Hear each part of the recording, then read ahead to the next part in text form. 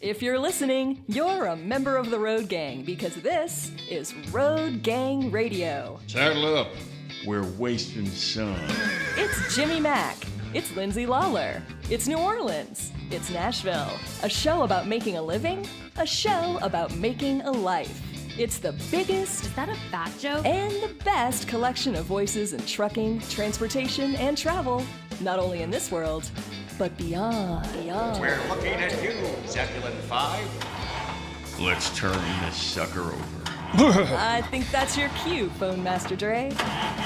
It sure is, Claire Marie, and thank you. From NOLA to Nashville, this is Road Gang Radio, live on this beautiful Thursday. Hello, Jimmy Mack. Follow me, Dre. Follow me to freedom. Oh! Animal rescuers in Iowa said a piglet that leapt from the back of a truck on the highway will have a new forever home as a sanctuary. So Cedar Rapids Animal Care and Control, CRAC, for those of you who like the Dave kind of thing, and for those of you who like the crack kind of thing, said on a social media post that the daring young pig, dubbed Peppa in honor of the cartoon pig, decided that she was destined for hogging the spotlight and made a daring leap off a truck on Highway 100. Crack said Peppa was lucky to escape serious injuries. Luck's got nothing to do with it. It was the moment she'd been waiting for her entire short life. Okay, back to Crack. She's got a few bruises and some road rash, but otherwise she's doing sow well. They spelled it S-O-W-L. You get it? Oh, today, she enjoyed what is likely her very first taste of grass, and lots of staff cuddles, of course. The Post said the organization said it's working with the Iowa Farm Sanctuary to find a new permanent home for Peppa to live out her life in comfort. I think I'm showing my age when I was automatically going to the place of thinking, where's Salt? Because of the rap group. So Salt and Peppa Hill. Peppa. Yeah, forget about Wilbur. Wilbur, fictional character. Forget about Arnold Zucker. Lots of personality, fictional character. Peppa is alive and well and headed to an Iowa sanctuary. What's up with all these pig stories, man? That's the second one, Because right? they're people, man. Yeah, you're right. Because they're dudes in dude towns and dudettes with, like, they're high-energy 5-year-olds, man. They're living in your house in New Orleans. They used to. Yeah. Ooh, man, I wanted to smack that guy right in the mouth. Although, when I think about him and getting a red pair, I always think highly of him. Dude, when I first met him, I looked him straight in the eyes. He looked me straight in the eyes, and we had an understanding. Hey, speaking of understandings, we have kind of an understanding here on this show. Our understanding is that we are just cuckoo for Cocoa Puffs about Mr. Dean Croak. Oh, all day, every day. All day, every day, we are cuckoo for Cocoa Puffs about Dean Croak. As a matter of fact, he is one of the original members of the reconstituted Road Gang. Yeah. And we'll be talking with Mike Roth here just in a minute, but Dean is going to join me during that. He's actually giving me the hands in the air like he don't care. You want to get on the chat, right? I'm going to get on the chat. Because he's there, man. Good morning to you, Mr. Croak comes to New Orleans. Actually, he's still where he is. Where are you, by the way? Not so grumpy. I'm back in Boston. Oh, man. How's the weather over there? Beautiful. It's fall. It's cool, but it's still nice. There's hints of 70s, low 80s next week, but it's kind of fall weather. It's cooling down, but we've still got some truck shows to get through. So we're in that fall apple picking mode, late fall truck show, final truck show season before winter gets hold of us. Oh. That type of weather. It's nice.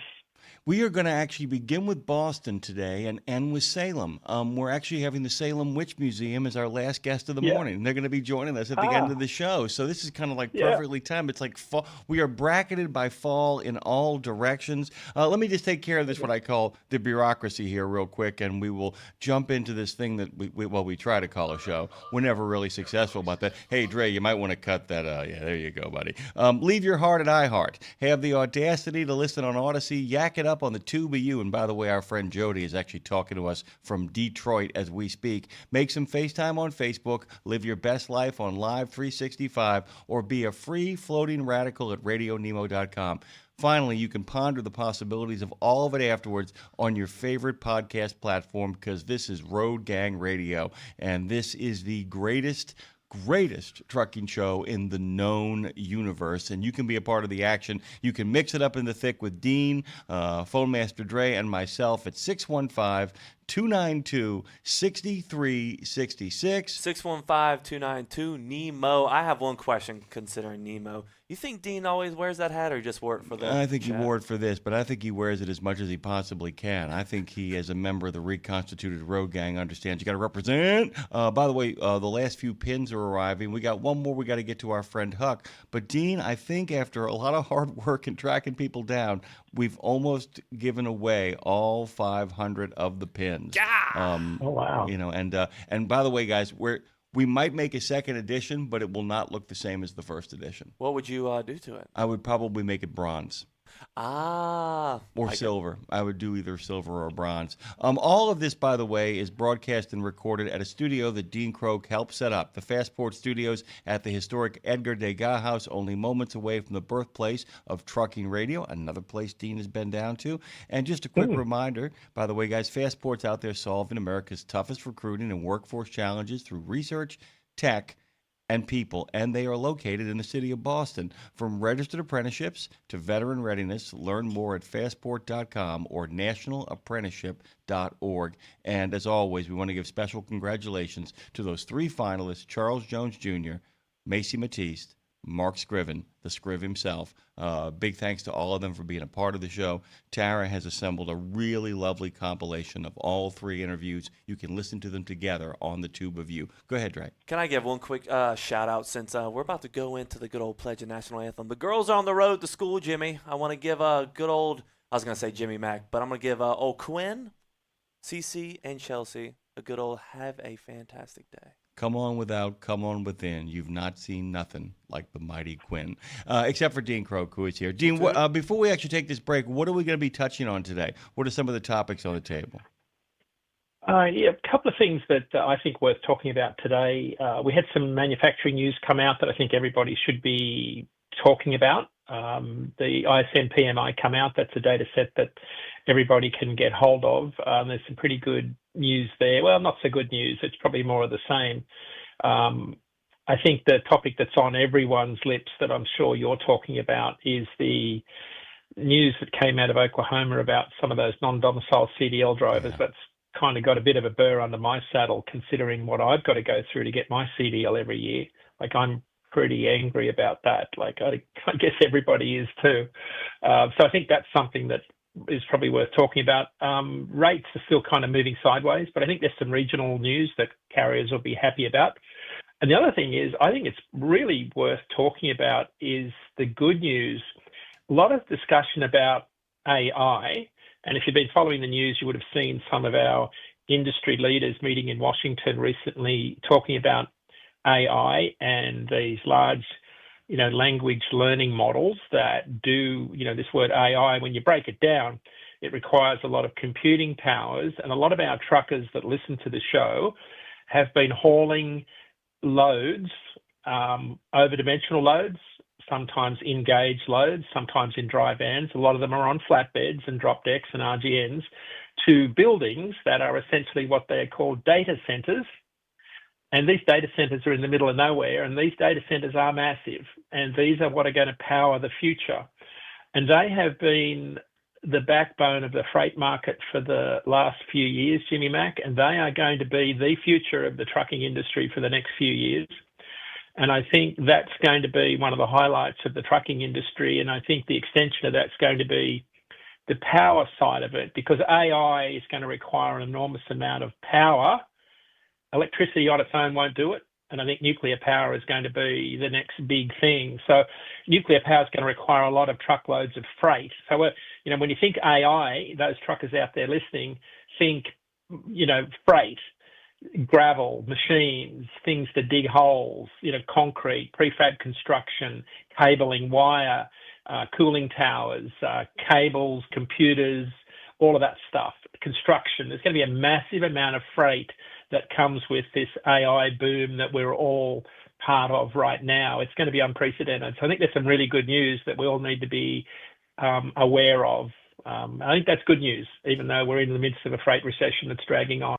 Dean, I always laugh about this. It happened with the internet in the early 90s at the depth of what was looking like it was shaping up to be a really big recession under the first president, George Bush. What ended up happening was that recovery, which Clinton got a lot of credit for, actually started under Bush, and it started because of this little thing called the internet and this little thing called, essentially cable TV began to really kind of percolate the changes.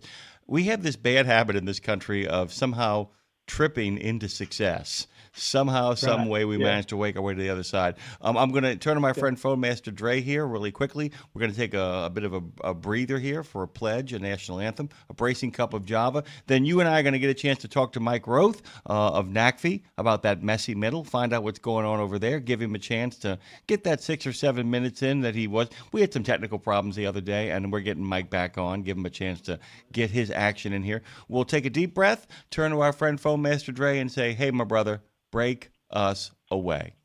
I pledge allegiance to the flag of the United States of America and to the republic for which it stands, one nation, under God, indivisible, with liberty and justice for all. Oh, say, can you see by the dawn's early light what so proudly we hailed at the twilight's last gleaming, whose broad stripes and bright stars through the perilous fight o'er the ramparts we watched were so gallantly streaming, and the rockets rocked alive, the bombs bursting in air gave proof through the night that our flag was still there.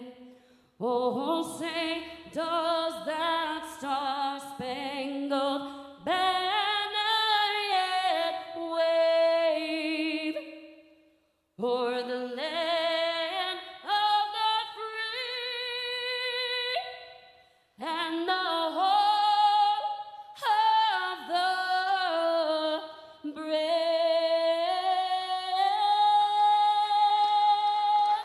Let's wake up and get our day started with a cup of Java with Pastor John, brought to you by the Bennett family of companies. It's listen to me. It's Thursday. I was thinking today was Tuesday, but it's Thursday. Good morning. I tell you what, let the redeemed of the Lord say so. So I want to share with you in Colossians chapter 3, verse 16, a very, very, very familiar passage that people quote oftentimes. And it says, let the word of Christ dwell in you richly, teaching and admonishing one another in all wisdom, singing psalms and hymns and spiritual songs with thankfulness in your hearts to God. He's letting us know it's a big picture, y'all. It's a big picture. And I want you to understand something. Before you get out of here on tomorrow, which is Friday, I want you to think about something. What is it that you have on your heart that you want to share with God? What is it that God has placed on your heart that's going to help you become a better Christian? What is it that God has put in your path that's going to help you be a better person? At the end of the day, y'all, we've got to make a decision to just bless the Lord with all our, with all of our heart and with all of our mind and with all of our soul. And God says, when you give me all of that, I know you love me. God bless you, brothers and sisters, and be safe in your journey. Java with Pastor John is brought to you by the Bennett family of companies, offering top competitive pay, industry-leading fuel discounts, and many more incentives. Visit drive4bme.com. Amen. That man knows how to get the right message out every time. Oh, let's not jump to the gun there. Added about Claire Marie's new music. Decided to play it early there, by the way. This awareness celebration of National Days Of is brought to you by Truck Down, because the quickest way back on the path is truckdown.com. They've been doing it since '97. If you've got a maintenance issue, you have found service providers through Truck Down. These days, they're serving 50 states and 8 provinces. Go to truckdown.com. And Dean and I will talk about this more in the second half of this hour. Turn your attention to, well, why don't you name your little red Corvette Swifty and see what happens? It's National Name Your Car Day, and it happens every year on October the 2nd. It pays homage to those of us who love our cars so much that we, in fact, name them. We didn't get a chance to talk to Mike Roth earlier on in the week, Dean, but we're getting a chance to do so now. I'm going to call this segment the Executive Director, Mike Roth of NACV, joins us this morning. He is sharing data from the run. Data on the run with Mike Roth. Good morning to you, Mike. Dean and I are taking you down the road. Good to have you. Yeah, hey guys.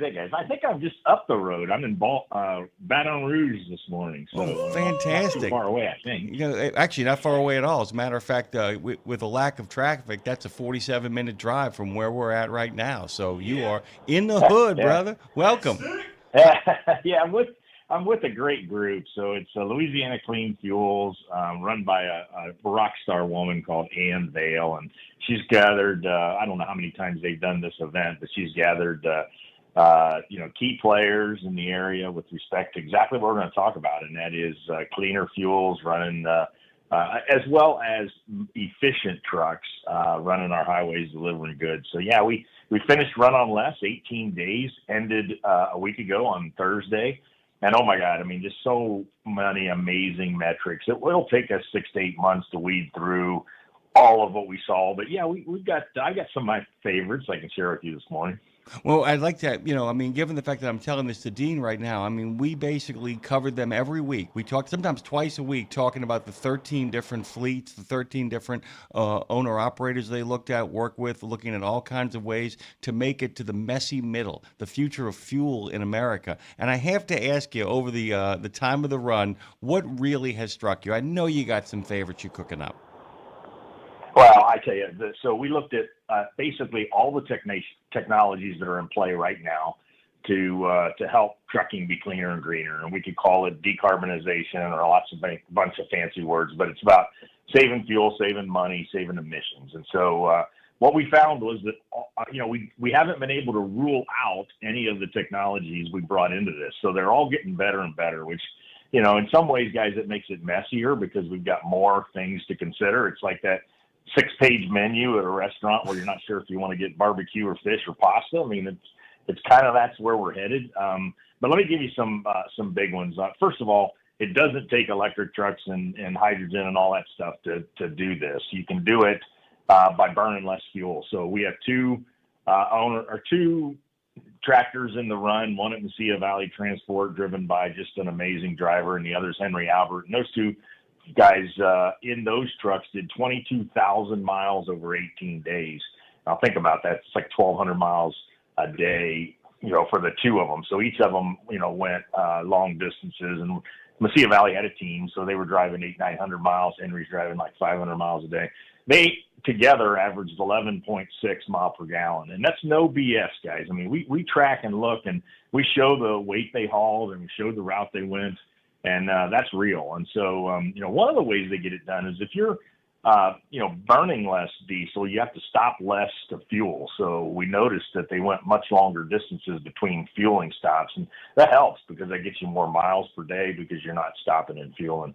And then we get through natural gas trucks. These three are all in the 15-liter Cummins, the new engine that's more efficient, less weight, just a better purpose-built engine for natural gas. And these fleets did very heavy loads, doubles and triples, some over 120 to 130,000 pounds hauling fuel, and one other one was groceries with Wegmans in the Northeast.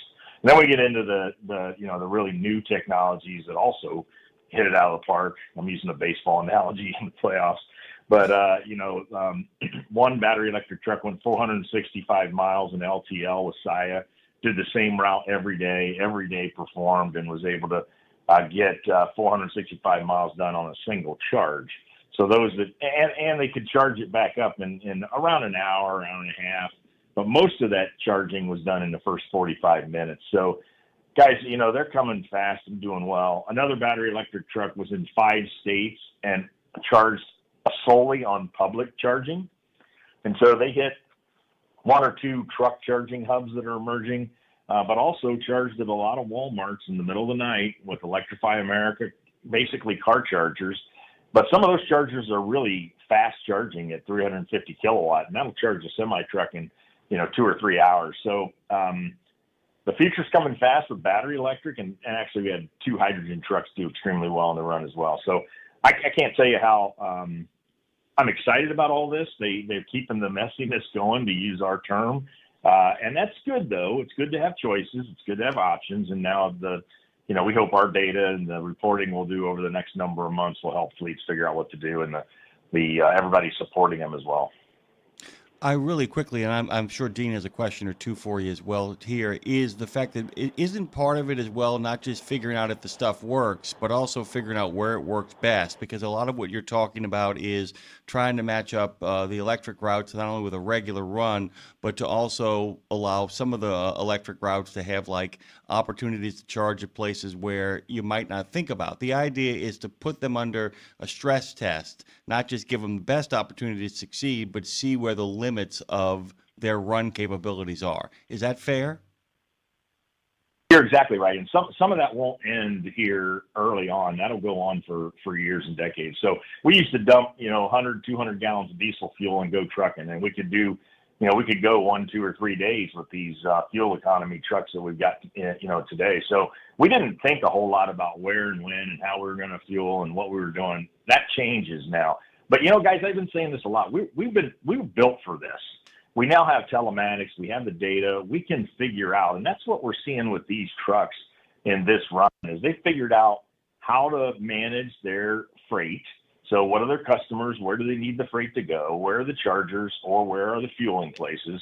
And they figure out how to make that work. It's a ginormous chess match of moving freight, but it's not like the old days where sitting at a truck stop, calling your dispatcher on a payphone. I mean, we've got the technology now to route trucks and work with drivers, get them home often, and all that goes through algorithms. I don't know. I'm sure AI is attached to some of it.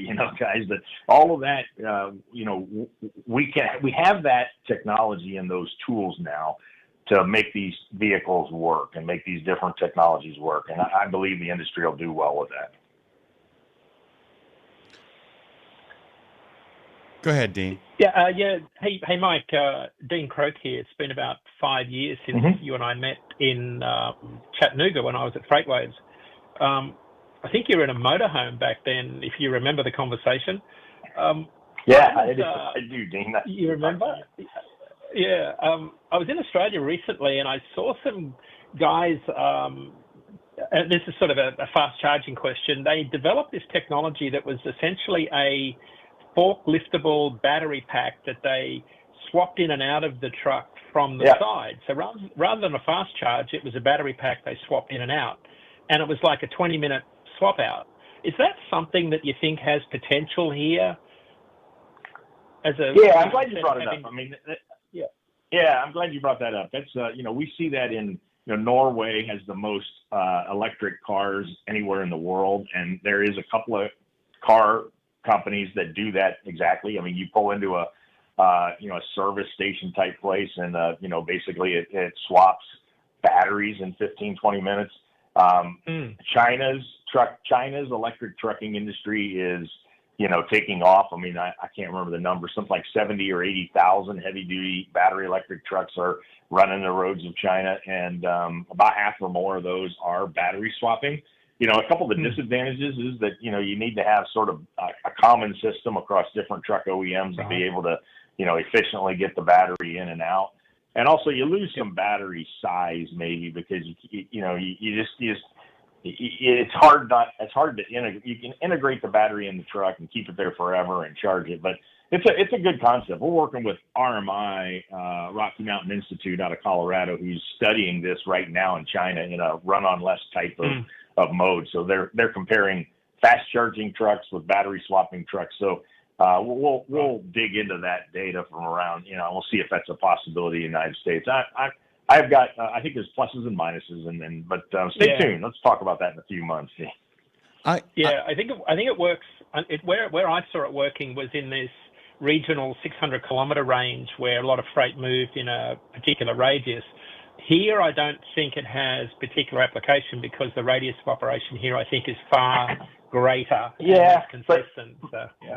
Right, but that's another key point. I mean, freight is changing in America. I mean, length of haul is lower, and we are creating these hub and spoke distribution centers, warehouses where trucks more frequently go the same routes, and it's less miles than we thought. So, no, I agree with you. U.S. freight is U.S. freight, but it is changing a little bit. That might help some of these range-limited alternatives.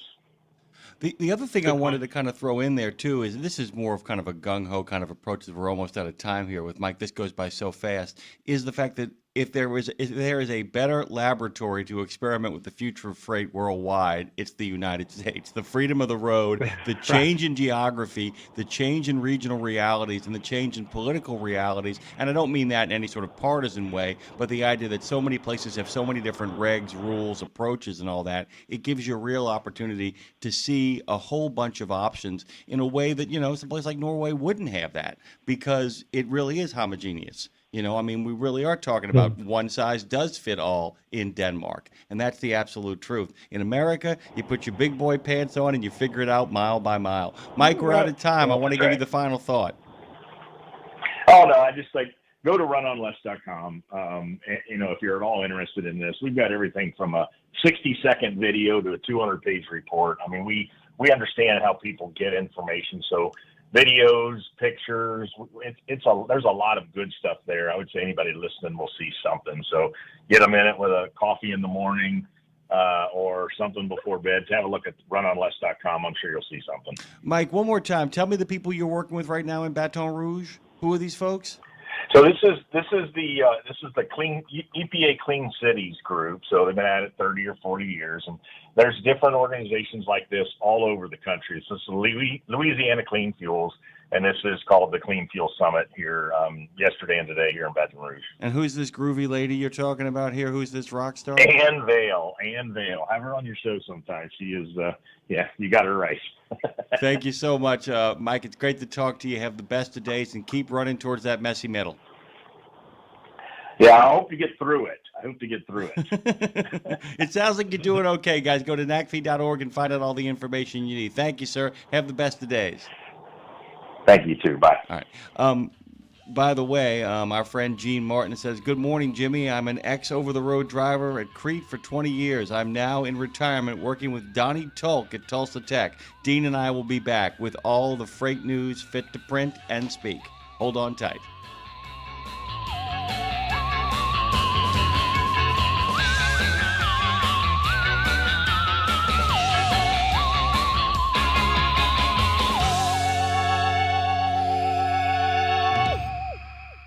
Exceptional value and exceptional values. That's Bennett Trucking. A core commitment of faith, family, and freedom has driven Bennett to being the leading provider of innovative, integrated transportation solutions, both at home and abroad. Bennett's values are not just compatible with providing high-paying jobs and unmatched customer service. They're inseparable. If you're looking for an employer or a partner who believes the best business model is being a model citizen, then Bennett Trucking is the place for you. Go to BennettIG.com and find the folks who share your values.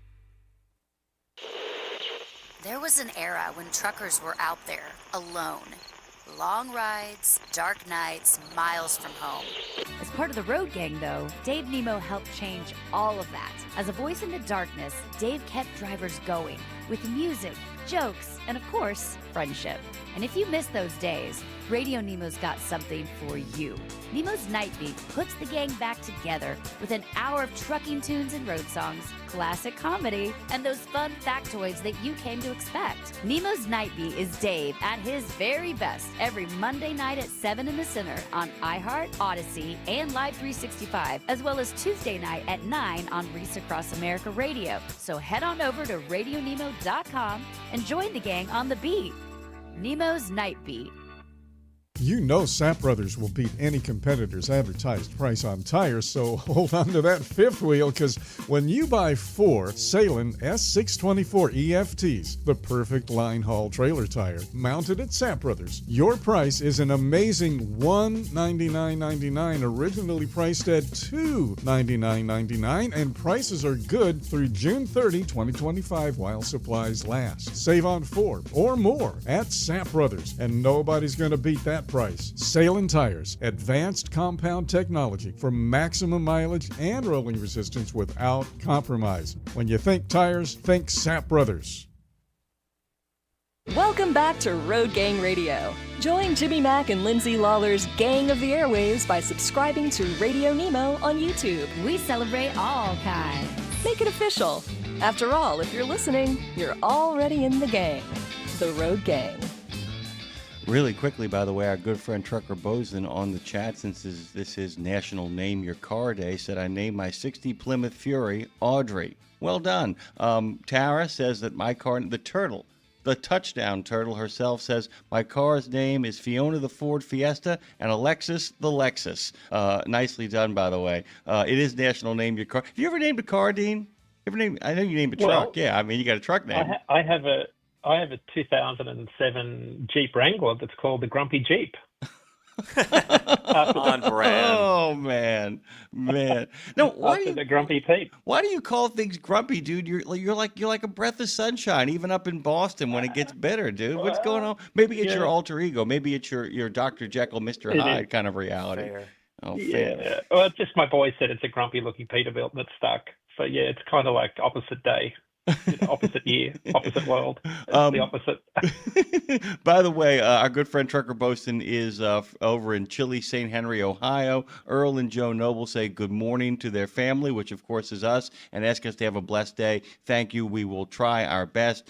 Joe J sends a wave in our direction. And, by the way, Tara, it's good to have you. Welcome aboard, as always, on the chat over there. Guys, jump on in. Subscribe on YouTube if you haven't already done that. If you enjoy it on YouTube, you should subscribe on YouTube as we head into the next gen of RadioNemo.com. And Gina Harrison says, I once had a green Ford Spark named Holly Jalapeno, which I like that. I like that very much. Okay, I could spend all morning doing this, Dean, but we got to talk about what's going on out there in the wonderful world of freight. It is that guy on Road Gang Radio. So what is happening out there? Where do you want to start? We actually previewed some stuff, but where should we jump in? Yeah, I think it's an interesting perspective. I was talking at a conference with England Logistics in Orlando yesterday, and it was kind of 6 months in between conferences. And I said, we're 6 months into this trade war. And I said, the wheels haven't fallen off, which I thought was a really interesting way to start this, because you and I talked about this back in April, and we were, it was like we didn't know where things were going to land. And sometimes disruption, doesn't always look like disaster. Right, when we looked at this in April, we thought, oh dear, we don't know where this is going to land.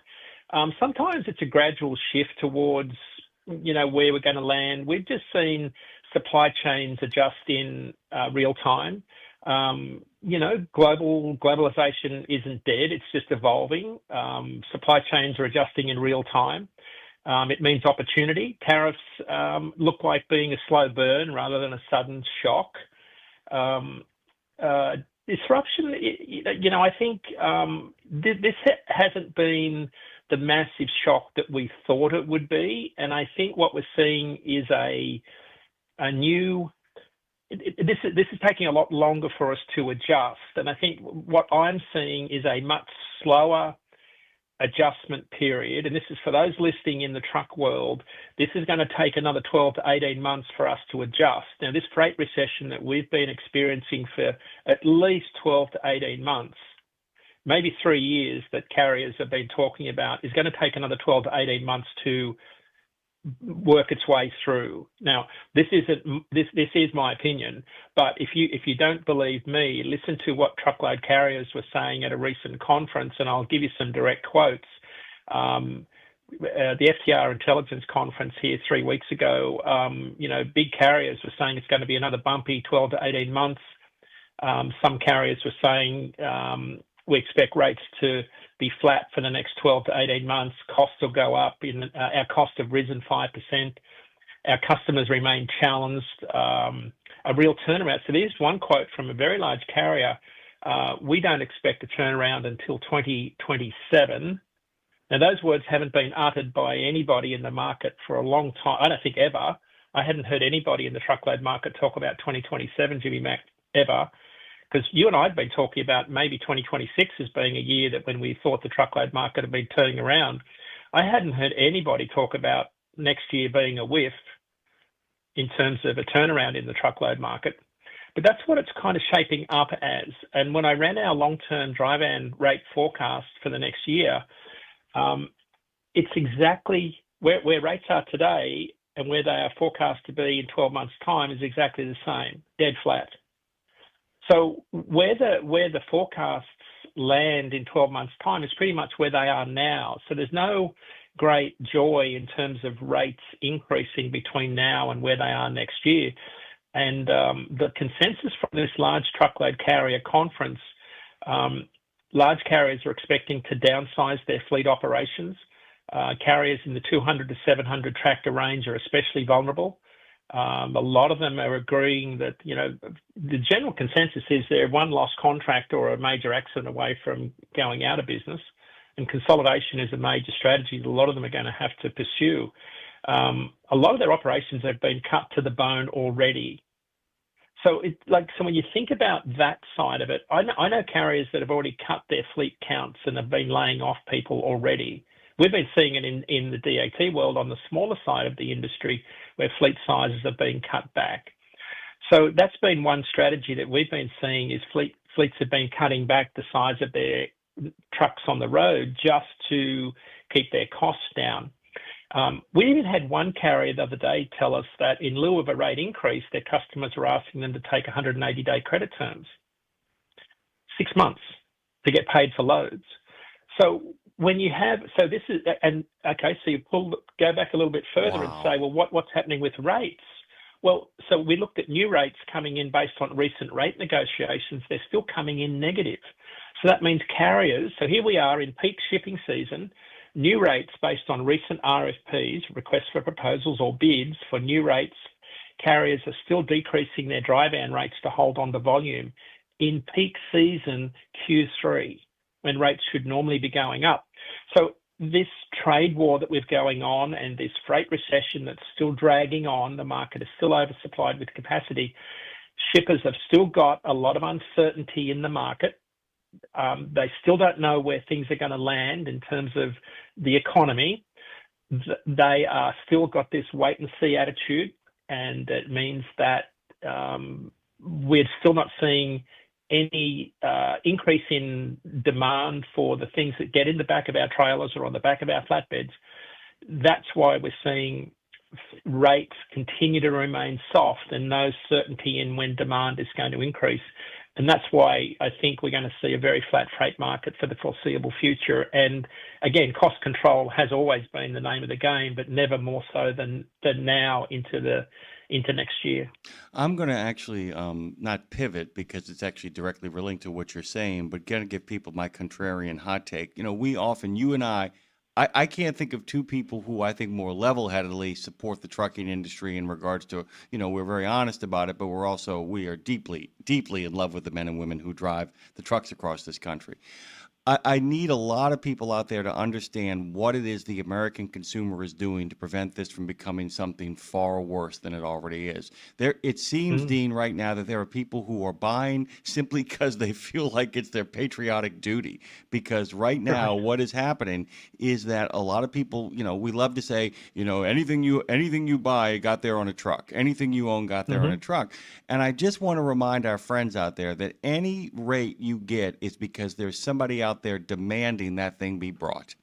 And to kind of keep that in mind when they're on the highway and they see all those four wheels that infuriate the hell out of them, all of those people are demanding that you drive to get them the goods and services that they need.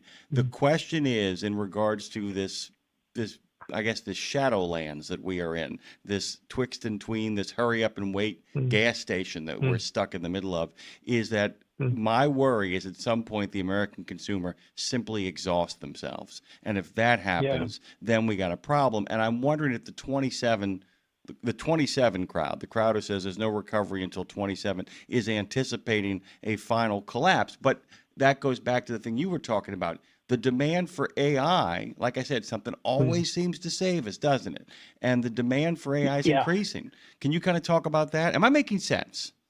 Absolutely, because I think we've got a split freight market. So dry van and reefer is, demand for those two sectors is kind of down. It's suppressed, and they're the bigger volumes of freight in terms of tonnage. But flatbeds had a very robust year. Now, I've got to split out flatbed into two markets, contract and spot. So in that market, so let's put dry van and reefer to the side. They've had a pretty mediocre year, absent peak season and July 4. They've had reasonably good years. Flatbed though has had a very good year in the spot market. The contract freight market, roofing shingles, dimension framing lumber, things that are tied to the general macro economy, which has been fairly suppressed, not a great year. So contract rates are very flat year over year, whereas spot rates are up 3% year over year. So why are spot rates, which represent about 30% of the loads moved, why are they higher than contract rates? Well, because spot rates in the flatbed market are more one-off moves to remote destinations where there's a crane, a permit, and a big deadhead mile move. So spot market moves are mostly construction sites in the middle of nowhere. And what are they? Well, they're data centers. Right. It's like 4 hours north of you, there's the Meta Hyperion data center that's on, I just looked it up here. How many million acres is it that this thing is? It's a like monster. It's a monster. It is a Jimmy Mac, I just did the math on it. I've done some math back of the envelope math. For every megawatt of data center power is about 1,250 tons. So the Hyperion data center is 2 gigawatts going to 5 gigawatts. That's 100,000 truckloads of freight going to, in its finality, 250,000 truckloads of freight by the time it's done. That's just in Louisiana. Now, forget that one. Go to Ellendale, North Dakota, in the middle of nowhere, where there is very little going on. That has been 20,000 truckloads of freight. I was in Sparks, Nevada, 14 miles east of Sparks, Nevada, in a valley in the middle of very little going on in the desert. There have been something like 30,000 truckloads of freight delivered to this massive data center that's been built over the last couple of years. So if you think about why have flatbed spot rates been tracking 15 to 20 cents a mile higher this year than the last couple of years, and almost tracking identically to 2017. Now, 2017 was a very strong industrial economy. Remember, 2016 was a freight recession. 2017 was a strong industrial economy. And I've been trying to figure out for a long time, why are flatbed spot rates tracking identically to 2017?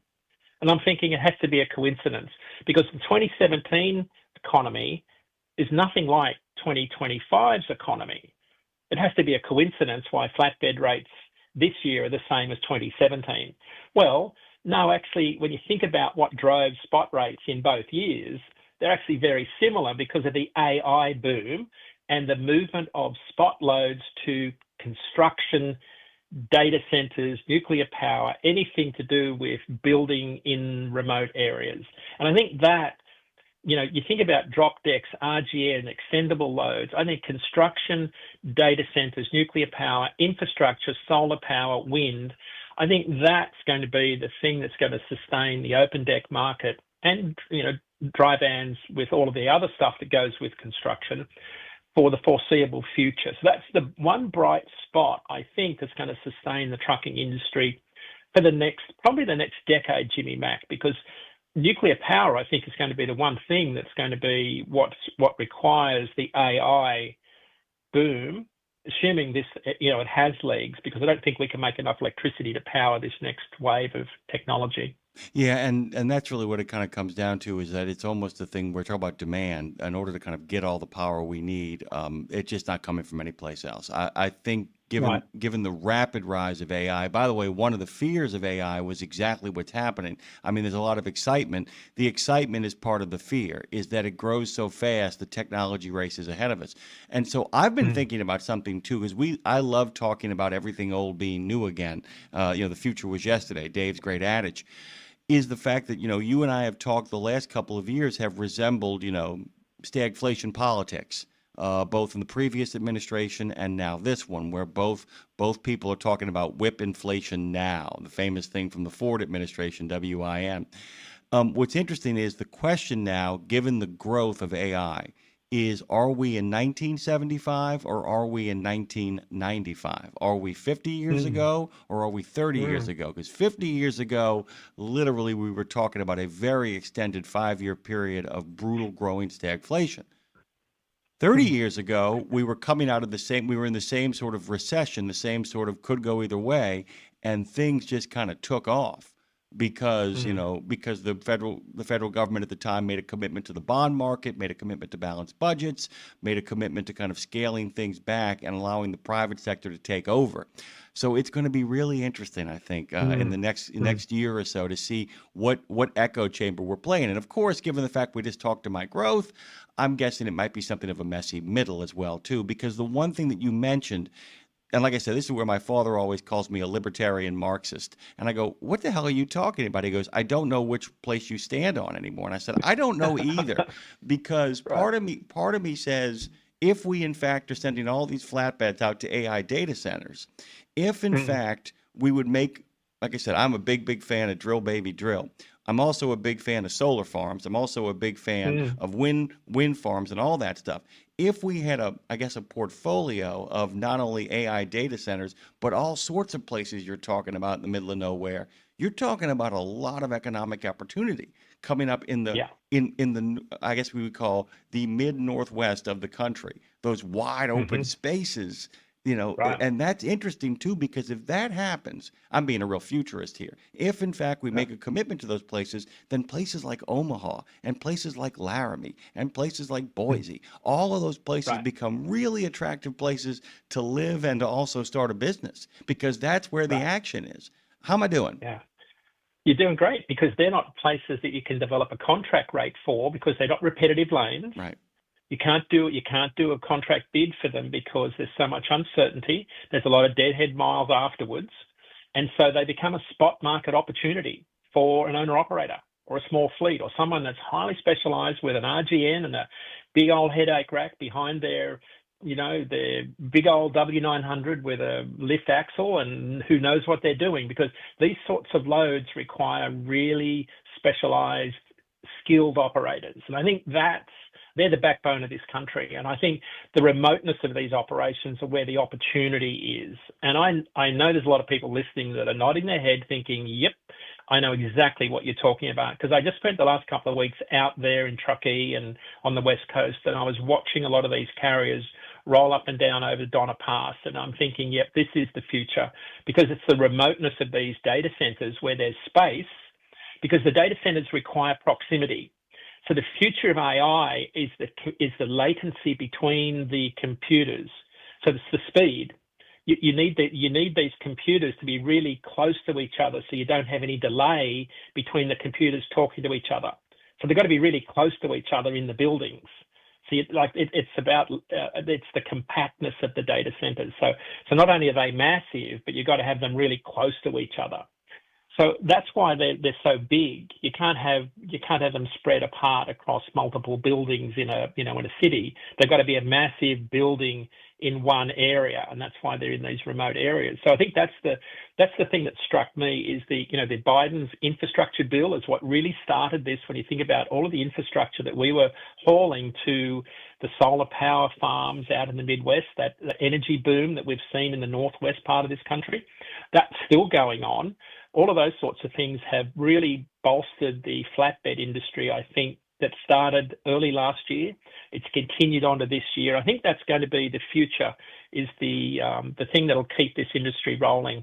I think the dry van and flatbed, I don't see a lot of, I don't see the sort of optimism I do in the open deck industry into next year, because of, I think, the I mean, I guess you probably could argue, though, that there's a lot of freight to be hauled for data centers that are dry van related. I think I probably should take that back, because I think there's a lot of cabling and, racking and computers that will move in dry vans too, but not to the degree that I think on the over-dimensional side. I think there's probably a lot more margin and opportunity there for those. When you just look at the pictures of data centers, all I see is over-dimensional flatbed freight. Really quickly, the Paranormal Pie Man arrived late to the party, but he says good morning to us all. And Forrest says that his Peterbilt's name is Jenny. He wanted you to know that, Dean, by the way. Jenny. There you go, Forrest. Jenny, who can I turn to? So, basically, we're actually having a glimpse into the future here. Essentially, we're talking about the idea that we may see a situation in the not too distant future where we have nuclear power plants, the two stacks, the two stacks with the smoke coming out of it, and it's all casting a shadow over both a data center and a massive charging station. This is kind of where we're headed. All of that stuff, as Dean is pointing out, needs to be built. The hope is that it goes on a scale so big that the multiplier kicks in at that point, that you've got to feed all those people, that you've got to house all those people, that you've got to somehow start delivering goods and services to those people. And I never believed I would ever say this again, but the future of America might be go west, young man. That, in fact, because that's where all of this stuff can happen. It's much more difficult, even in places that love kind of technology, places that love building stuff like Michigan and Ohio. Those places are really populated. You got to find places with lots of wide open space, right? Well, and what got me going down this track was the meeting in the White House a little while ago, where 3 Mile Island came up. And what came up was they were talking about reopening it. I don't know if you caught that. I caught it, by the way. And by the way, I want people to understand, this is how, and I'm not picking on Americans. I love us all so very much, but everybody needs to understand 3 Mile Island never got within an inch of becoming Chernobyl. I just want people to understand that. Right. The miracle of 3 Mile Island was it worked, meaning that because of a combination of both private and public partnerships, as opposed to just a bunch of apparatchiks looking at a nuclear reactor. What happened there was everything did what it was supposed to do. Click, click, click, and it shut it down. People, you know what it is? People often confuse Love Canal and 3 Mile Island, Dean. I don't know if you know that. People conflate that, by the way. But they're going to reopen 3 Mile Island? Really?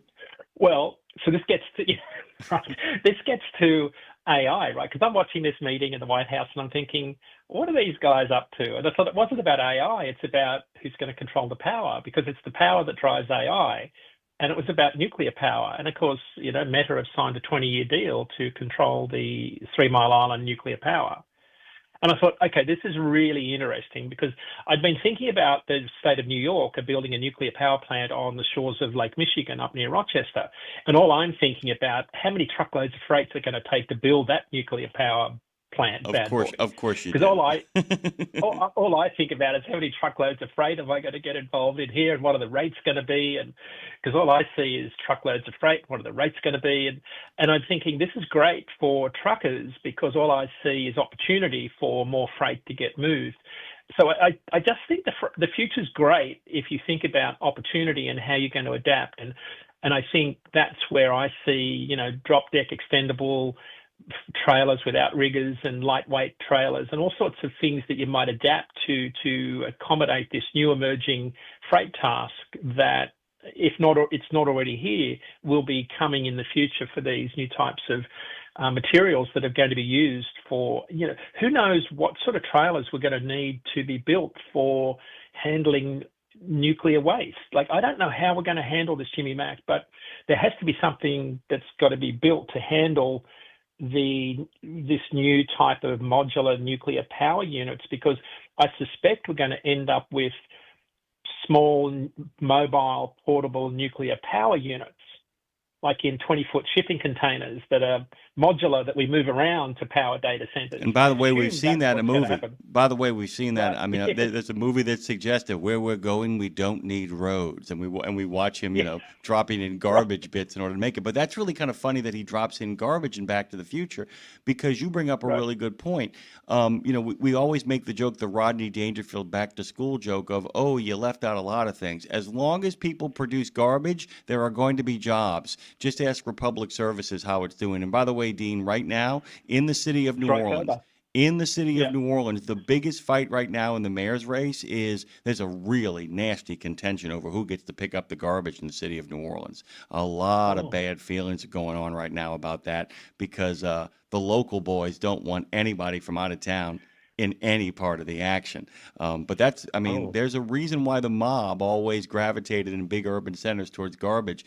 And, you know, when it comes to nuclear waste, when it comes to retrofitting waste, that stuff, I mean, when it comes to lithium batteries, those have got to, somebody's got to develop systems for that. And those systems are going to require a lot of safeguards. And those safeguards are going to require a lot of human eyeballs on them, which means that's jobs. And that's where, if there is a future, it is, as you said, the backbone of the country is people who can go out to places and repair things.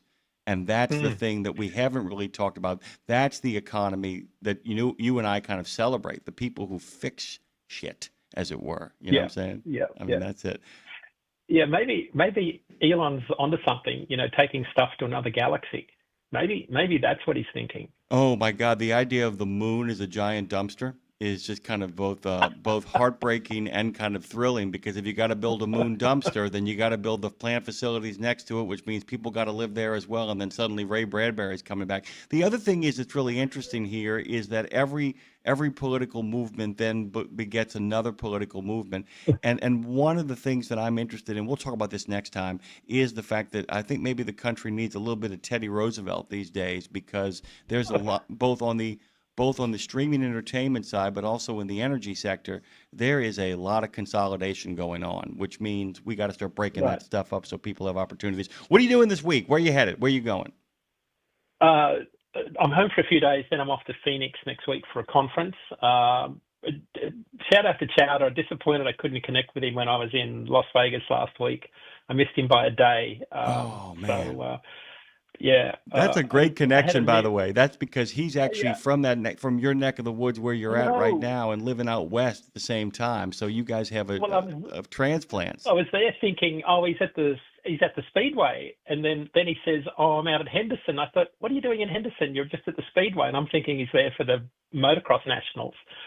And anyway, I missed him by a day. I thought, this is great. I'll get to meet Chowder. Then he's anyway. So yeah, I'm here for a few days and then off to Phoenix and then back, and then we've got 2 or 3 weekends of truck shows here in New England for a lot of really important campaigns for kids that have got some pretty severe illnesses that we can talk about on our next show. Very cool. Before we get out of here, Dean, I know you love this kind of stuff. Lindsay asked me about it yesterday as well. So I am actually, and I'm going to do something. I watch what you do on social media, and I'm trying to always figure out a way. Don't do the same thing. Try to do something different. So, Lindsay's kept on me about this. My wife has as well. I mean, my love of movies, and particularly my love of movies that deal with transportation. And in the month of October, I am making recommendations for the best and worst road trip movies of all time. And I'm not going to hold people in suspense. Here they are: Joyride from John Dahl, which actually has Paul Walker and Steve Zahn in it. Breakdown with Kurt Russell. Road Games with Stacy Keach playing a truck driver in Australia with Jamie Lee Curtis. He plays an American, don't worry. You don't have to listen to Stacy Keach butcher Australian accents. Race with the Devil with Peter Fonda and Warren Oates. The Hitcher with Rutger Hauer and C. Thomas Howell.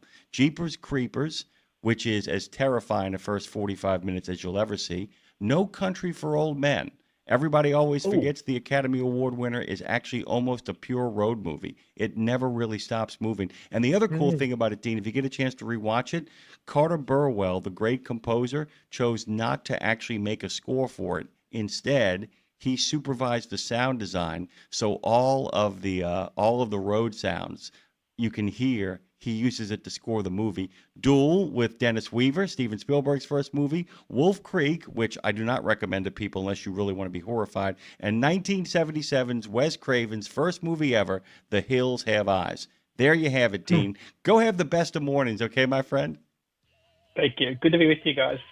Dean Croak, of course, is a reconstituted member of the Road Gang. I phrase that some other way differently, but he is one of the founding members of the new Road Gang. Thank you, Dean. Good to see you, my brother. Best of days. We'll be back with a little Canada calling into the arms of America. Hold on tight, don't get thrown to the wolves, and don't watch Wolf Creek unless you really want to get the hell scared out of you. We'll be right back. You know Castrol for passenger car oil and racing, but did you know that they're in the heavy-duty over-the-road market? Well, Castrol CRB Multi 15W40 and Vecton Long Drain 10W30 are now available at TA Truck Service Centers nationwide. This is the partnership in preventive maintenance. TA Truck Service and Castrol, offering you premium products and performance at great price points every day. Castrol, performance for the long haul, guaranteed. At Radio Nemo, we believe in finding your tribe, your people, your gang. But you can't find your gang unless you find yourself, and you can't find yourself unless you write, right? Lindsay Lawler's We Should Write is a podcast about the healing power of writing. It dives deep with creatives of all types to discover how putting a pen to paper helps them work their stuff out, and maybe gives you the permission slip to do the same thing. We Should Write, live at noon in the center every Wednesday, and then everywhere you get your podcast.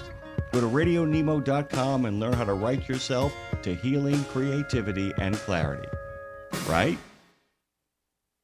St. Christopher Truckers Fund provides free health and wellness programs for drivers to help prevent some common medical conditions seen in the industry. These programs include diabetes prevention, Rigs Without Cigs, a tobacco and nicotine cessation program, Healthy Habits for the Long Haul, a 12-week total body wellness program, a vaccine voucher program that includes free flu, shingles, COVID, and pneumonia vaccines, and GPS, Get Preventative Screenings. That includes free at-home cancer screening tests. These programs are available to Class A over-the-road semi-truck drivers. For more information or to register for a program, visit the St. Christopher Fund website at truckersfund.org. Just one more hour until reinforcements, aka me, arrive to save the day. But until then, keep your eyes on the highway and keep on trucking with Jimmy Mack on Road Gang Radio, y'all. By the way, I want to give a big shout out to Donnie Tulk, who gave a big shout out to brother Gene out there, Gene Martin. Big thanks for shouting Donnie out on the tube of you. Donnie shouts back out on a personal message from me to you.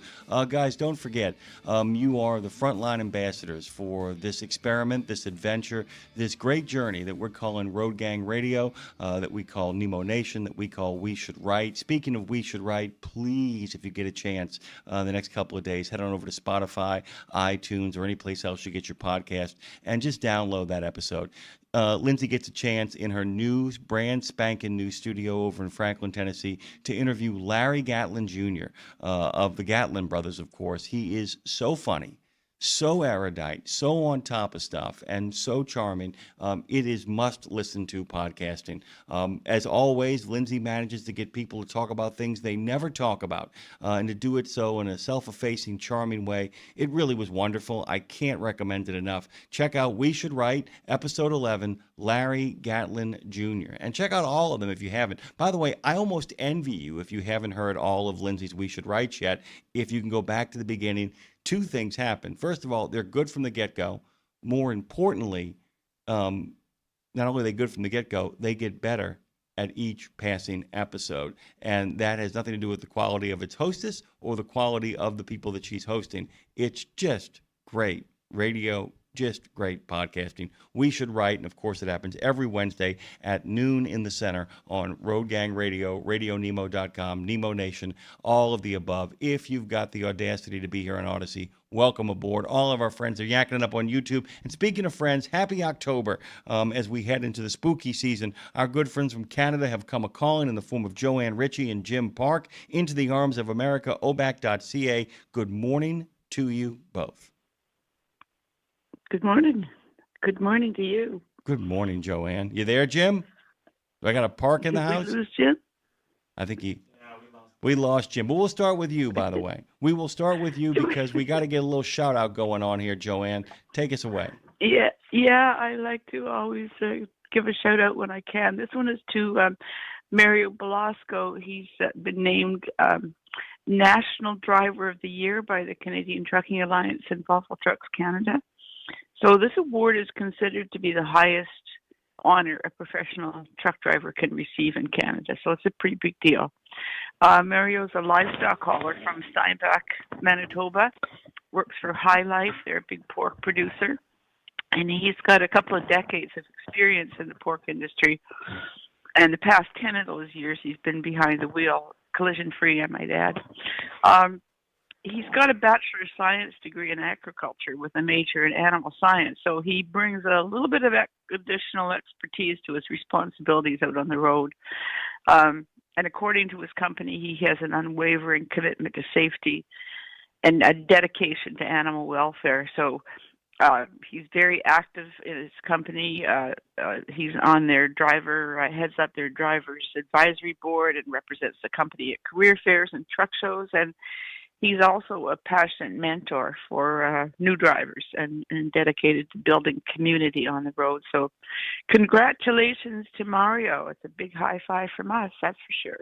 Yeah, it really is. Like I said, I have an uncle who used to always say it's nice when nice things happen to nice people. The other thing is, too, that I kind of picked up on in the story, it's just kind of great to realize that these kind of awards don't just happen for it ain't a rookie of the year, is a way of kind of putting it. We're talking about a great deal of institutional knowledge here that's at play. And a lot of times when people get these top professional driver shout-outs, awards, nominations, it's because they have literally become overnight successes after 20-plus years on the road, right? Yeah,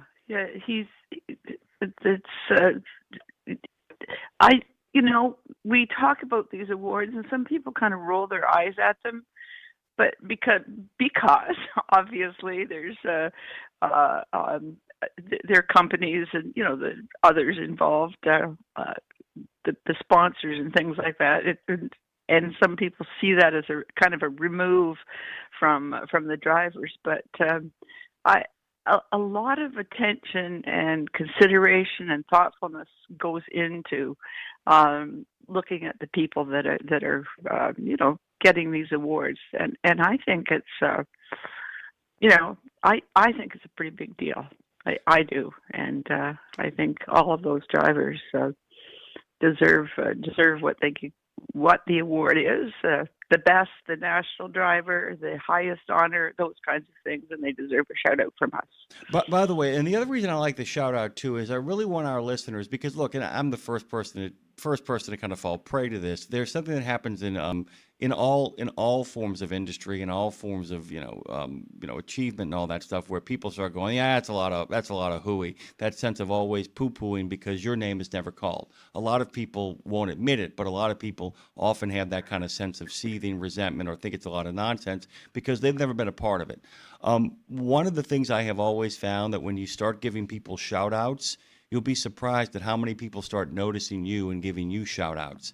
And, I don't mean that from a selfish standpoint. What I'm simply saying is that the people who actually win those things, get that kind of notice, are the people that participate.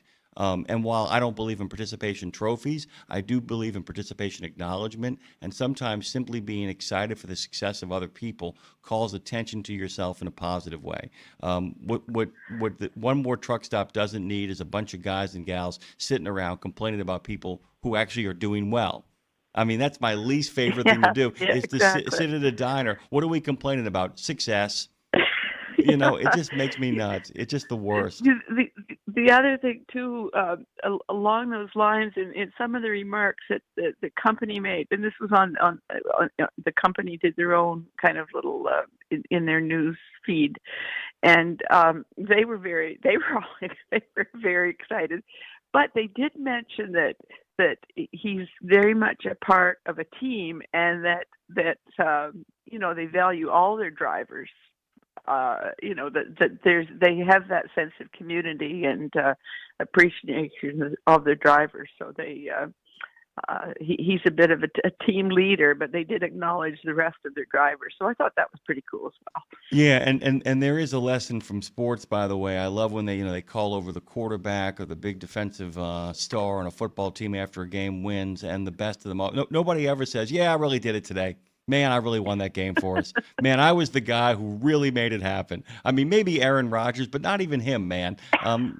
He actually doesn't. By the way, his interview in the aftermath of the game in Pittsburgh, in Dublin, his line was, he said, I just had to show up and basically not turn the ball over. He said, these guys won this game for me. And there's a real sense that the people who actually are team players often end up being singled out. The great irony of that. Okay, I'm totally going. This is one of my big. I just love all this kind of stuff. But Jim's got a heads up for drivers operating around Thunder Bay. What is going on? Not Thunder Island, not not the classic 1970s hit, but Thunder Bay. What's happening over there, Jim? Well, they finally got this truck route sorted out. It's controversial routing of trucks through the city of Thunder Bay. It's in effect now. The trucks have to come in all the way along 11 and 17, then make that right turn and keep going on 11 and 17. You can no longer use the Dawson Avenue Route 102 bypass. So today the police are going to be, actually yesterday they started enforcing that. So if you run Thunder Bay, you've got any designs on, getting through town and maybe sneaking down Dawson Road, they're likely going to be waiting on you. The irony is, well, it's kind of sad, but MTO built a huge big inspection station up there on the bypass. And now I'm not sure it's going to see very many trucks because they're all being routed around it. Interesting. Anyway, just heads up, if you're going to Thunder Bay, you're passing through Thunder Bay, stay off Dawson Road, the 102. You got to take 11 and 17 all the way through town and keep going west after you make that tight right turn. Good heads up, by the way. So we've celebrated a few people. We've given people an alternative route to get around Thunder Bay. Let's pivot one more time, because our last story of the morning, as you point out in the notes you sent me, we're going to have to dig into some stuff here, but I want to kind of pivot into Manitoba before we actually get to Truck News' investigative journalism. Joanne, tell us what's happening with the Manitoba government. Yeah, Park has taken us. We're into Manitoba now. We've gone through that new truck route in northern Ontario. Anyway, the Manitoba government is installing 20 new digital message boards across the province. These message boards are going to be placed along major routes, including what they call the Provincial Trunk Highway, PTH1, and other heavily traveled locations. So big truck routes as well. And that highway, by the way, this is, I'm an endless source of useless information, right? The PTH1 is the only road that links the province of Manitoba and essentially the rest of Western Canada with the province of Ontario and Eastern Canada. So it's the primary commercial route for all traffic traveling between Canada's largest cities. Anyway, the province is going to be using the latest technology, they say, so you'll be seeing real-time information on weather and road conditions. Pretty important in a province like Manitoba, where weather can shift in literally in minutes. And the signs are also going to display live updates on traffic delays and road closures, detours, weather advisories, that sort of thing. And they're going to be operational in a few weeks, hopefully before the snow comes. They're also installing 19 new cameras along high traffic corridors that will capture road conditions every 15 minutes. And these images are going to be uploaded to Manitoba 511 website and the app. I got to say, though, I'm not a huge fan of the provincial 511 systems, especially the app that you use through, say, Apple CarPlay. I find it more complicated than it needs to be, especially if you're not familiar with the highway numbers and exit numbers around you, but useful nonetheless for trip planning if you're sitting still and can browse the website. So I'll take a digital road sign anytime over fiddling with an app on my phone or trying to talk to an app that won't listen to me. So good on Manitoba, and I'd like to see those message boards everywhere I travel. I'm going to actually add a little something to what you just said, because I think you hit the nail on the head. Apps are things that should be activated while you're pre-tripping. They should be activated before you actually turn over and start rolling. I'm in complete agreement with you, Joanne. Apps are marvelous things, and they can really set us up for success. But I use that term advisedly. Set us up for success. Set it up. do not fiddle with it while you're actually driving on the road. And Absolutely. and it sounds so You're simple. right. It sounds so simple, but the idea that I often feel like people often know how to work an app, but really don't understand how to apply an application.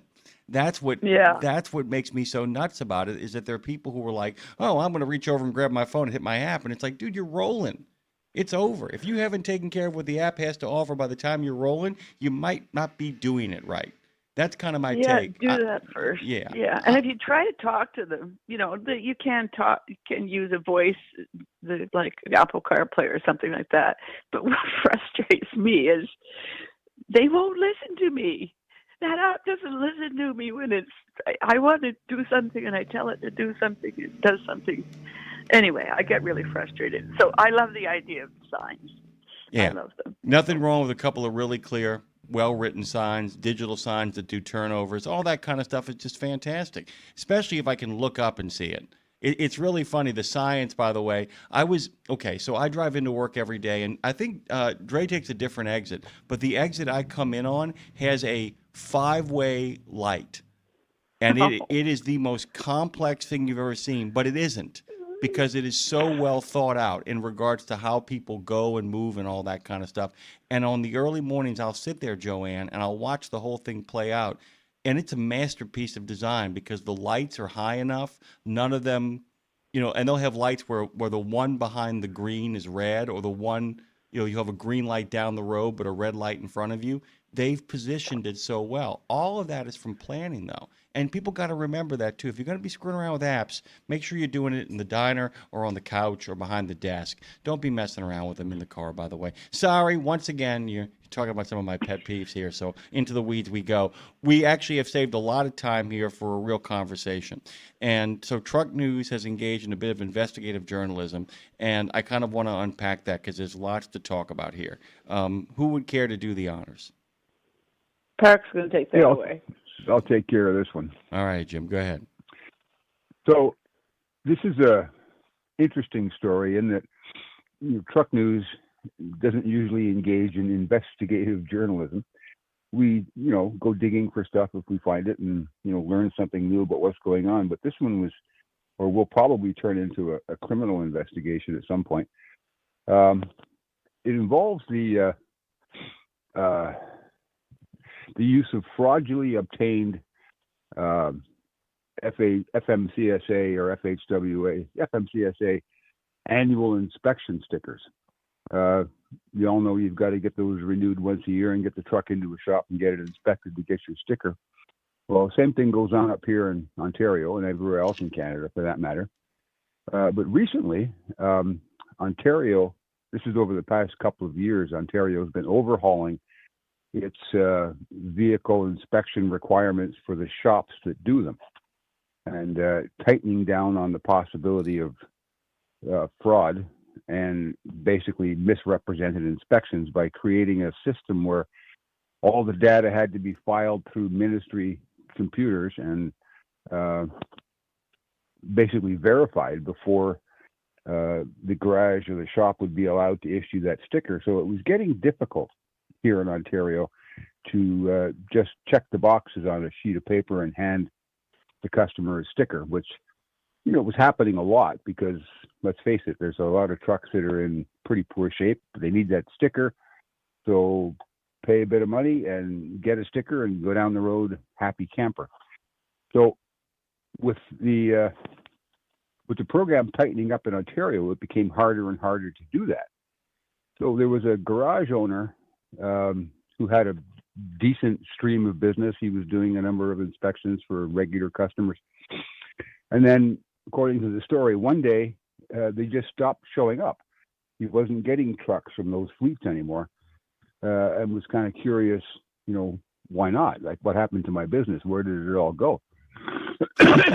So, go ahead. Turns out that he had some competition he wasn't expecting. And that's another repair shop in Cook County, Illinois, who, through some nefarious network of contacts and connections, had procured a large number of state of Illinois inspection stickers, and was now selling them to these motor carriers based in Mississauga, Ontario, former customers of the guy at the shop I mentioned earlier. That's what the investigation revealed, but there was an interesting path to get there. This was all sort of hearsay at one time, but then this other guy, the first shop owner, started seeing his customers' trucks driving around with these state of Illinois inspection stickers on them. Wow. And of course, if you look closely at the sticker, it has the name of the shop that did the inspection. So he made a few inquiries and actually sent someone into Chicago, into Cook County, to find this place, the name of the shop. And sure enough, they had a roaring trade going there, selling these inspection stickers to fleets from Ontario, thus bypassing the motor vehicle inspection scheme that we had put in place here in Ontario to try and prevent this kind of fraud from going on. Pretty interesting stuff. Right now, it's all gone to the ministry. The MTO, our version of the DOT here in Ontario, is investigating. They have all this information. Truck News basically handed them the story, handed them the investigation on a platter. And I expect there'll be charges laid against the carriers who are using these fraudulent stickers. We probably can't reach out to Illinois to try and get to the company that was selling these stickers. But I'm sure OPP and MTO here in Ontario have been in touch with Illinois State Police to look into this and see what's going on there. But it's a really tight, neat little network of companies. How should I put this? Ones that you might expect to be taking these types of shortcuts. And they don't know yet really how widespread the problem was, how many of these actual stickers had been fraudulently applied to Canadian trucks. That's all part of the investigation. I don't know if you went and looked at the story. I did because you're actually answering one of my questions as you kind of dig into this. I did, but go on, please. Well, I was going to say, if you go to the website trucknews.com, have a look at the story. There's a picture at the end that shows the undercarriage of one of the trucks that was involved in this scam, with a deflated airbag and the front axle on a trailer, the front of the two tandem axles, literally bent, cocked 45 degrees out of alignment with the other axle. Yet it's got a brand new, shiny inspection sticker from this company in Chicago, Lake in the Hills, Illinois. That's where it is. Listen, is, really quickly, Jim, I want to follow up on this because you actually opened the door for this. Here's my question that just kept popping up as I read this through the story. I'm like, how far have their tentacles gotten? Because that's a big part of this story too, is the fact that once again you have it's a great reminder of the power of investigative journalism, because essentially, as you said, they served it up to them on a silver platter. But often when journalists get to something, it means it's something that's gone on so long that people have started to notice, and that the journalists have to go there where governments aren't. So my question is, can you paint me the two scenarios? If in fact this has just taken root, how easy will it be to kind of weed this out? Or is it intrinsic? Has this spread? Do we know the depth of which this is operating at? And if it's widespread, we're talking about a big effort that's going to require international cooperation. People forget that, anytime we do anything together, Canada and America, that's international cooperation. I mean, is that what we're talking about now? Has it gotten that far? Do we know? I don't know, because I'm not involved in the investigation, obviously.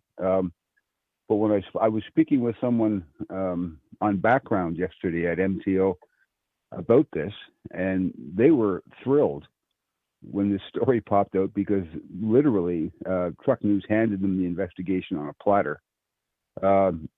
They had no idea this was going on at this point, because once you start getting the inspections done out of the province, which is totally legal, by the way, if you are based in Ontario or based in Kansas and you happen to be in Kentucky the day that your inspection sticker expires, it's perfectly legal to get an inspection in another jurisdiction. Nothing wrong with that. In Ontario, the caveat is if you have the truck inspected outside the jurisdiction, you still have to have it inspected again in Ontario to meet the requirements of the new truck inspection rules that they put into place. And this includes emissions testing and a few other things that you have to have done. So you don't completely bypass the inspection by getting it done out of province, but you would have to come back and have it done properly at some point. Go ahead. I'm sorry. I know you go ahead. I was going to ask, I hate to keep kind of doing this, but basically what's also being insisted on here is that in order for anything like this to work, it can't be people who are just simply inspection shopping. This has to be coordinated because there's only money in this if you get a fleet with enough trucks to make the situation lucrative, correct? Oh, yeah, absolutely. There's money here, a lot of money on the table. Wow. The shop owner who was doing these inspections obviously was suspicious when all of his business dried up. And when he went looking, he found at least 2 truck fleets that were involved in this scheme. They were based in Mississauga, but they had connections to the fleets in Illinois. So if those 2 fleets were doing it, you have to think there's more. And now it's going to be a case of trying to dig and uncover and see who else might be involved in this. But it's not something that would have shown up on the MTO radar screen easily, because these inspections would have been logged as due for that carrier. They have records of that, but they don't proactively go looking through the system to find out who's due for an inspection. If you pull through an inspection site, have a level 1, and your sticker's expired, you'll be ticketed for it. But they don't go looking to see whose stickers expire proactively.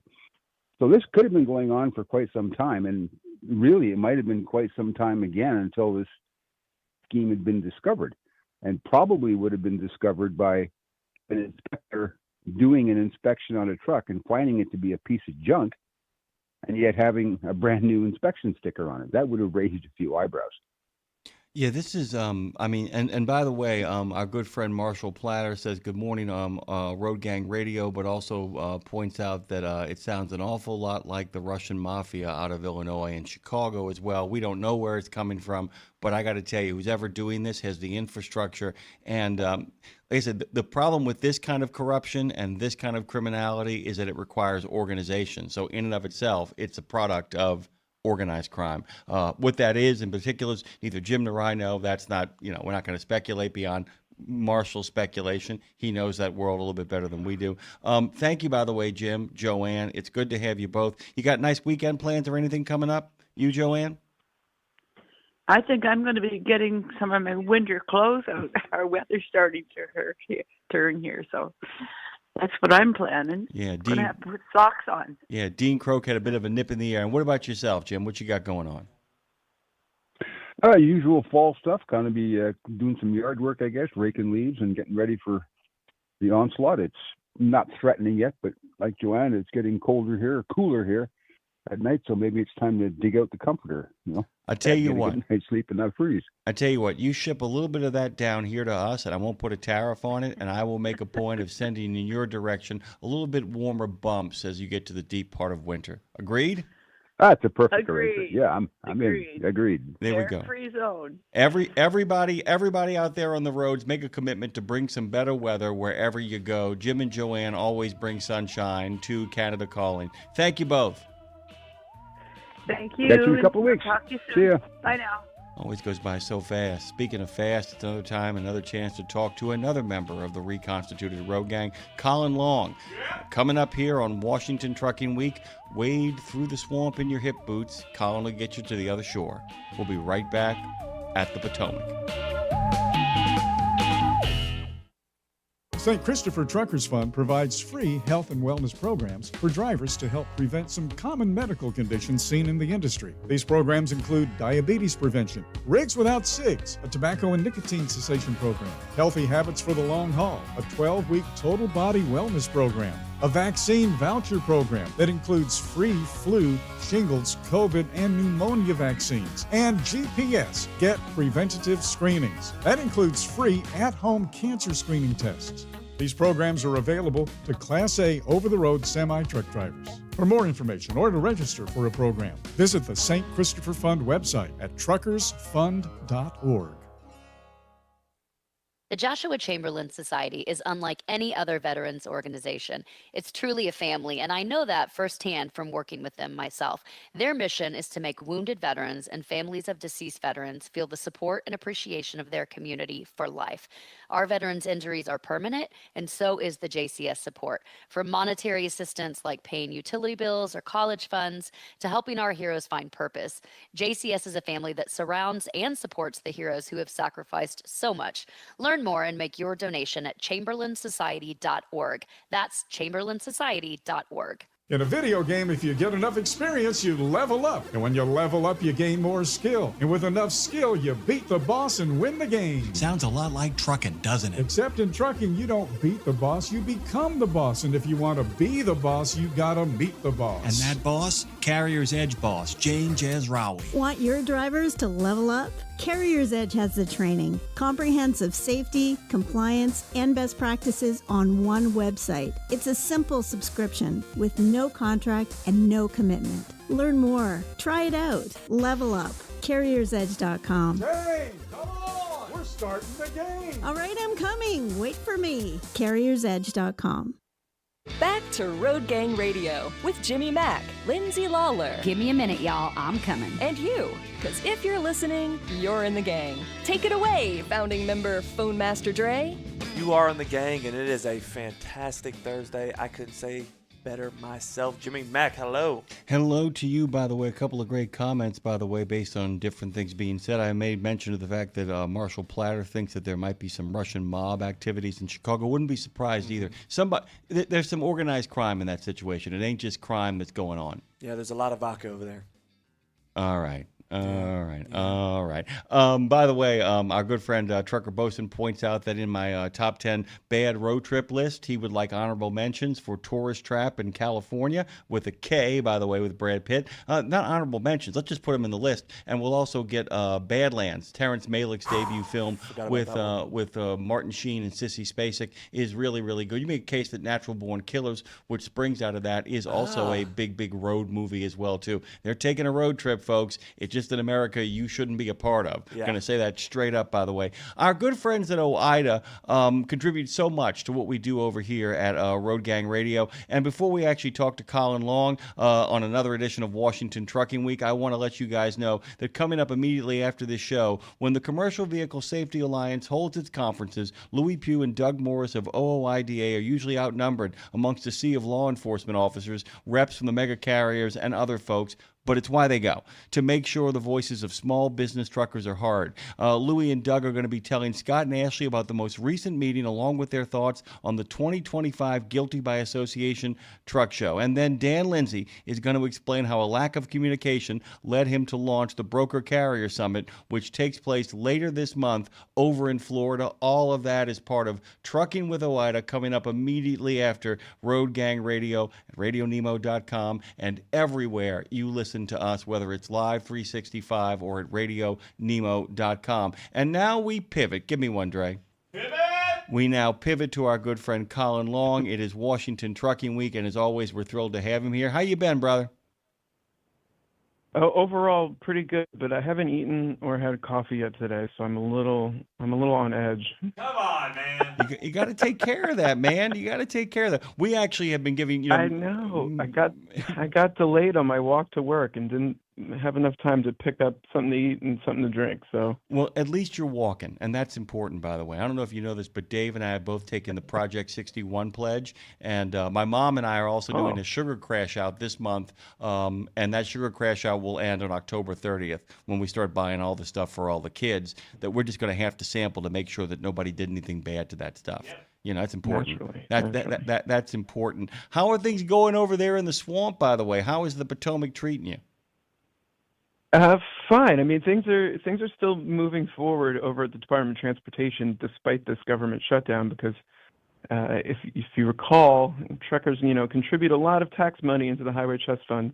That fund is used to kind of maintain services at USDOT outside the traditional appropriations process that Capitol Hill determines. So they're pretty much insulated. A lot of your needs will continue to be met through agencies like FMCSA because the shutdown doesn't fully affect them. So that's good news, but sooner or later, shutdown affects everyone. So hopefully both sides can come to the table and get something done here before there's too much damage done. Yeah, at some point, people don't realize when the FMCSA folks go downstairs to get their coffee and their breakfast after their long walk, it might not be there anymore because as the government shuts down, all kinds of stuff kind of falls apart all around it. By the way, we're going to hold our powder on that. I mean, I'm thrilled for you to comment on it anyway. No. I'm trust me, if you want to have a conversation about the government shutdown, I'll go right there with you. But you got other stuff on the docket today. We want to talk about the common sense being back on the table because, we have had a few people on about this, but it's so important to talk about a lot of the stuff that's going on in regards to what OOIDA's been up to the last couple of weeks and how a lot of things are getting closer and closer to actually breaking through and scoring that touchdown. We may be talking about a 2-point conversion here soon. Go on, by the way. Tell us what's happening. I think the biggest news was the non-domiciled CDL restrictions put in place by the Department of Transportation.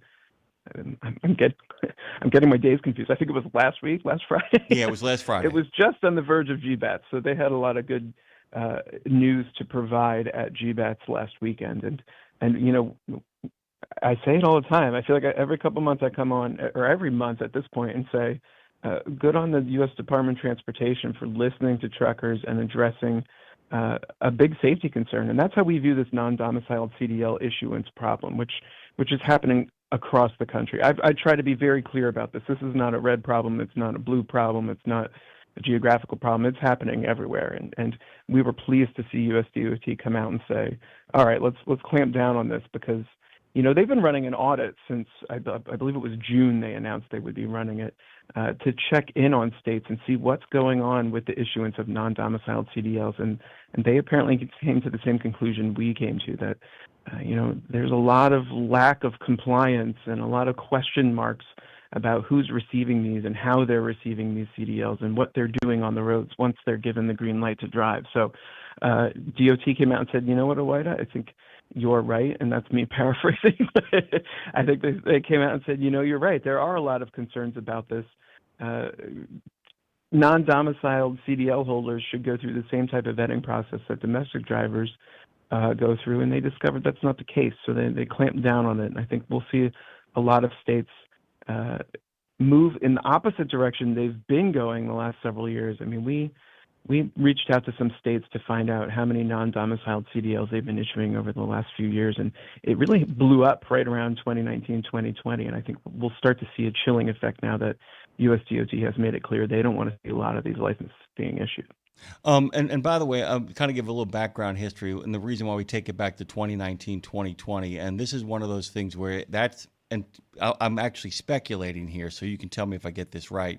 It seems to me that the law was set up to do one thing, and then enough people figured out what it could be used for as an end run. And right around 2018, 2019, people went, oh, I've read this now. There's a way of saving myself a lot of money and actually getting somebody on board that I have a lot more control over than a genuine independent operator. Correct? Yeah. Yeah, you hit the nail on the head. That's what we've thought all along. And it's not uncommon for folks in our industry to try and do whatever they can on the policy side to keep their labor costs down. And we view this certainly as kind of a side effect of that. And I think you're right. I think the intentions for non-domiciled CDLs were good, but as always, folks in the trucking industry found ways to abuse it. And as a result, I think our members over the last year have been raising red flags about the program pretty consistently. And that drove us earlier this year to include in our testimony before the Senate and the House a lot of concerns about the non-domiciled program. We even questioned whether or not it needed to exist. And now here we are several months later following an audit at USDOT, and they've come to the same conclusion. So we are very pleased because we think this is a serious safety issue. And I think a lot of folks want to talk about this through other lenses, but we stay pretty close to safety. And if we weren't seeing huge safety concerns with this program, I don't know that we would see as much of a reaction from USDOT. I mean, they've made it very clear this is a safety concern for them as well, and that's why they're trying to crack down on it. Yeah, and that's really the big distinction point, because there have been a lot of people, there have been a lot of moves made by the government, and a lot of people had hopes and dreams of all of a sudden, simply doing this, because that's barroom politics. The idea that this would fix this, we all could make some money again. That's not entirely true. Mm-hmm. That's not how the economy works. But how the economy does work is safety. Look, at the end of the day, safety is about saving lives. At the end of the day, it's about making a safe environment for the men and women who not only drive the trucks, but all the soccer moms and all the grandparents going to their 50th wedding anniversary, making it there in one piece. Agreed. Yeah. Where it does save us money, though, is if it in fact increases the safety on the highways and byways, it then cuts down on the cost of insurance payments. It cuts down on the cost of maintenance payments. It begins to really kind of help people's bottom line internally, as opposed to externally through getting paid more. That's not what really moves the needle. There are other things that move the needle on that you guys are working on, but that's the big thing. The idea is to create a safe work environment, and I feel like during this kind of contraction in the trucking economy, it's okay if you take a little time to, that little thing when you don't know what to do with yourself because things have slowed down a little bit. So you say, you know what, I'm going to clean up around here. And the first place I can start is with non-domiciled stuff. And I wanted to ask you about that too, because I want you, if you can, to explain what I call the good intentions paving a road to hell. What were the good intentions behind the implementation of it? Because it really wasn't designed to do what it became. But then again, that's always the way, because people didn't write enough things in there to shut down loopholes. Tell people what it was designed for, because they know what it did. Yeah, I mean, we even question what it was designed for at times. And that's mostly internally here in the Government Affairs Office at WIDA. But basically, if your state wasn't issuing CDLs, you could go to another state and get one issued as long as you met all the requirements. And we don't know that was ever happening or ever the case. And maybe I'm missing some other need for the non-domiciled CDL program other than what we think is the most obvious, a way for certain carriers to bring in cheap labor and keep their costs down so they can undercut small business truckers when it comes to rate time. But, none of that led us to believe that this program needed to continue, especially seeing what's been happening with it, where drivers who are foreign-based can come in and no one looks at their previous driving record. It may not even be available, if we're being honest. And as long as they meet some of the entry-level driver training requirements, they're given a green light to crisscross the country behind an 80,000-pound truck, and that's just not sufficient for us. So no matter what the roots were, what got us to this point is what we're trying to amend, what we're trying to combat, and that's what we think is basically abuse of the program and states just issuing these CDLs without going through the proper vetting and the proper processing of them. And as a result, I mean, I think we're really pleased with what USDOT has done, and particularly the fact, if you listen to Secretary Duffy talking about this when they made the announcement, I think we were particularly pleased to hear him answer questions about a driver shortage and would this cause supply chain disruptions. And his answer was clearly no, we don't believe that will be the case. And that's kind of an inflection point for OOIDA as far as USDOT is concerned, because previously, no matter who was in charge, I think a lot of folks over at DOT headquarters that's across the street from me right now believed in the driver shortage myth. And now we're starting to see a USDOT that says, we've been listening to truckers. We understand there's overcapacity in the industry. So now we can take care of some of these issues, especially ones like this that affect safety. And I mean, bravo to USDOT for coming out and saying, no, we don't anticipate any supply chain reductions because there's ample capacity within the industry, because that takes down a lot of this driver shortage myth here in Washington. And let's not forget that driver shortage is used as a foundation to build a lot of bad policies for truckers here in Washington, a lot of policies that make retention poor, that make recruitment poor, that keep your wages down, that keep your safety down. I mean, there's a lot of junk built on this driver shortage myth. So having USDOT come out and say, in not so many words, but that they don't believe a lot of this myth peddling is really a positive, and we've really been pleased to see that, and we've been crowing about it a bit on Capitol Hill as well. I don't blame you, by the way. Would you like, and of course, you know we wouldn't get through an edition of Washington Trucking Week with at least one cynical take from me hitting the table, right? You ready for the most cynical take of all? I'm always ready for okay. one, yeah. Here we go. So there has been a movement, a good one in this country. There are a lot of people who are licensed massage therapists, licensed in horticulture, licensed gardeners, licensed, landscape architects. And I can keep on going with this, by the way, for quite some time. A lot of states under the guise of keeping their residents safe, a lot of states under the guise of, preventing predatory practices from kind of coming into their states, have done something that's really disgusting, and that is that people who have, paid for a lot of certification in a lot of different fields and a lot of different expertise, who arrive in a state and then find in order to move to that state and practice their profession, they've got to pay a fortune to make it happen. Okay, that's what's been going on. You'll also see it in small ways in states like Pennsylvania, where Governor Shapiro lifted the need to have a college diploma to work in certain state government jobs, basically saying there is real-world experience that actually can be applied. There's no reason why people have to go into debt or spend money and all that kind of stuff. All of that is about giving people the ability to free soil it, to pick up their trowel, cross the state line, and go to work and do something that. What I think certain elements in the trucking industry did was they piggybacked on that and then introduced a Trojan horse in the form of the non-domicile, because if you go back and you read it, it's there. What it's become is there. If you read closely, you can see it. And I wonder how many people, in sitting down and helping write these bills, as you know, people do, sometimes for good, sometimes for bad, always the end game was where we are.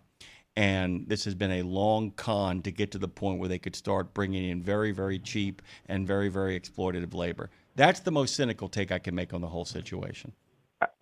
I don't know if you can even call it cynical, because we agree fully. I mean, we totally agree that's what's been going on, and they got caught doing it, and unfortunately it had to take safety concerns. I mean, real safety concerns and road fatalities for people to take it seriously. And I always say, bravo to our members for raising the red flag about this. A lot of what we do here in Washington is based on what our members are encountering on the road and what they're sharing with us at headquarters or here in D.C. And this is one of those issues where our members really raised the alarm before it became a national issue, and that allowed us to start running with it late last year into early this year.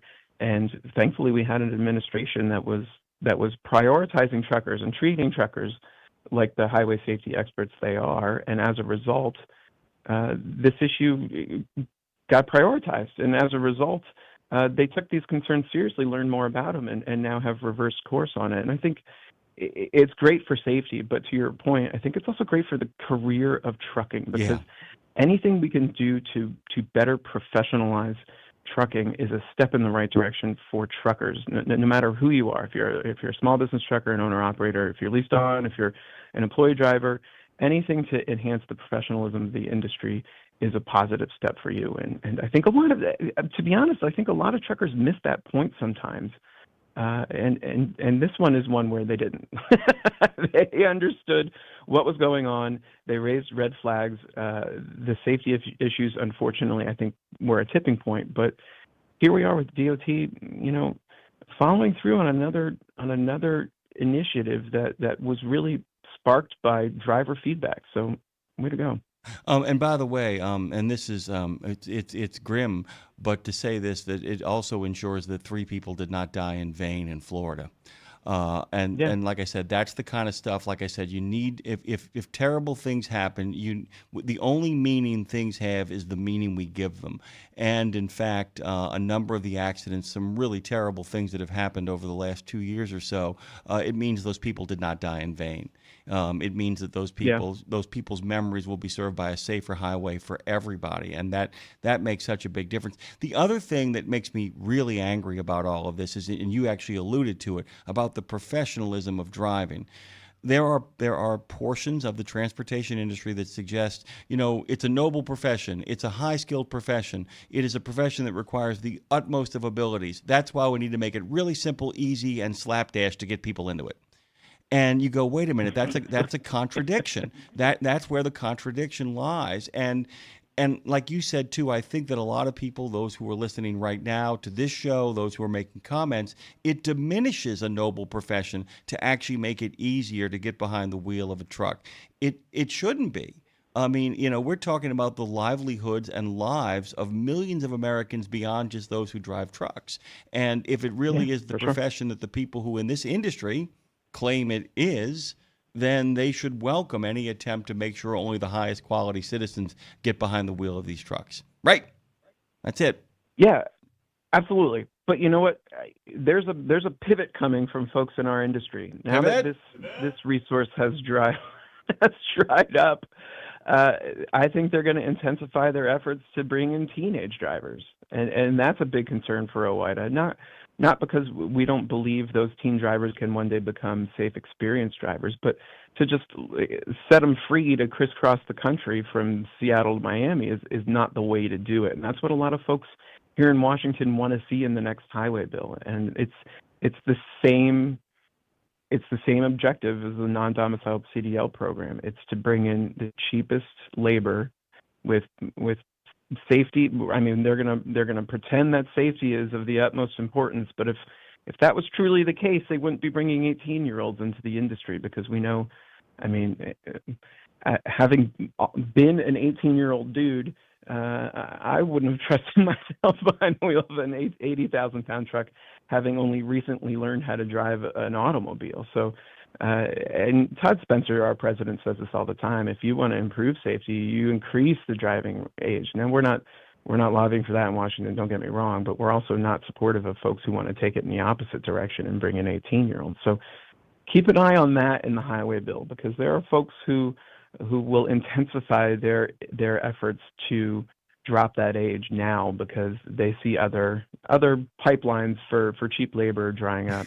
By the way you really fix those people, this is my favorite thing to do to people like that, is say, man, I am in complete agreement. We need to get a whole new young generation behind the wheel of trucks.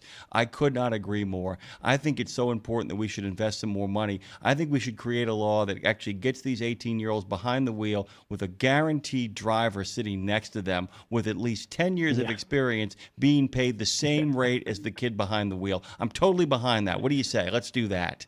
You want to get a new generation in there? Let's double down on the pay in the cab. You want to wait, what? Oh, are you suggesting that maybe you were doing this because it's cheaper? Is that what you were saying? Oh, I thought you meant you wanted to get a whole new generation behind the wheel of a truck. Yeah, I know. It's the question is, though, is that can be. So this is one of the things that you guys do, as a matter of fact, because we all know the story of the LED. This is where you guys have now kind of gotten ahead, because it's no longer a matter of fighting what shows up. It's a matter of now anticipating what's next. So we get rid of the non-domiciled, and you have to say to yourself, okay, they're not going to give this up. They're still looking for cheap labor. Where are they going to go next? That's the game, right? That's what you guys have to play. Yeah. Yeah, and from an OOIDA lobbyist perspective, it's not easy. I mean, we always fight uphill battles because there are big players in trucking who want to see things like this. But at the same time, I enjoy the fact that we are consistent on our position in the 10 years I've been here, probably the 50 years we've been in existence. So when things like under 21 drivers pop up and we oppose it in the previous highway bill, it makes it easier for us to then lay the groundwork over the next several years for this highway bill to come out and say, guys, it's still not a good idea. You should be addressing this end of the spectrum rather than that end of the spectrum if you want to improve things in trucking. So I appreciate the fact that OOIDA is very clear in its positions on these issues and consistent over the years, because not only does it allow us to anticipate what is on the horizon, but it generates a lot of respect on Capitol Hill, that people know where we stand on issues, and they know we're going to be against lowering the age. So let's find some other sort of compromise. And, we're out there having conversations because we do agree 18, 19, 20-year-olds should have opportunities to get into this industry. The industry, the driver community isn't getting any younger. And unfortunately, we've seen pilot programs launched by US DOT in the previous highway bill that have had a distinct lack of interest among 18, 19, 20-year-olds. That is not working. How can we go about bringing in more folks in a safe, responsible manner to an industry that they will remain in long enough to become safe drivers because it pays them well and it treats them well? And that's conversations we're having now, because I think a lot of people know that OOIDA's opposition to 18, 19, 20-year-olds is a major roadblock to efforts to bring them into the industry carte blanche. But I think there is common ground, there is middle ground, there is compromise opportunities in that, and that's conversations we're having now. And I might be getting ahead of myself. It might be all for naught, but we like to be solution-based in our advocacy, and I think there is a solution to 18, 19, 20-year-olds that can satisfy everyone if the folks who want those drivers are willing to negotiate and are willing to treat them like the professionals they should be. And by the way, I have two suggestions. This way I don't put you on the spot, but they're both part of your laundry list of things you want to get done. It's about improving the quality of the job from an onboarding standpoint. There are plenty of folks out there who have been out there 20, 25, 30 years who really have set themselves up in a really nice way for a great life. But the quality of life issues, and you can begin really simply by ending the exemption on overtime, and also figuring out the hours of service in such a way that makes the job more attractive to anybody that's being onboarded, which are two things that you guys consistently focus on. And that's why it's so important to remember when OOIDA kind of lists out its legislative concerns is for your members and for people who are following what you guys are doing to look at the entire list and realize the interconnectedness of it. That's what's so crucial. Go ahead. It's a web. I mean, they're all connected. It's like the sweater theory where you pull a thread. We say this all the time. I mean, what issue doesn't affect another issue in trucking? I mean, parking affects just about everything. That's one of our top priorities. Well, yeah. I mean, compensation affects just about everything. Yeah, I mean, and that's it. Exactly. It's like, I mean, you want to be able to look an 18, 19-year-old in the eye and say, hey, man, the overtime is good, the quality of life is good, and you have a chance to park and actually relax. If you say the exact opposite to somebody, don't be surprised they don't on board with you. It's that simple. Yeah, exactly. It's all interconnected. By the way, I'm hearing a lot of great things about the Guilty by Association show. A lot of people stopping in and telling me about that. It really was very successful in a lot of ways, and in some ways not just being fun, but it was also kind of a culmination of a lot of hard work. I guess I would call it the celebration of a lot of hard work. Is that fair? Yeah. Yeah, absolutely. I was disappointed I wasn't there this year. Me too. We got a new staffer here in our Washington office, so we sent him out for a trial by fire with Louis Pugh, and he got to enjoy himself at Guilty by Association. But I was disappointed I wasn't there because it only comes around every other year, and I look forward to going. But yeah, you're right. I think that's a good showcase of not only OOIDA and the folks at 4 states, but the trucker community at large. I mean, it's a trucker show, and it gets to show off some of the best things that truckers do for our country, and it's a great event, and I look forward to hopefully attending in 2 years. Common sense, by the way, is always on the table when our good friend Colin Loing joins us. He's the Director of Government Affairs. I want you guys to go to ooida.com. If you, in fact, are an independent and don't belong to an organization, I would suggest you start there. You can find them on Facebook at OOIDA, on the X, formerly known as Twitter, and on the tube of you at Truckers OOIDA. Thank you so much, Colin, for making time. It's always good to catch up with you, my brother. We'll see each other soon. I agree. I'll talk to you next week. All right, my friend. When we come back on the other side, you need to look busy because Miss Busy herself is coming. Not a busy body, but a busy soul. Out there, rumbling, bumbling, stumbling into Road Gang Radio. Lindsay Lawler is en route. Go to truckdown.com. 50 states, 8 provinces. Out of the ditch, back on the road, into the scary season of October. We'll be right back after these messages.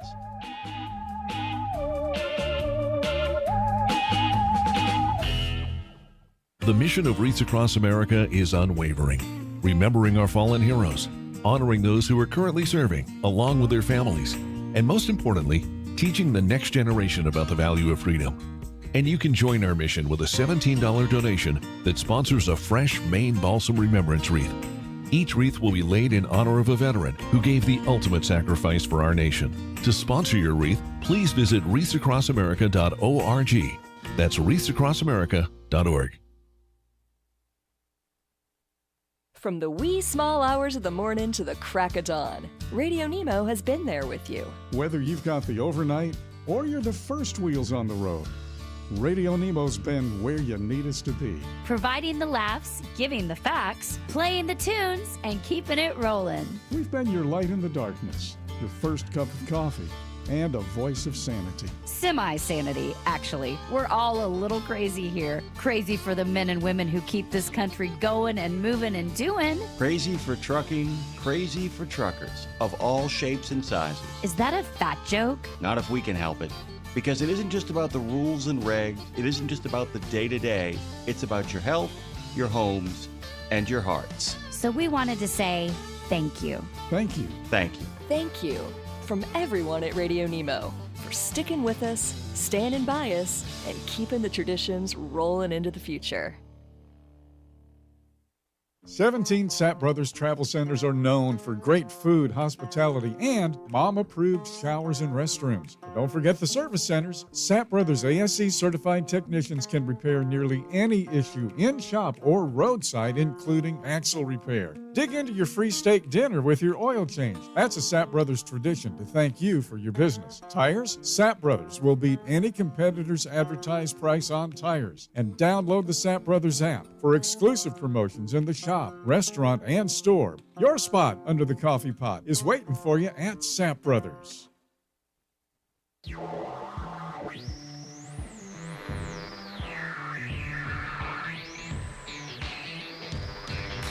Road Gang Radio. We've talked about making a living.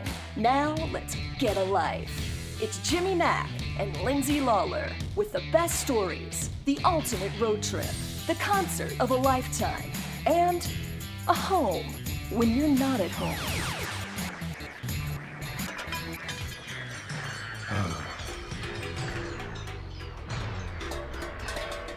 The wheels have come off, but we're still rolling. We're still rolling. I'm here. That means it's time to change the picture. Oh, guys, welcome back to Road Gang Radio. Our good friend LaRue is here, and what do you know? She's in Franklin, Tennessee. I'm going to take care of that right now. Good morning, Thank you. Thank you. Hey, we know it was such a big deal that I can hear myself now, and that was so exciting. And I listened this morning to yesterday's podcast. Guys, Dre, I don't know if you noticed as well, it is, now that we spent all day rerouting everything, Seamus unplugged everything, and like position went back to square one. The quality of that podcast sounds like a completely different show than the first 10. Completely different show.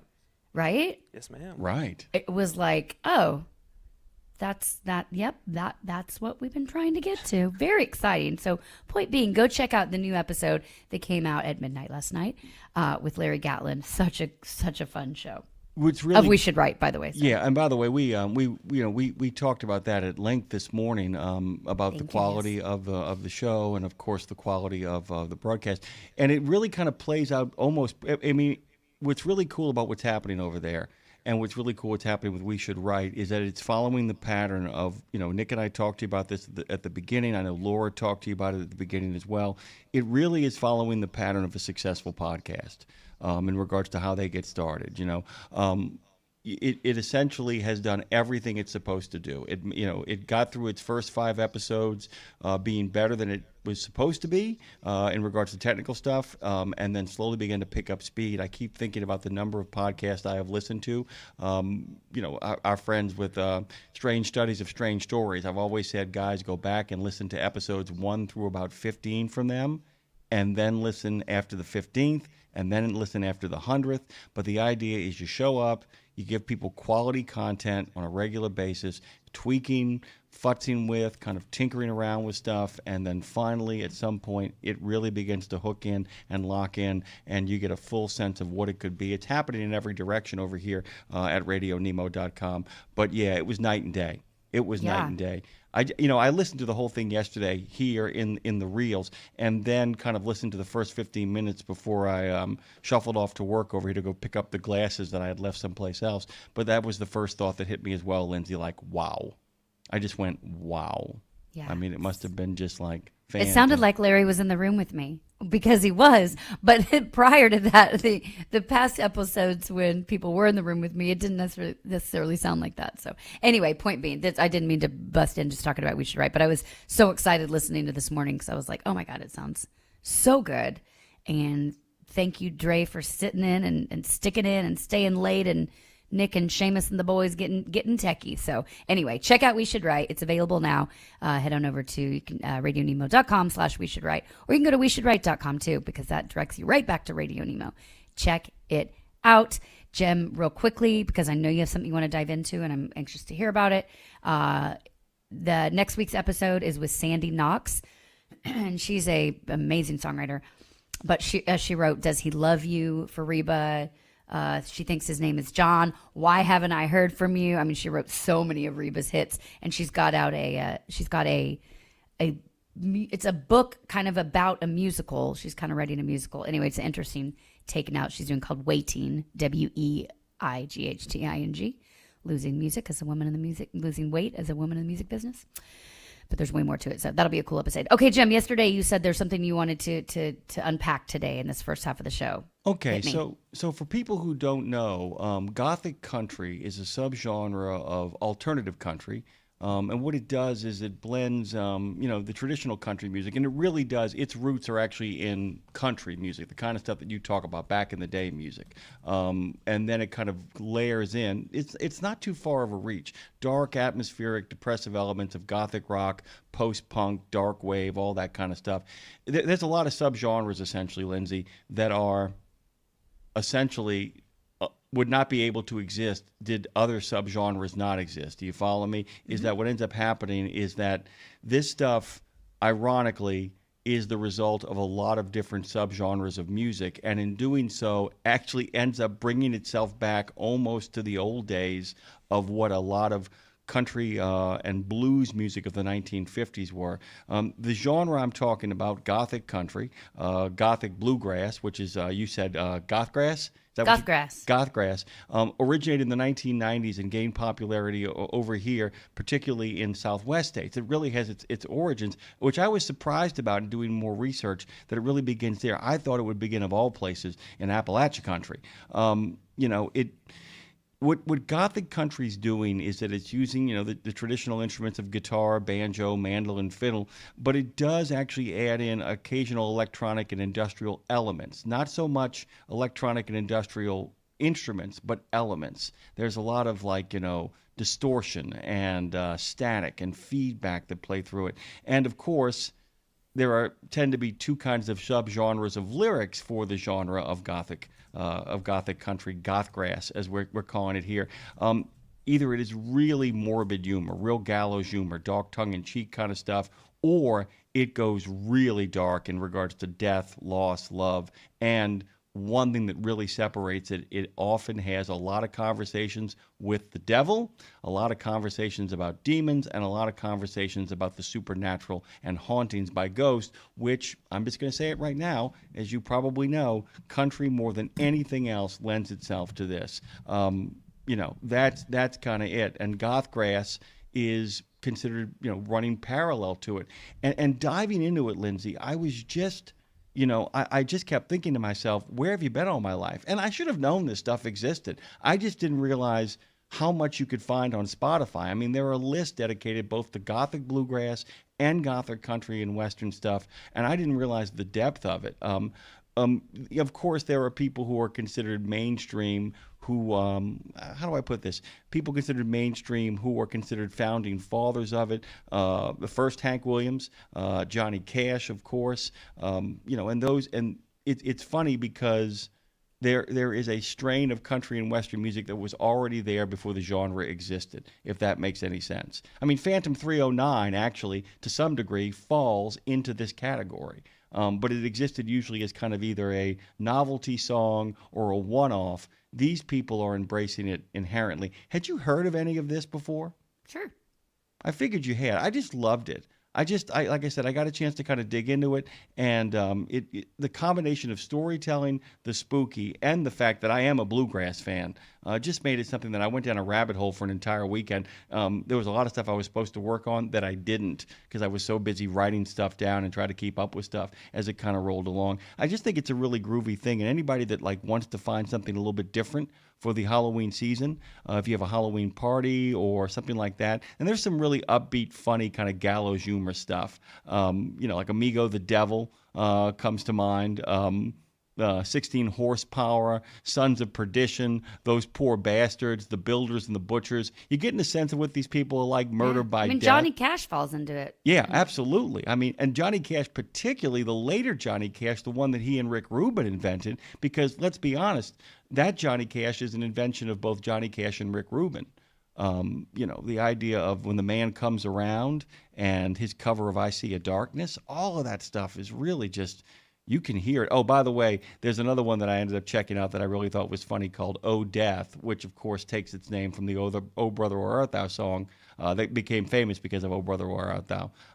Lonesome Wyatt and the Holy Spooks. There's a whole bunch of people that really fall into this category that are really worth checking out. Johnny Cash, definitely. Larry, it was funny yesterday. Larry, did you hear Larry Gatlin referenced? He said, and this one I guess kind of falls into it, but he said, there's one that I'm forgetting, but he said, Chris Christopherson was the smartest. Roger Miller was the funniest. Johnny Cash was the earthiest. And then he said, and Willie was the williest. So that's funny. But funny that he said Johnny Cash was the earthiest. I'm still trying to kind of unpack what he fully means by that. But it landed on me like a ton of bricks or like a big mound of dirt because I knew what he meant. But when he said earthiest, I kept thinking about there is something about the grave that goes with Johnny Cash. The whole presentation of the self, the idea of when he sings the song "The Man Comes Around," I can't tell you for a while that my imagination in regards to what the Grim Reaper looked a lot like Johnny Cash. Like if you were making a Southern goth, if you were making a goth grass kind of movie or telling a story about that, if the Black Dog had a human form, if the devil had a human form, if the Grim Reaper, if the Angel Gabriel, it would look like Johnny Cash, wouldn't it? That's the guy you think I'd like to be greeted by Cash. Basically, if you did a Southern, if you did a country western trucking version of A Christmas Carol, how hard would it be for the ghost of Christmas yet to come to walk in and be like, there's a man going around taking names, and let that land? I love this season, and finding all this stuff right on the edge of the season was a real absolute joy for me. I just wanted to throw that in there. It was really good. Really... I think Trucker Bosun said over there, said the song about the hitchhiker getting picked up by Hank Sr. comes to mind. I think he means, correct me if I'm wrong, Trucker Bosun, but I think he means David Allan Coe's song, The Ride, perhaps, which definitely, I don't know if that's what he's talking about. Hank Jr. did The Ride, and David Allan Coe also has got The Ride, which is that song about Hank Williams. That might be what he's talking about, but it definitely falls into that as well. If it's not that, that one plays into this as well. The other one I kept thinking of, by the way. It's talking. It's a lot of it. It's talking. It's conversation. It's conversation. A lot of that is storytelling, rather. A lot of that is talking and conversation, and I kept thinking about how hard of it is a leap. We were talking with Jody yesterday about his dad, and going back and listening to all those songs, that's not a far leap. You could, there's a lot of stuff that he does. You could see one step further. He'd go to some really spooky places with that voice and that presentational style. It really, I don't know if you know this, but like the Iliad, the Odyssey, and the Aeneid, the great epic poems that people were, forced to kind of learn in classics departments, but also in certain high schools. People don't know that the epic poems were actually recited by a traveling troubadour. They would bring along what essentially was that time's version of a guitar, and they would sit there and strum and tell these long-form stories. It's why they're written in poetic style, that they would tell them, but they would sing them. And in many ways, the people who practice this kind of art are engaged in something beyond just rock and roll or country and western or swing or anything like that. They are actually engaged in, as you say, a lot of talking is going on there. And I kept thinking about that the upbeat version of all of this is Charlie Daniels' amazing song, The Devil Went Down to Georgia. which he mixes and matches both styles. He's got like that upbeat stuff, but he actually has the devil went down to Georgia. He was looking for a soul to steal, and he was in a bind because he was way behind. And he was willing to make a deal. You see what I'm saying? I mean, it just love all this stuff. And it's like, and I feel like your genre, or the genre that you actually exist in over in, Franklin and Nashville, which so many people practice, is the one. I mean, I love Metallica, and I love a lot of the death rock and the heavy metal stuff that actually incorporates a lot of those elements. It just doesn't feel as creepy because it's so driving. There aren't moments for like creepiness. I can't think of too many Metallica songs that make me feel kind of like that I don't want to be listening to at 11:30 at night. Whereas there are certain songs on these lists, certain songs from certain country and Western performers and blues performers from the 50s where I'm like, ooh, maybe I should actually go put on some upbeat pop right now because I can't get to sleep for the rest of my life. And that's kind of it. Hope we're keeping you awake, guys. By the way, this is Road Gang Radio. You can reach us at 615-292-6366. That's 615-292-NEMO.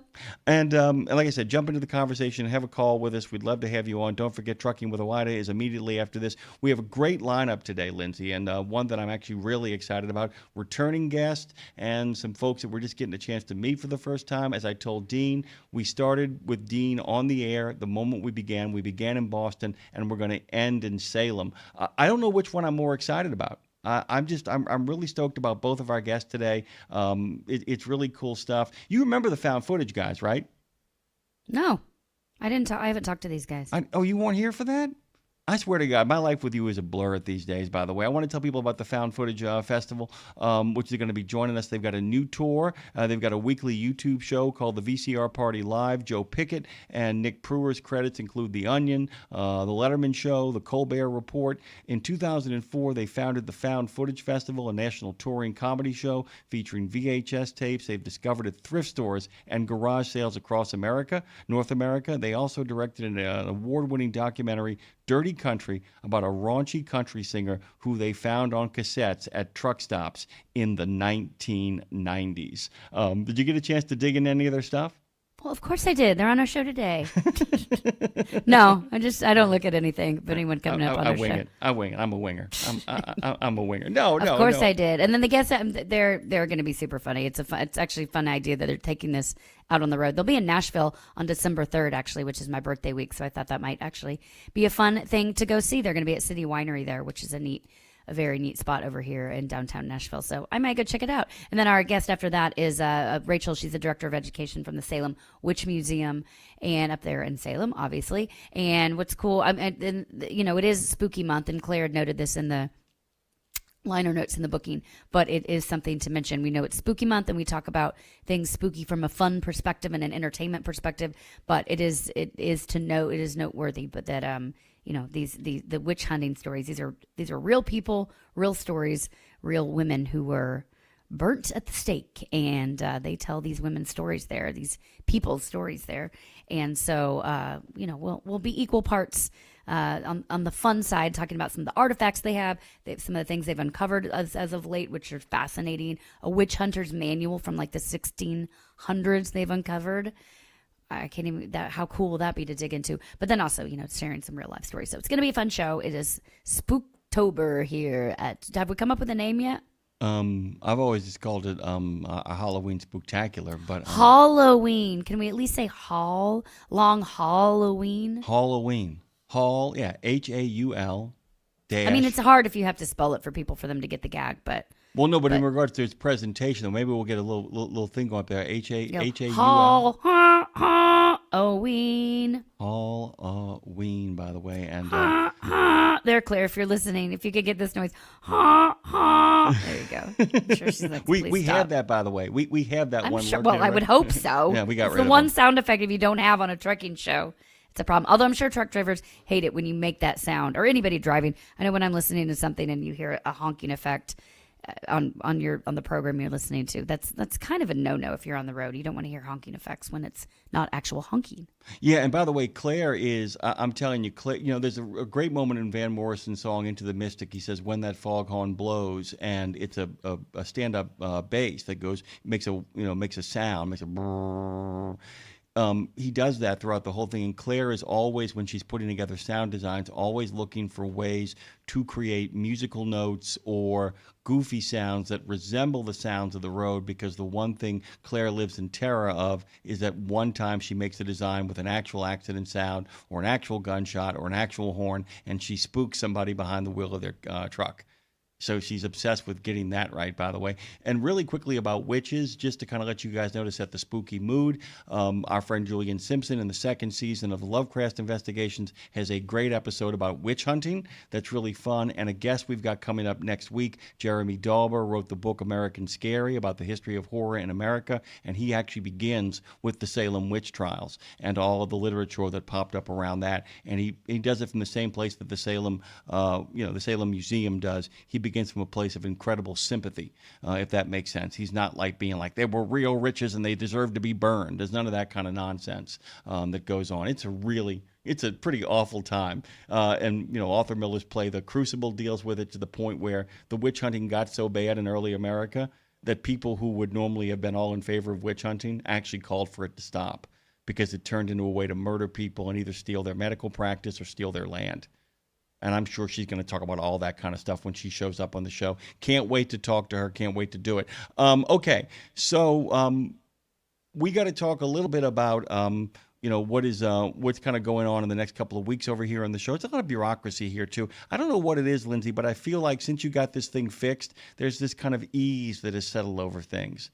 I know you feel it, but I can feel it too. Like I could feel it yesterday when Seamus stopped in on the studio, and we got a great month. All of it's kind of surrounding not only the business of making a living on the road, but we've got a whole bunch of stuff that is really kind of Halloween focused. Claire has sent us some music that we're going to be concluding the segments with that is very Halloween focused as well. And don't be surprised if we continue the tradition of being seasonally focused at the end of some of these Get a Life segments that we're having on the show. When do you start really planning for the holiday season? I mean, when do you really kick in? Because my mom put the Halloween decorations out yesterday, October 1st. The fall was joined by spooktacular stuff all over the house. Do you set up for Halloween? No, we're not big Halloween people. I like some of the. You know who has some of the best Halloween decor is Home Goods. Shout out to TJ Maxx Home Goods. Their Halloween decor is so fun. It's actually some of the stuff they consider Halloween decor I have in my house year round. I don't know what that says about me, but I found these really cool crow throw pillows for the couch. They consider Halloween. They're year round on my couch. But that's fine. We're not huge Halloween people around here. Definitely more Thanksgiving. Thanksgiving's my favorite holiday. But we wait to do like Christmas tree goes up day after Thanksgiving. That weekend after Thanksgiving, we go get the tree because we do one real tree and then we have a fake tree. But yeah, I don't know if that'll change as Freya gets a little older and gets more into Halloween. Maybe we'll become more Halloweenies. But as of now, we're not. Well, we've got a few things we put out, which I'll probably do this weekend. But yeah, I don't go over the top for Halloween. Speaking of Thanksgiving, Christmas, we go over the top. Christmas, you get loaded to bear. But Thanksgiving, by the way, for me, I want to let people know that this year, for the first time ever, we will actually be doing a pre-recorded show, a combination of best of to know. And some new content. Well, you asked about it last night, so I thought I would tell you on the air and make you really relieved because Thanksgiving. Yeah, you just thumbs up to my text, but I'm glad to know here. I was a little bit wrecked when I got the text, but Thanksgiving, I had to think about it in regards to how we would kind of go about approaching it. But it's been such a long time. Good, because I'm going to have 26 people at my house for Thanksgiving Day, thank you. I woke up this morning, I was kind of like, you know what, dude? It's like, look, I know a lot, and we'll have something put together for you guys to make sure that you can stay safe and sound out there on the road and have somebody to listen to. And don't be surprised if, maybe I make myself available on the chat. That might be a fun way to kind of start the day. But we've been doing this now. I've been doing this for almost a decade. What year is this for you, Lindsay? Because it's like, what, with you? Yeah, with me. What are we at now? 4 years. We're 4 years, yeah. And it's like, we've never had a Thanksgiving off. It might be 5, actually. Dre, have you had a Thanksgiving off? You haven't had one. You've come in every time with me since you took over here, right? So Dre's done that as well, too. I know how much Thanksgiving means to you, and I wanted to kind of be like, We're taking Thursday off. We might as well take Friday off. Thinking about it. Thinking While about we're it, really here. thinking about it. That, by the way, is a programming meeting, but I am thinking about it. By the way, our friend Trucker Boston says it would be cool to have drivers send in photos of their Halloween decorated trucks. And then, of course, he gives a shout out to Tara in that moment. I love the fact that it's like, hey, Tara, it's your job to get people to do that. By the way, Marshall added in our earlier conversation. Listen, Trucker Boson, if you're giving our staff more jobs, you're going to have to pay them.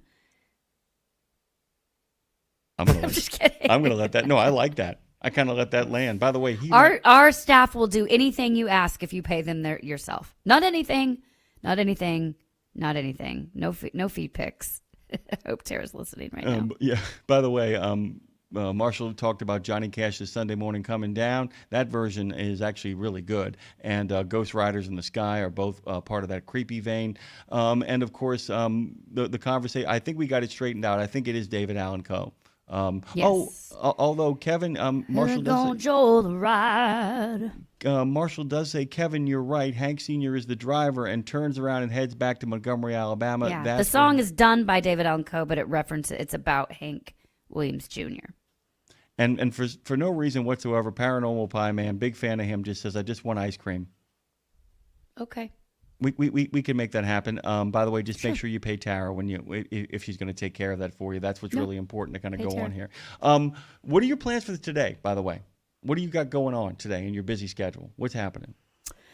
Well, right now I'm doing a show with you. I heard that. If you noticed that or not. I did. So I'm going to stay here for a little bit longer, I think. Talk to some found footage festival people. Talk to some Salem people. Some Salem Witch Museum stuff. Yeah, absolutely. To some people, do some things. Yeah. I'm gonna get my show prep out of the way after this because I have a dinner tonight. We're having dinner tonight at my friends Mark Evitz and Emily Volman's house. So he's cooking for us, which is awesome. This is a really cool side note. I have a new babysitter, Jim, that I found on our neighborhood Facebook page because my babysitters all graduated. And she's a total answered prayer, Jim, because she is also adopted. And my daughter doesn't know that yet, but the fact that my daughter's babysitter is now adopted will be a very cool thing. This, by the way, I hate to say it, Lindsay, I don't want to do this, but I do want to do this. What you just said is how horror movies begin. What?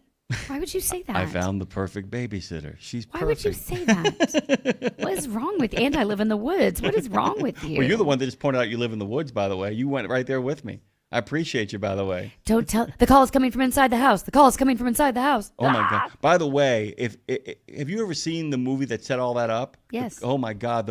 When a Stranger Calls is it's so scary. It's like the best opening 30 minutes of any movie of all time. The rest of the movie's kind of poo-poo caca. But that first 30 minutes is just great. We've traced the call. It's coming from inside the house. Inside the house is my worst nightmare. Yeah. Okay, move on. Can't talk about it. Can't talk about it, by the way. And I'm writing in between all that. Sorry, to finish up. So I'm doing the show, then I'm doing some show prep, then I have a songwriting session, and then I'm having dinner tonight. I've been having more dinner conversation lately, or just meals with it's funny. It's interesting when you can like call it work, because my good friends work also in music and or entertainment, a lot of them.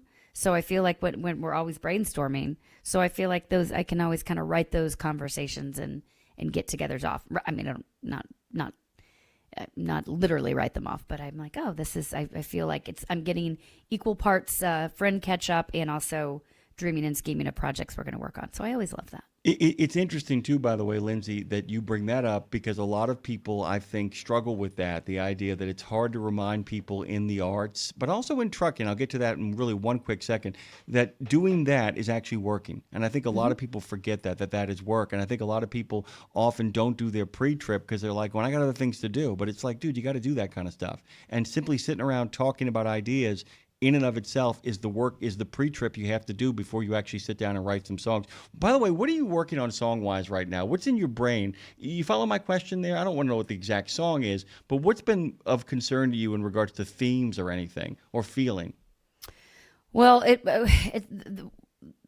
everything, actually, when we have to take a break, but it was basically everything that I've been working on. It was all solidified with Larry Gatlin's conversation yesterday, because I've been writing more just by kind of looking around, like he said. I think that, okay, then write that down. I feel that, okay, whatever you're going to say next, write that down. So I've been doing a lot of that more. I also am working on the song Nobody's Drinking Anymore, and that song I'm excited about. and we're still trying to wrap up my rap country collaboration. We're actually going to do an EP. It's not just going to be the one song. So working on that as well. So a bunch of different things. But it's all stems from just like get very specific. I'm giving myself my own internal masterclass on songwriting. Just look around. What are you thinking? What are you feeling? What are you seeing? Write it down.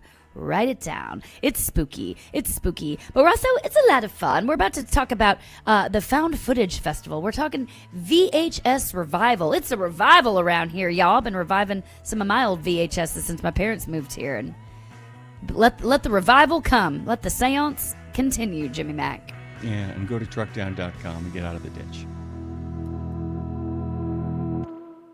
Okay, you've heard the horror stories of how folks have lost their life savings when the market tanks. Is there a way to invest and make money without risk? Believe it or not, yes. Since 1995, Americans who cannot afford to lose their investments have used fixed index annuities. You get guaranteed income and protection from market downturns. It's a win-win for you and your future. To learn more, dial pound 250. Use the keyword Truckers Wealth to get in touch with them today. Thursday. Pro drivers, say hello to your perfect fuel stop, Racetrack. Perfect as in hello, everything you need on the go. Oh, hi there, dedicated truck lanes. What's up, hot and delicious grab-and-go food? And hello, cat scales, clean restrooms, and large, easy-to-maneuver lots. Racetrack has what you want so you can get in, get out, and get back on the road, turning miles into money. Next time you need to stop, say hello to the fuel stop built for pro drivers. Racetrack, whatever gets you going. Exceptional value and exceptional values. That's Bennett Trucking. A core commitment of faith, family, and freedom has driven Bennett to being the leading provider of innovative, integrated transportation solutions, both at home and abroad. Bennett's values are not just compatible with providing high-paying jobs and unmatched customer service. They're inseparable. If you're looking for an employer or a partner who believes the best business model is being a model citizen, then Bennett Trucking is the place for you. Go to BennettIG.com and find the folks who share your values. We're going where you want to go so you can be where you need to be. It's Road Gang Radio with Lindsay, Lawler, and Jimmy Mack on RadioNemo.com. Man, oh man, Lindsay, they've... Oh... This is Road Gang Radio. I haven't heard that. Oh my God! And by the way, when you say Shevitz, it now makes me think of Evitz. Shevitz. That's kind of what I want to say to people sometimes. Shevitz. Oh, I don't know. This is Road Gang Radio. That's Jimmy Mack. I'm Lindsay Lawler, New Orleans and Nashville, Tennessee / Franklin, Tennessee. It's a spooky month, but it's also a funny month. I have to lean onto the funny side and the weird, wild, mystical side, or else I get scared. The scary scares me, Jimmy Mack. The scary scares me at risk of sounding on the nose. Oh, yeah, but here's the thing: is the scary scares you. But remember this too. Ultimately, at the end of the day, scaring people has the same exact structure as a joke. And if you remember that, if you always keep that in mind, that you're watching somebody set up a joke, and I know how much. And by the way, I'm not being a jerk. You love to laugh, but what I also mean is that you love the mechanics of comedy. You are a big fan of the mechanics of comedy, and you understand how they work, by the way. I will tell you off the air. I can't tell you on the air. My friend Adriana, and I told this to Dre before, I thought she said that I'm eating a cat when I picked up the phone. Her response, which you probably can guess, was so fast and so furious. It wasn't just that the comment was witty. It was that it was so on top of it that it was breathtaking in how rapidly she responded to my misunderstanding of what she said. And we actually then spent the next 15 minutes breaking down why it worked. And I love doing that. You guys are nerds. So are you. I like it. Yeah, I like it. I say that as a total compliment. It's why I can get my head around scary stuff and horror, because I can my transition being as a songwriter. I'm like, okay, how would this play out in a song, in a country song? How would I write this? And that's how I can get my head around it. But anyway, we digress, because the next guest, they know something about storytelling from a comedic standpoint, faux show and writing. These guys, Jim, which I'm going to let you break it down and introduce these guys. But I mean, their comedic background is so both diverse and on the nose. And I just love these guys' work. I love what they've put together. I love when it's like you take multiple people's expertise and you put it together. This is basically what they've done, Jim, is what we talk about in music, genreless. It's like, let's get this guy who's really good on banjo, this guy's really good on guitar, this guy's a songwriter, put them all together, this guy who's a hip-hop producer, I don't know, let's see what happens in a room. That's what these guys have kind of done with this festival. It's like, let's get some bunch of different people's expertise, let's go find random crap we find out on the road and nostalgia, but also make it current, and then go take it to the people. Let's see what happens. They've done that. Jim, tell us about our next guest. Well, and by the way, guys, if you're going to come up with a neat idea, you've actually got to breathe life and infrastructure into it, and that's exactly what Joe Pickett and Nick Pruer have actually done here. Go to foundfootagefest.com. They really have something for everybody. They've been involved with The Onion, The Late Show with David Letterman, and The Colbert Report. In 2004, they founded the Found Footage Festival, which is a national touring comedy show featuring VHS tapes they've discovered at thrift stores and garage sales across North America. Truck stops. And truck stops. And Lindsay, by the way, you want to talk about an idea that either has comic or horrifying potential. There's the combination. I mean, there are movies, there's an entire series of movies, VHS, that actually involves found footage, finding found footage, as it were. They also, by the way, directed an award-winning documentary, Dirty Country, about a raunchy country singer, and I mean raunchy, who they found on cassettes at truck stops in the 1990s. It's a pleasure to welcome them back. Joe Pickett and Nick Pruer join us this morning on Road Gang Radio. Welcome to you both. Hi, good to be back. Thanks for having us. Good morning. Okay, guys, I have to tell you the first thing I thought about, and I wonder if you guys remember this, going through all your stuff, I remember one of my favorite games we used to play as a family. Do you guys remember Commercial Crazies? Yes, we have that one. Yeah. You do? Okay, good. Because this is one of my favorite memories. I'd love to try to figure out what I guess the modern version of it would be. But what I did, what that game made me realize is exactly what you guys are doing too. The idea of like the stuff that we consume and don't realize how bad it is. Like especially back at the time, it's like we just like, where's the beef? I mean, now that was based in comedy, but there's also so many things that are Sky High Airlines, climb aboard. But the stuff that we just intake as factual, and you're like, this is terrible, and you guys are making a career off it. So bless you for it. Is there a tie into Commercial Crazies there? You have it, so I love that. I wasn't expecting to start this interview off with Commercial Crazies, but I tip my hat to you. That's the first. We've done a lot of interviews. We've never started off with Commercial Crazies. Yay! So that was a whole genre. Yeah. That was a whole genre, though, VCR game. So, before the internet, that was interactive entertainment. Was you'd have a VHS tape you'd play along with a board game, and there's ones about, like, identifying birds. There's one called Nightmare, which is all about a spooky gatekeeper comes up and startles you while you're going around the board. And yeah, Commercial Crazies was like identifying things about wacky commercials. And it was a weird concept because how many times could you really play it? But people bought those. But you would play you'd play with other people too, and then you feel smart when each time. When you memorize the tape? Yeah, because you look like a genius. Yeah. Exactly. But Commercial Crazies was actually pretty brilliant because they're getting you to pay for the advertisement. Normally you just get advertisements thrown at you. You're paying for the advertisement, and you're paying attention to the commercials. It's a pretty brilliant concept if you think about it. It's interesting what you said too about that. We've been doing we do a YouTube show called VCR Party each week where we're live from our office showing like the stuff we found that week on VHS.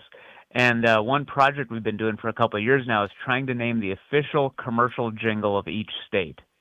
So like you were saying, everybody grew up just consuming these jingles that are, I'll still wake up with a car dealership commercial I watched in the 80s in my head to this day. And we've found that is nationwide. People did that. They have the thing that they grew up with.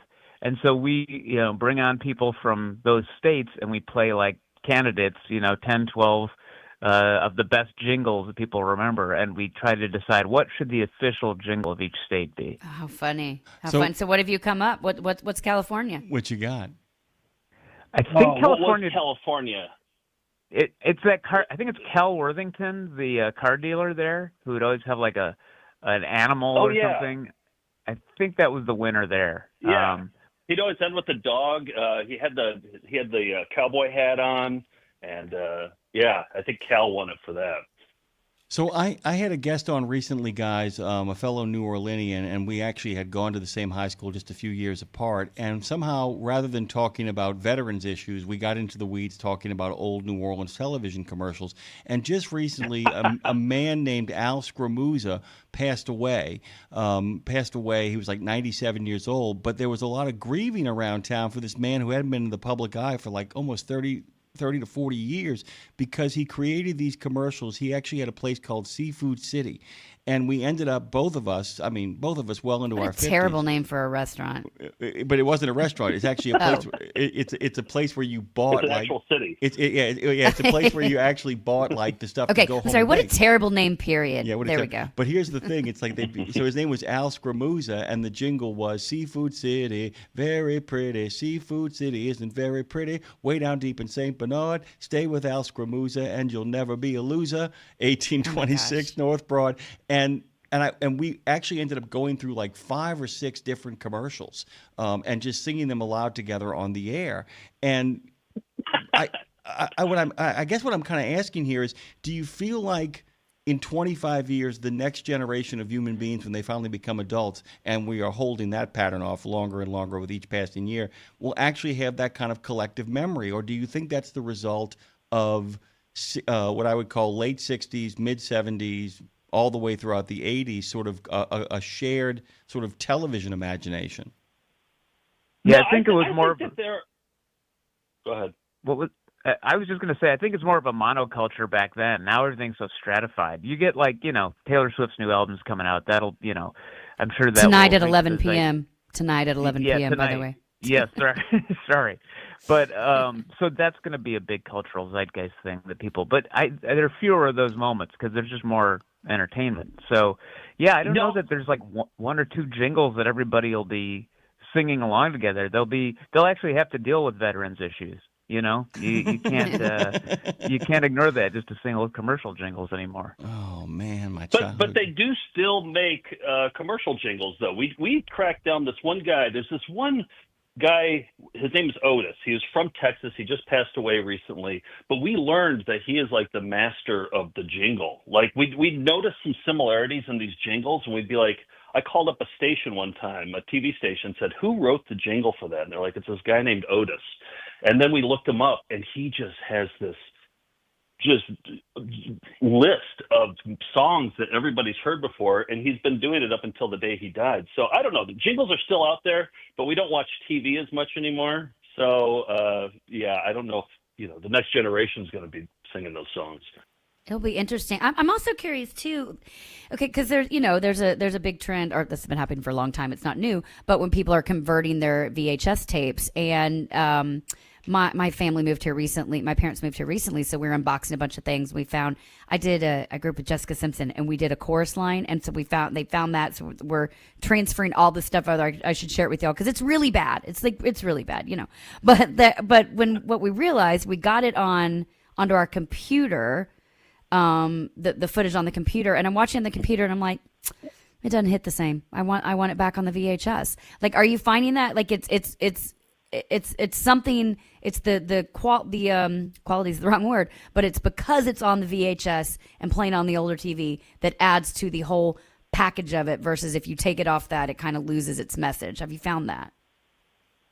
Yeah, I think the material is best enjoyed on like a CRT TV too. When you upscale it to a modern TV, it doesn't hit the same. Yeah. But I think one thing our show does, our live show, if nothing else, is it puts this footage in a context that's even bigger than a TV, and way bigger than a laptop. It's in a movie theater or a rock club with a huge screen.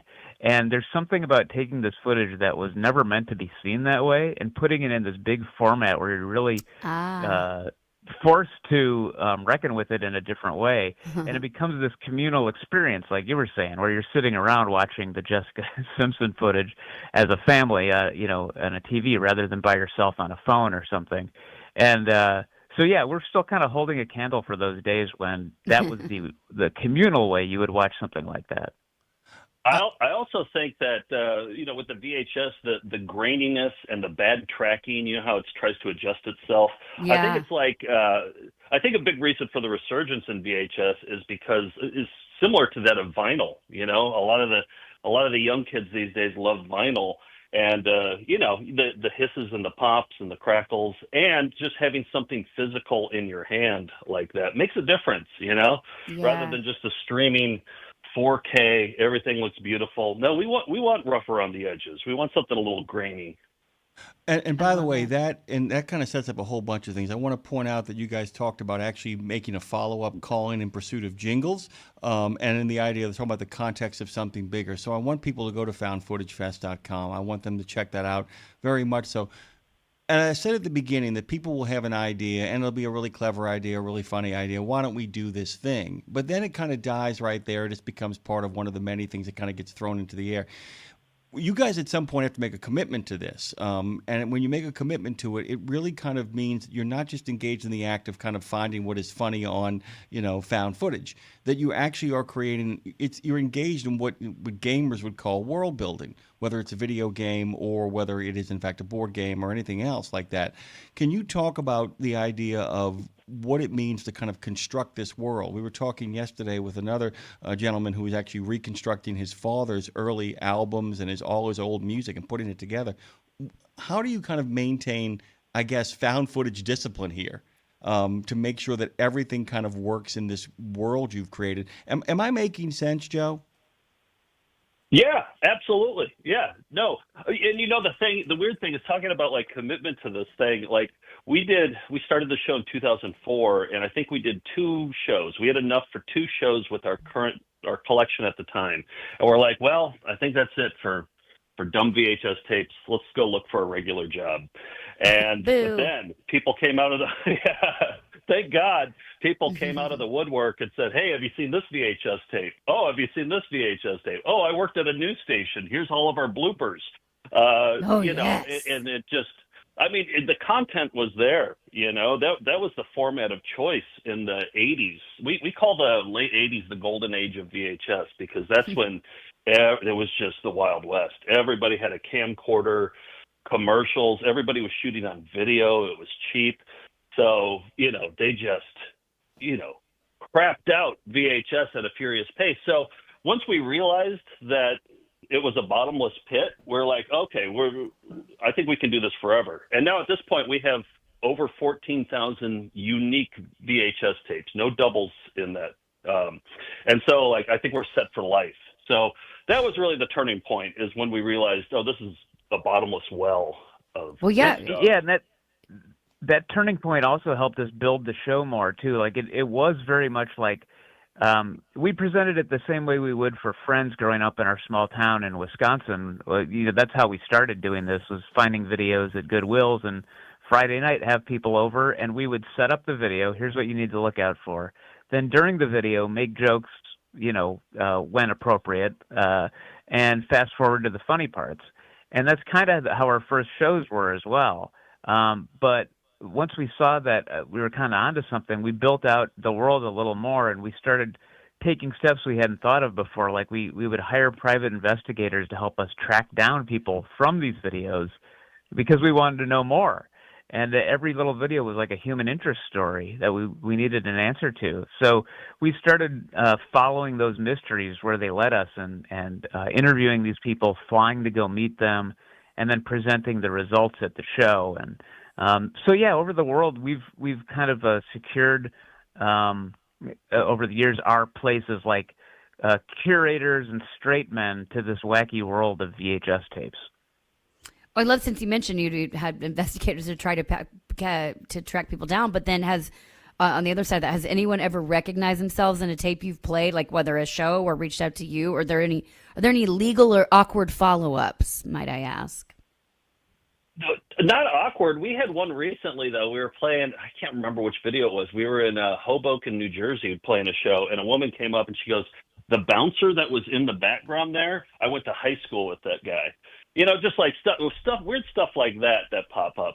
But we have had, have had people come out. One of our first videos was this early home shopping show called America's Value Network, and we reached out to one of the hosts, and he was skeptical. They're always skeptical. They always wonder, like, why are you watching this video that I forgot about, that I've completely forgotten about? And then once they realize that our show's not a mean-spirited show and that we are weirdos who genuinely, like, these people are celebrities to us, then they come around to us, and then they start sharing everything. They tell us all the juicy details, and so it's there's never one really example. that awkward. Yeah, Joe, I was thinking of one example early on. Joe worked at this video duplication company and would make copies of videos for people, and whenever a good one would come across the desk, he'd make one for us. And a company called Federated Mutual had these safety videos that were basically a series of on-the-job accidents that were, trying to scare you into being safe. And they used the same local actors to do all these crazy stunts, like get caught in machinery or not clean up after a spill and slip and fall. And we were doing a show in Minneapolis, and a guy came up to the merch table and was like, "Hey, do you recognize me?" And I'm ashamed to admit I didn't, but guy with a mustache, older guy, and he goes, "I was in one of those videos." And then all of a sudden it hit me. He was the guy who had hammers fall off his head from a tall ladder. And that was like meeting Tom Cruise for us. I shook his hand. I was like, "I'm never washing this hand again." Because these It's people like, here, throw a hammer at me. Now do you recognize me? Yeah, exactly. Oh, there he is. There he is. Right. No, the biggest one that we've ever met was from our first video. Nick stole a McDonald's training video from McDonald's that he was working at, and it was just, we watched it constantly. And there's no credits at the end of those, but we watched this trainee and the trainer. They had this we always imagined that they had this they loved each other, that they fell in love with each other, and we just wanted to know more about the background and how they we had way too many theories about this stupid video. But somehow through our VCR party show, somebody reached out and said, "Hey, I think I know the guy who played the trainee in the McDonald's training video," and we met him. We got to meet this guy. We were shaking. And my first question was, "Has anybody else ever recognized you from this training video?" And he goes, "Are you effing kidding me?" Like, he was like, he completely forgot that he had even made it. But yeah, no, it's never awkward. It's always joyous whenever we meet these people. Once they realize that there's fun, it's probably people who are like, "Oh, I get a chance to be back on the scene again. Let's go." Oh, Andy. Right. Well, the reason they put these videos out is because they wanted to be in the spotlight, and now back then they probably weren't when they put these videos up, but now they get to be for a little while. Now they're old, fat, married with kids, and they're like, "Please talk about that hammer falling on my head again." I looked so good before it hit. Exactly. I was so handsome, Glory and then the hammer days. hit me. It's been downhill from there. Hammer days. By the way, one of our people over on our chat says, "I think my mom still has her dad's old Laserdisc player and maybe half a dozen movies for it." I wanted to ask you guys a question in regards to care, because there are a lot of people who will find that they have a ton of videotapes from back in the day, find out that they have pieces of equipment, Betamaxes, VCRs. Have you guys, in the time that you spent in this world, learned how to, if you find that kind of stuff and it works, how to kind of take the best care of it so that you can enjoy it on a personal level? I wish I could say yes. Yeah. Well, I think we've gotten good at, like, if a videotape breaks, we know how to fix it. You get the little mini screwdriver and you can take the spools out. But if we'd taken even one class on TV VCR repair back in the day, I feel like it'd be a lot easier. Now, unfortunately, I think we end up just getting a new VCR. We used to find a ton, so we have like 30 of them in our office. And if one breaks down, we just kind of go to the next one. Yeah, I'll say this though, like VHS tapes, they're still making VHS tapes now, but VCRs, if you see one in a thrift store, buy it, because I probably shouldn't be saying this because it's going to hinder my job, but they're finite. VCRs are finite. They're not making them anymore. So pretty soon, 5 years from now, you're not going to even find them in thrift stores anymore. I mean, most of them are in landfills as it is. But I'll crack open the VCR occasionally and try to figure out what's going on in there. I know how to clean them, but that's about it. I'm a little worried. I hope somebody comes along and makes a new VCR, but I don't know if that's going to happen. Like record players, Lindsay, maybe there'll be a big revolution. People will actually, who thought the record player would ever come back, and yet here it is with a vengeance. We actually got one over here in the studio right now. So, well, it becomes like family. I mean, we sat around in COVID. My family didn't listen to records. Maybe that'll be when the next COVID hits. Sorry, I don't really mean that. I'm not praying for that. But we could sit around and watch the next version of VHS. And guys, so we have, I think you guys know, we have a large majority of our audience are over-the-road truck drivers. And so obviously spend a lot of time in truck stops. You guys have collected a lot of memorabilia and such from, you can find everything. If you guys have not been to Iowa 80, the world's largest truck stop, boys, let me tell you. Oh, we've been there. Okay, they good. also have a theater there. Which I want to play that movie theater. I actually called them and inquired to see if we could perform there, and they're like, I don't know. Normally we just toss a movie on or something. Oh, I can help you. I have like, performed there. Oh, yeah? I've performed there. I know the woman who books it. I got you. I'm being serious. Oh, yes. Okay. Hook us up. Yeah. Let's talk about it. But I'll circle back. I'll message you off the air. But what are some of the things, like as you pass through, or maybe so truck drivers, like, can people submit stuff to you if they find it along the road as well? Yeah, for sure. They're like, no. We're no. we're I mean, our whole show really started with a truck stop. Like you had mentioned up top about us finding Larry Pierce's album and getting obsessed with it. He had an album called Songs for Studs, and we bought it, and then we realized, this guy has 12 other albums at truck stops, and you can only get them at truck stops. So we bought all of them, and then we got obsessed, and then we've been hooked on truck stops ever since. So, love it. You know, it's funny. They got good stuff. I don't know if they do VHS as much anymore, but for a while, I feel like even recently, you'd find at a Flying J or something a bargain bin of DVDs, and it was just the worst movies you had ever heard of, like movies you had never heard of. We found one that I think never got released, other than at a truck stop, called Royal Face Off, and it was this homemade movie in Florida about somebody trying to get the Queen's image off of money, and it's a high school girl who writes an essay about it, and it's just like, you can't even believe this was made, and I've never seen it. It's not online, it's not streaming, but we got it for $1.50 at a Flying J. $1.50. Yeah, they have. It's the same with CDs. It's like they just only have the worst stuff for some reason. I'm not sure why, but it's great. Worst / best. I wonder where are these distributors getting this stuff? Because I want some. Like, I'm not seeing it sold anywhere else. It's like movies for guys who want to stop liking movies, is what they should call some of those. Right, things, and only want to pay $1. Yeah. By the way, have you guys played New Orleans? Yeah. We've played there a few times. One-Eye Jacks. Oh, perfect. That's a perfect venue for you guys. If you ever come back, you should play the Carver Theater. It's not far from our studios. You should also look at the Broad. I'm not kidding. Take a long, hard look at the Broad Theater. They're both worth kind of playing at. Where are you guys playing I'm writing next? it down right now. Yeah. Seriously, the Broad has all kinds of setups. The Broad did a bad trucking movie film festival, so they are right up your alley. Ooh. Okay. That sounds perfect for us. Where are you guys headed next? We're in October 23rd. We're in Atlanta, and then we're doing like a southeast run. So Atlanta, Athens, Knoxville, cool theater there, and Birmingham, Alabama. And then then we hit the road. We're in the Midwest and Los Angeles, and pretty busy up through March of next year.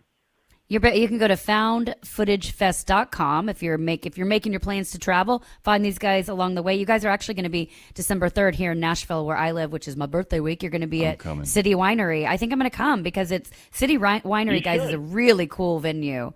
Really cool music shows, and I have a friend who is the manager over there, and the just neat things they put on. So I'm going to be there. I'm going to say it now. I'm going to be there. Yeah, that's been our home in Nashville for the last few shows, and they treat us well. So, and the crowds have always been great. So I'm stoked for that show.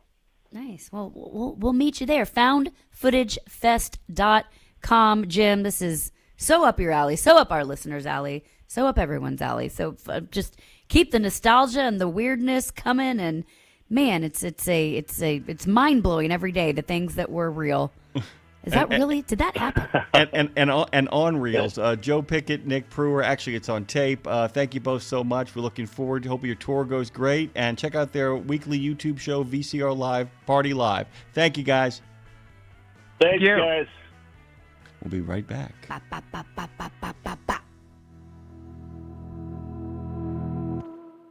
You know Castrol for passenger car oil and racing, but did you know that they're in the heavy-duty over-the-road market? Well, Castrol CRB Multi 15W40 and Vecton Long Drain 10W30 are now available at TA Truck Service Centers nationwide. This is the partnership in preventive maintenance. TA Truck Service and Castrol, offering you premium products and performance at great price points every day. Castrol, performance for the long haul, guaranteed.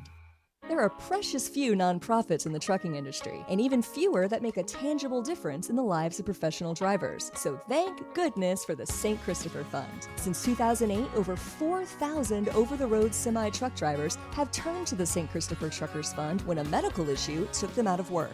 The SCF steps in and pays necessary household expenses such as mortgage, rent, utilities, insurance, and vehicle payments. The SCF also provides free health and wellness programs for drivers. So find out how the SCF can help you, or help the SCF yourself. They'll turn your dollars and cents into that tangible difference for the professional drivers who need it most. Support our highway heroes with a donation at truckersfund.org.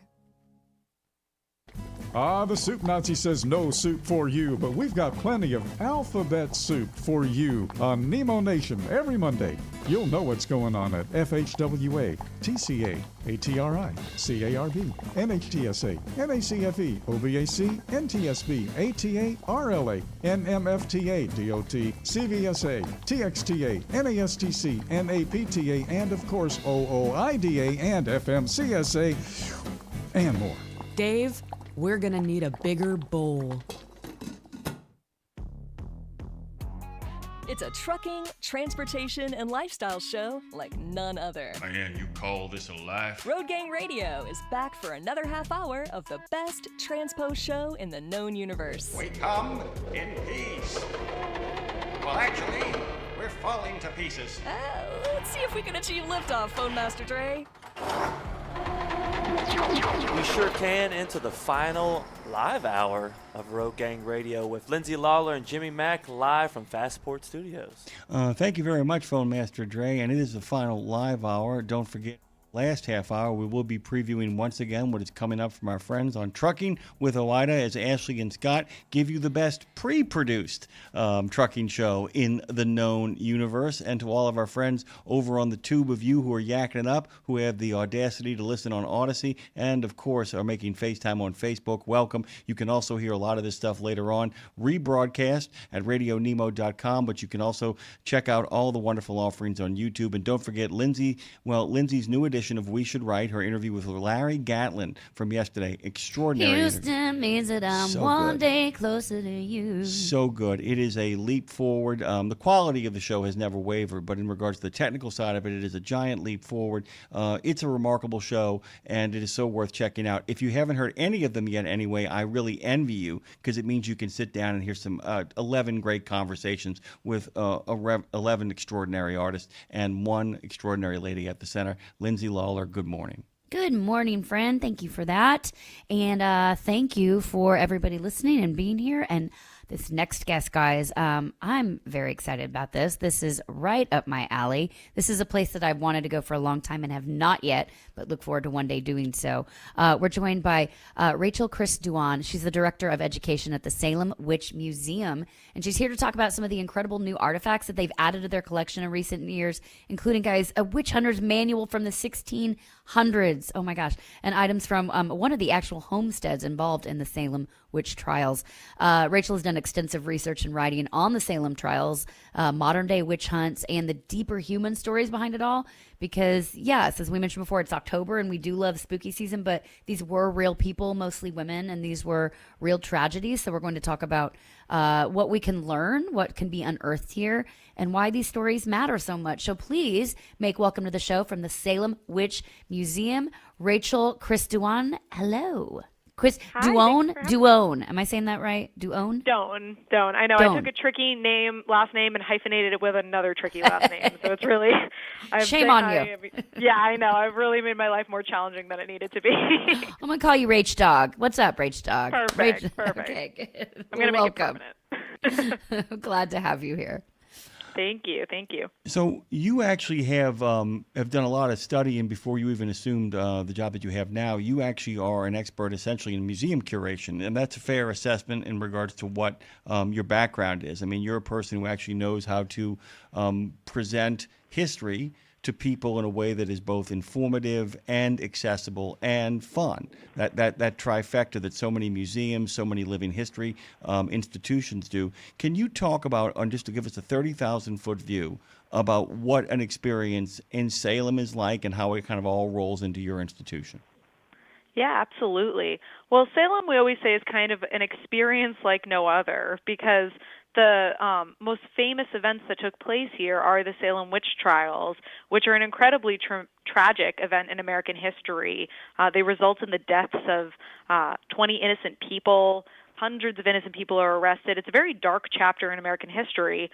But the story of the witch has continued to change and evolve. And for most people in the modern day, witchcraft is not, a dark, tragic piece of history. It's an element of popular culture, right? It's associated with Halloween and with movies and TV shows.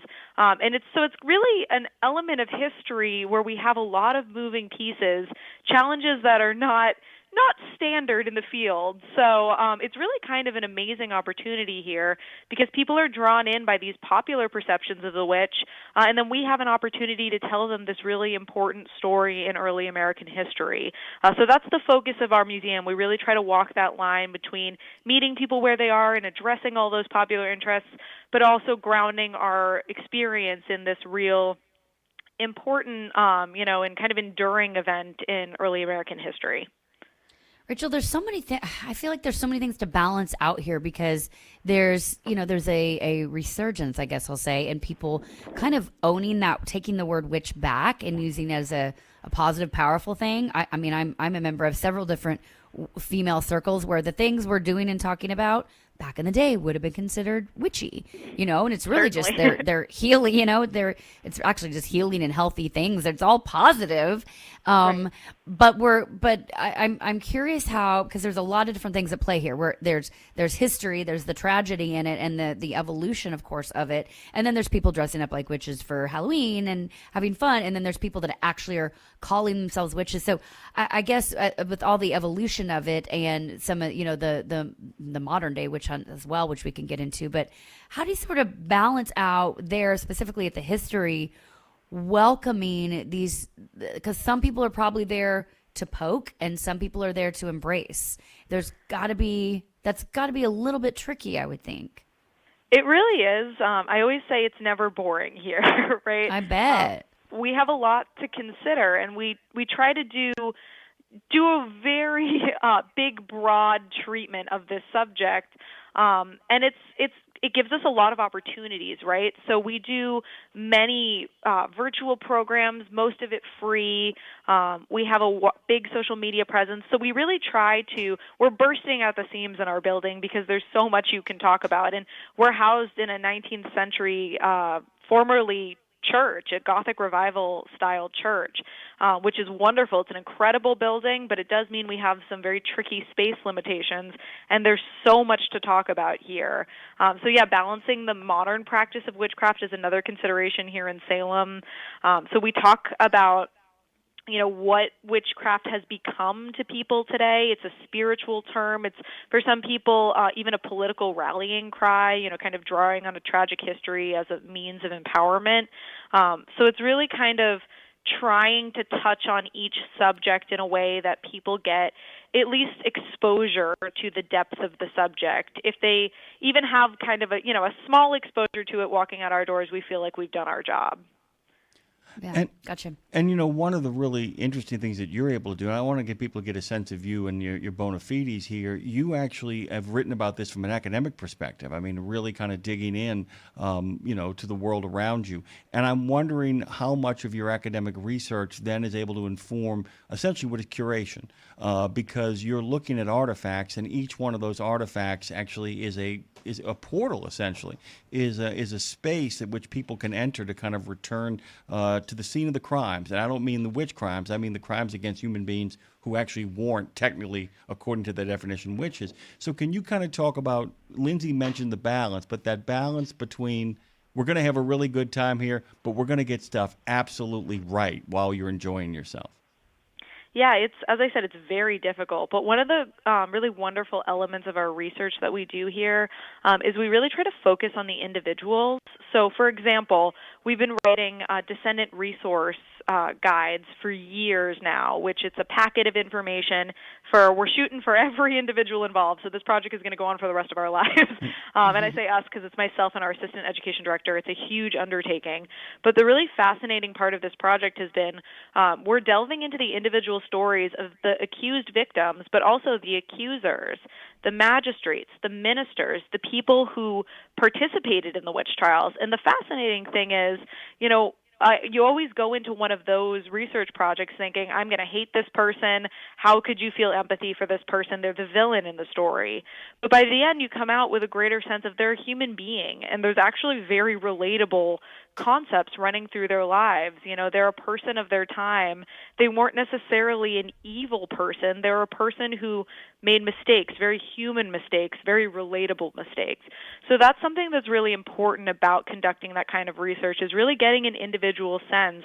And then, of course, that takes on even greater implications when you start incorporating artifacts in.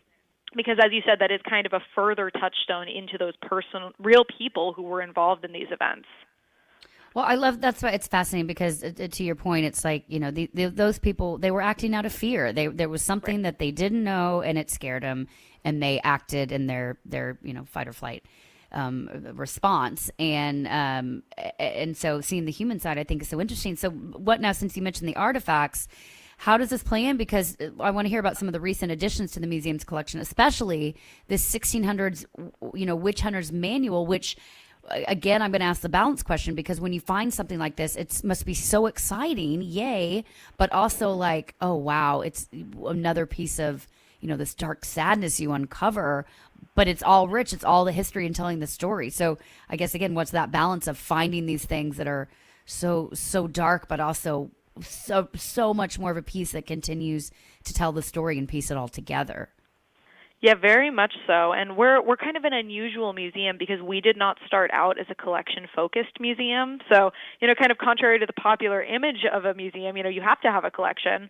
Well, in our early days, there are very few artifacts left over from the Salem witch trials. So when the museum was established in 1972, they decided to create more of an immersive audiovisual experience, which is actually growing in popularity in the museum field now. We were kind of ahead of the game in that way in many, many respects.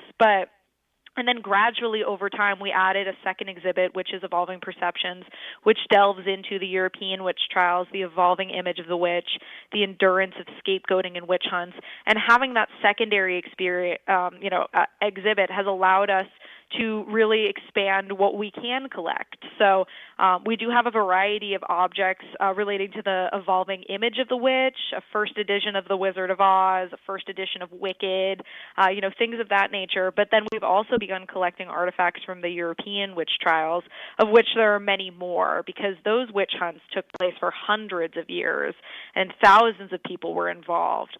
Acquiring something like, it's called the Malleus Maleficarum, which is Latin for hammer of witches. And our copy is kind of particularly special because it was published in 1600, which is the peak of the European witch trials. And it was published in what is modern-day Germany, which is where some of those worst witch hunts were taking place. So it is kind of this interesting balance of being really excited to have an artifact, but then also it's kind of disturbing to look at this kind of unassuming book and think, what were you used for? Who was reading you and for what purposes? So it is kind of creepy in a way. God, you have to sage those books? My goodness. And by the way, like one of the things I've always found really fascinating, and please correct me if I'm wrong because this is your métier, not mine, was in discovering in regards to certain situations where some of these witch hunting manuals were written not as a way of really sticking it to witches, but to kind of calm some folks down. It's like, wait. You just can't go around running around killing everybody that you don't like because your crops went bad yesterday. That some of these books actually, from one of my understanding, like James in England has to kind of get involved to stop people from just willy-nilly running around and killing people, and has to kind of set himself up as nobody kills any witches around here except for me. I know what a witch is. Most of you guys don't. I'm not saying this makes them good guys at all, but some of these are actually sometimes to curb excesses, things had gotten so bad. Is that fair? So in a way it is.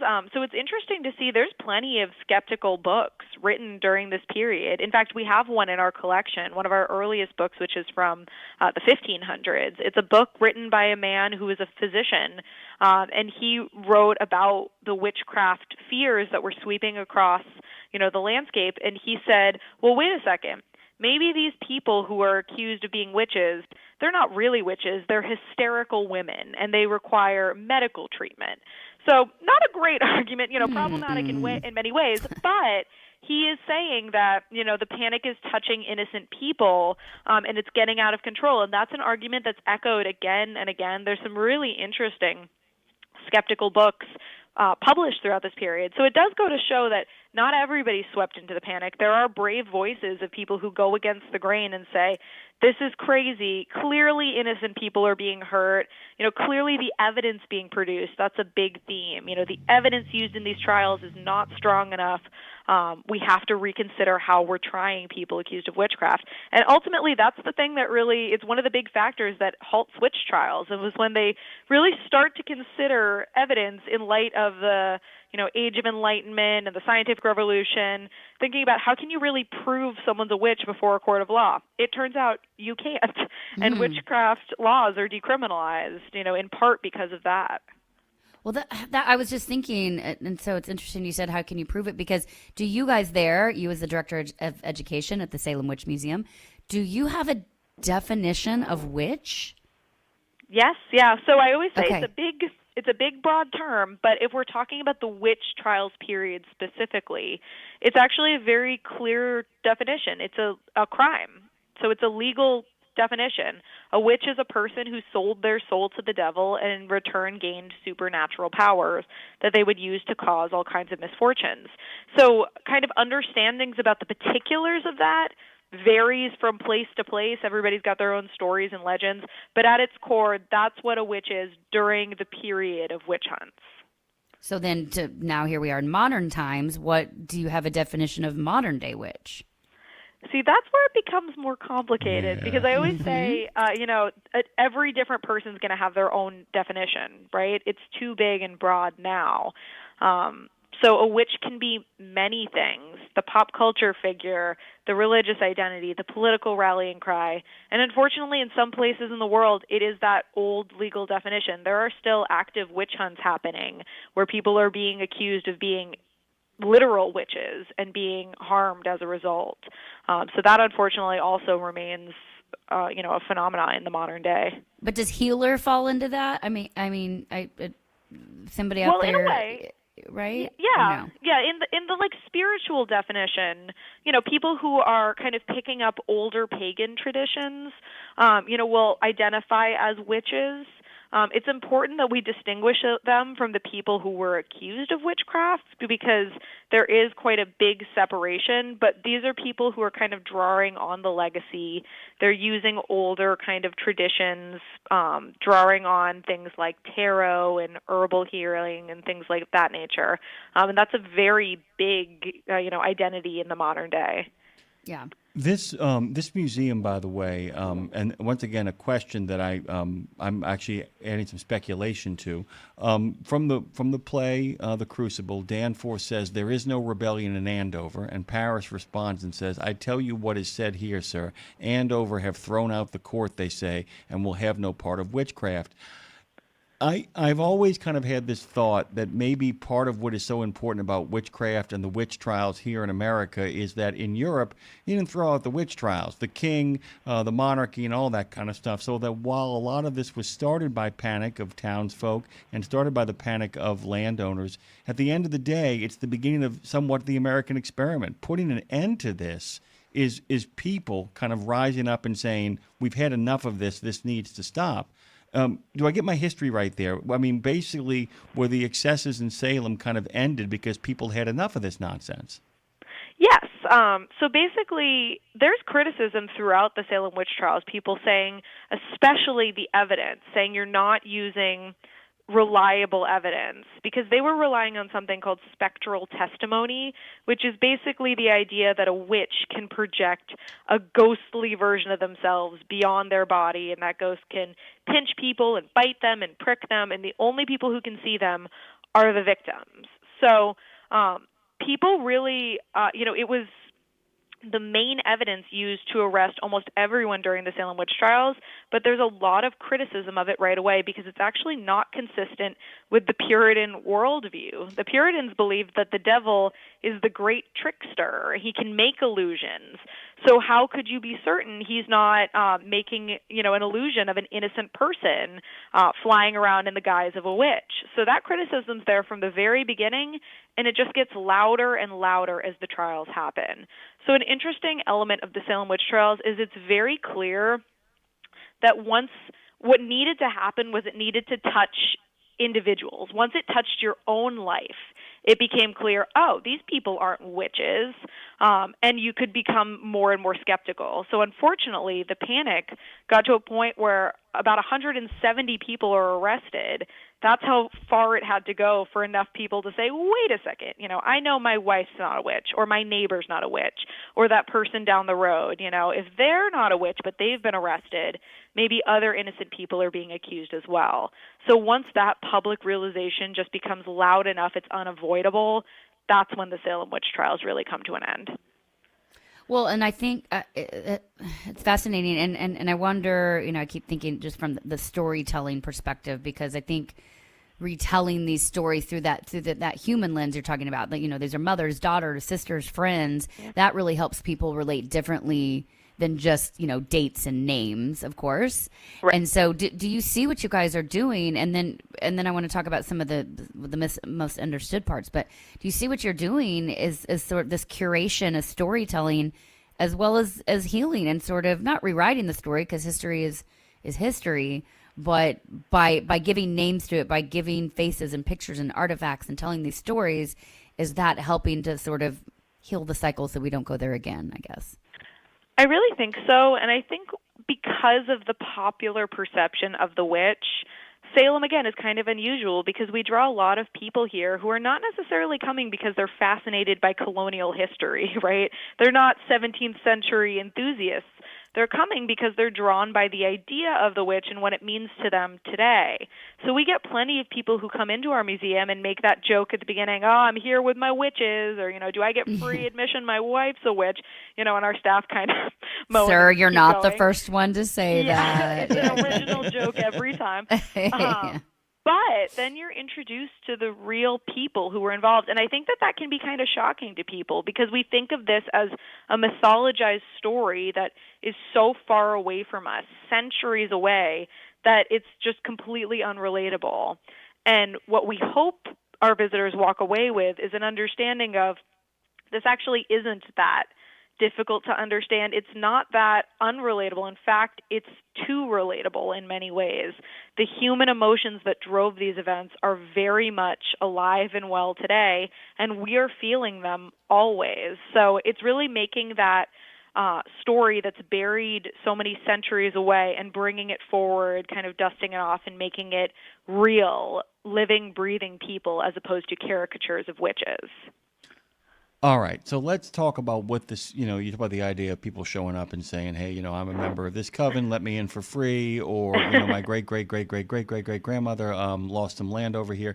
But let's get to the fun stuff as well, too, in regards to combining telling the stories that Lindsay is talking about with what the month of October means to you guys, because even though it might not be your time, it is the time for a lot of Americans to make their way up and to kind of enjoy the joys of fall, the joys of the season, and to kind of show up there and, and kind of be a part of all the action and fun that are happening at the Salem Witch Museum, which, by the way, salemwitchmuseum.com. If you go there, there is a wonderful time-lapse film on the first page as you get there that shows you all the kind of wonderful stuff that happens in the fall there. So beautiful.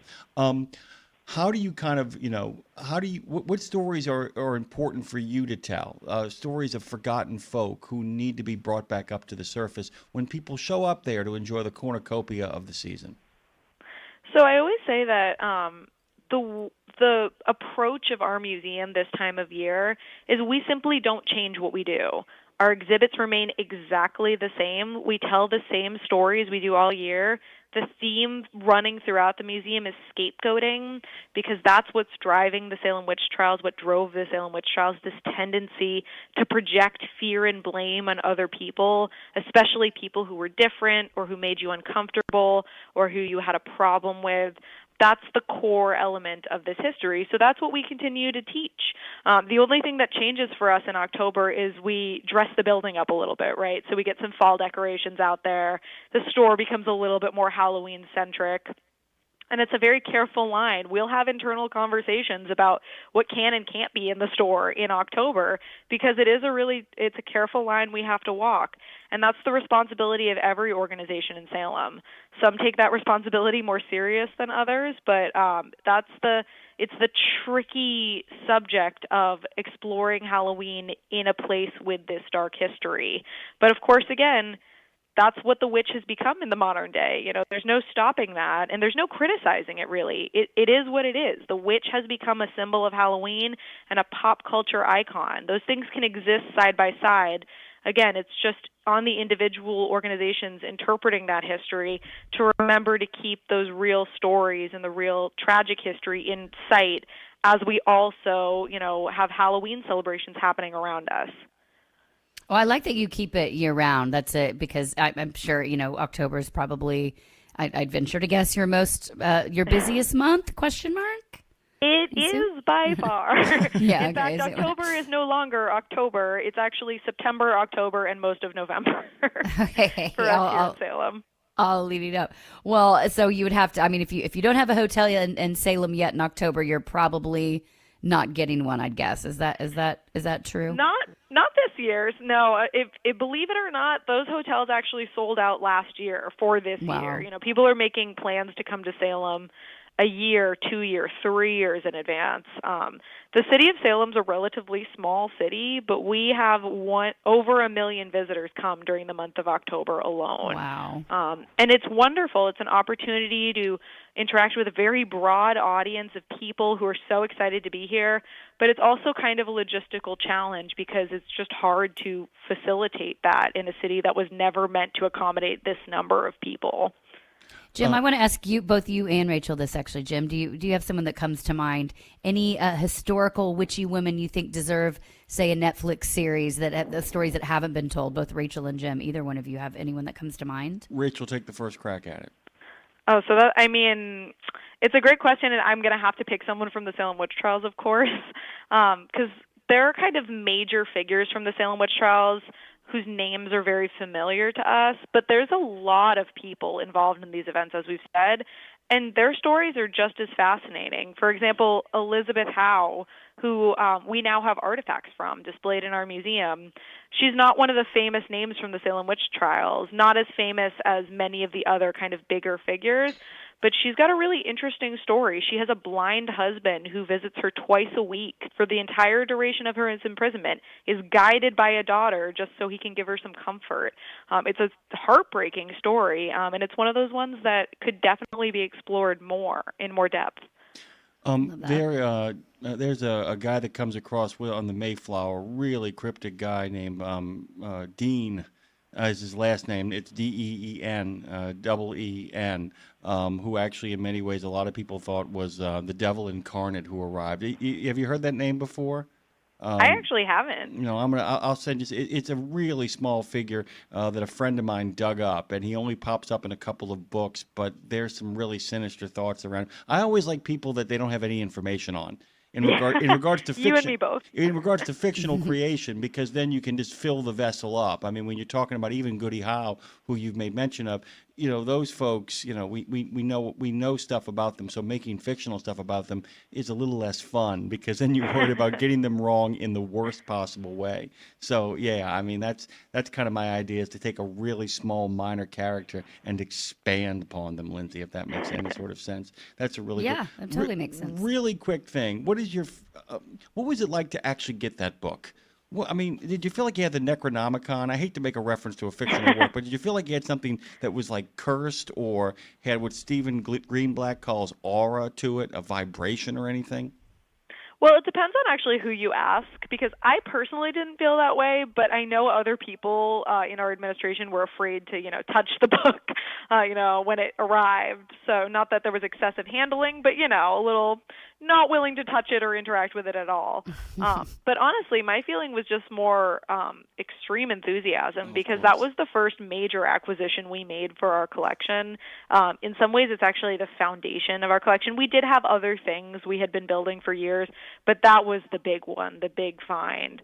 And it was an amazing day. We kind of found it on the fly on an antiquarian book dealer's website, contacted them, were able to go visit them that day. They were in Maine, so not far from us, and walked out of the shop that day with that book and actually several other early modern witchcraft related items. So for me, it was like the jackpot, because it was years of work trying to slowly build a collection, and it felt like we were really on a solid ground, and we've only expanded from there. So in some ways, the Malleus for me was a really positive indication, even though it is such a kind of creepy, dark book. But for us, it was quite a big moment.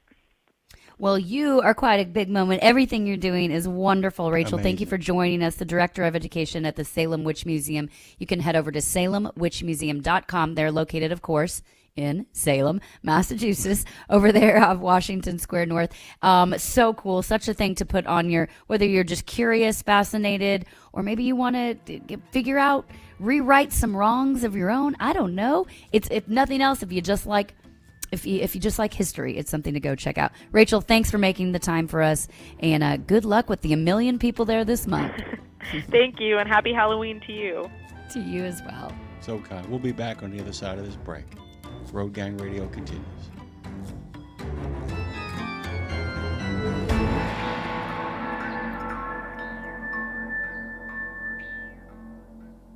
"17 Sapp Brothers Travel Centers are known for great food, hospitality, and mom-approved showers and restrooms. But don't forget the service centers. Sapp Brothers ASE certified technicians can repair nearly any issue in shop or roadside, including axle repair. Dig into your free steak dinner with your oil change. That's a Sapp Brothers tradition to thank you for your business. Tires? Sapp Brothers will beat any competitor's advertised price on tires. And download the Sapp Brothers app for exclusive promotions in the shop, restaurant, and store. Your spot under the coffee pot is waiting for you at Sapp Brothers.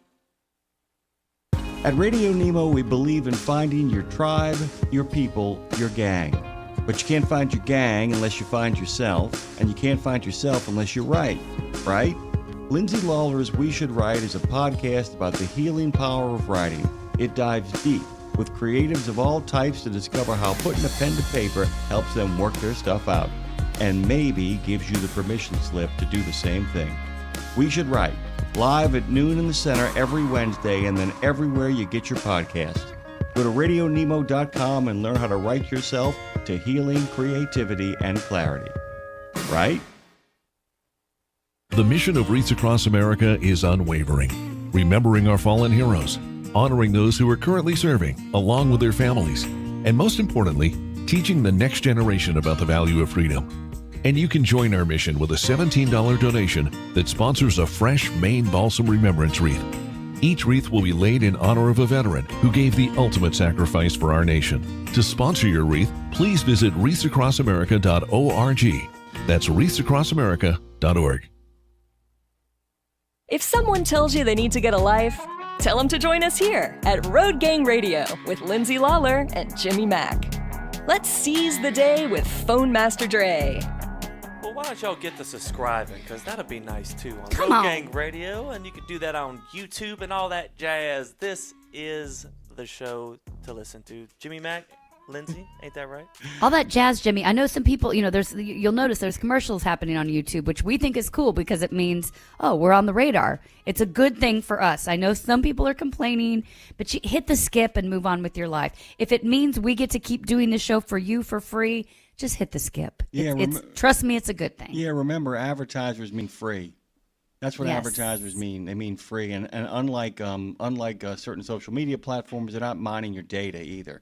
Those advertisers are just kind of saying, "Here's my stuff. Take a look at it. If you don't like it, move on." We're going to keep on doing it. Hopefully, keep on growing with friends like Trucker Bosun out there. There's a moment, by the way, an incredible moment in Arthur Miller's. Up there with Death of a Salesman and All My Sons. His play The Crucible was a monstrous hit when it first came out. It, of course, was an attempt to prevent something from never happening again. He wrote it, Lindsay, as a way to stop the communist witch hunts. It was his attempt to stop the communist witch hunts, his sort of way of screaming in the darkness. Don't you guys see that accusing people of being communists is the same as accusing people of being witches? You have no evidence. You only have suspicions. There are very few good guys on the bad guy side, few people of conscience. There is one character named Reverend Paris who shows up early looking hopefully to kind of bring reconciliation and to bring people back to Christ as opposed to burning women at the stake. He ends up having a really ugly situation develop against Reverend Danforth, who's going to execute a number of people at dawn, and Paris is desperately begging him, for the sake of comedy, to simply postpone the executions, Lindsay, to postpone them. And he says, don't you understand that if you continue to do this, there is rebellion in Andover? And at which Danforth responds, there is no rebellion in Andover. To which Paris responds, Excellency, there are orphans wandering from house to house. Abandoned cattle bellow on the high roads. The stink of rotting crops hangs everywhere, and no man knows when the harlot's cry will end his life. And you wonder if there's rebellion in Andover. Better you should marvel how they do not burn you and your province to the ground. And one of the great reminders of this is the fact that the way witch hunts stop is the way our last guest talked about, the way Rachel spoke about it eloquently, and so did you. They stop when enough people say, that's enough. I've had enough. I won't tolerate this anymore. You're a bully, and you need to be punched in the nose, and you need to go away. And it's a great reminder that the American experiment really can be said to begin with the witch trials, because they had them in Europe, Lindsay, and they put plenty of people to death, and nobody could do nothing about it, because those places were run by kings and queens and princes and dukes. This place was run by people, and they started it and they stopped it, and that's a really groovy thing. You know what else is groovy about this show? What? You got plenty of friends out there. You got some amazing people in your life, do you not? I do. You know. I sort of pride myself on it. I feel like that's it's one of my favorite things about my life is the interesting, comma, and kind people that I have around me. And I love that we can be in a conversation. I'm like, oh, I know somebody we can call to intro. And so I love what you were saying just prior to that. And I wanted Melissa, who's on the phone, to hear that, talking about how, like, the only way we get better is by learning and evolving from, like, that wasn't okay. If you may not believe in what that person's doing, but it's not affecting you, so get out the way, man. Or maybe it could affect you positively if you would get out the way, you know. And so when we were talking with the director of education there just a few minutes ago from the Salem Witch Museum, hearing her stories, I can't wait for my friend who's gonna hop on the phone in a minute to hear that interview, because I was thinking about her the whole time.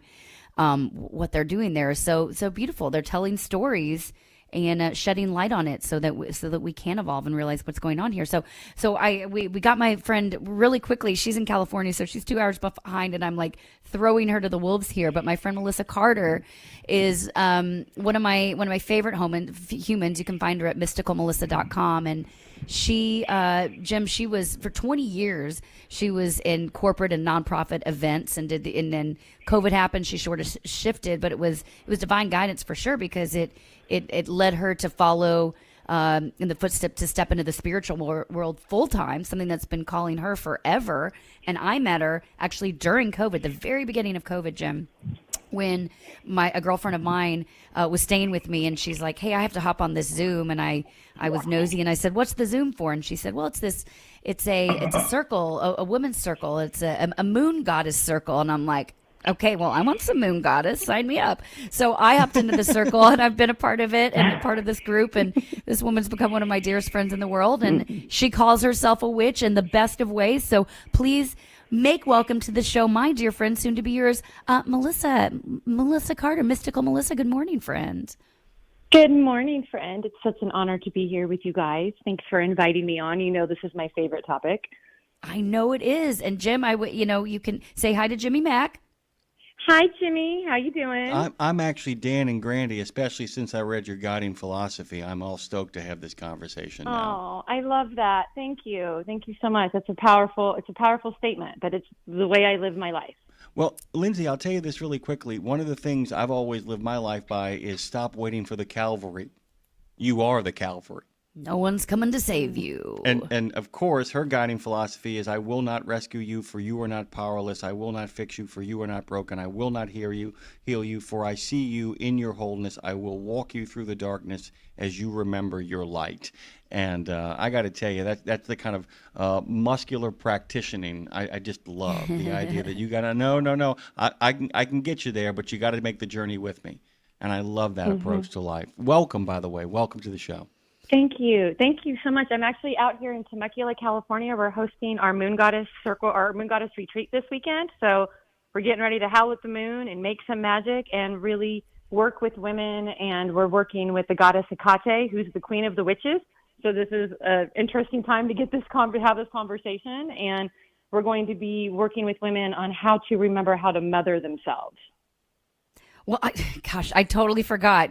Shame on me. I'm a terrible friend that I'm stalking you right when you're in the middle of your circle. But you felt it. But I felt it. But I guess the good thing, Melissa, is having this platform, because the whole thing we were talking about with Rachel at the Salem Witch Museum was the idea of we have to tell these stories. And I was talking about reclaiming the word witch. I said, listen, a lot of things I do with my friends would be considered witchy. And back in the day, we would have been ousted. And so it's just by doing it, by standing, as you do so beautifully, standing in the light and reminding women to call back. Well, and I say women, men as well. You have some men in the circle, too. And young and old, Jim. She's got people from like 8 years old to 80 in this circle all around the world of women. So what would you say, Melissa, to our audience here, that this is probably somewhat foreign to them if we're being honest, but what would you say is the one thing that you would like people to understand that is the misconception about the work you are doing in the world?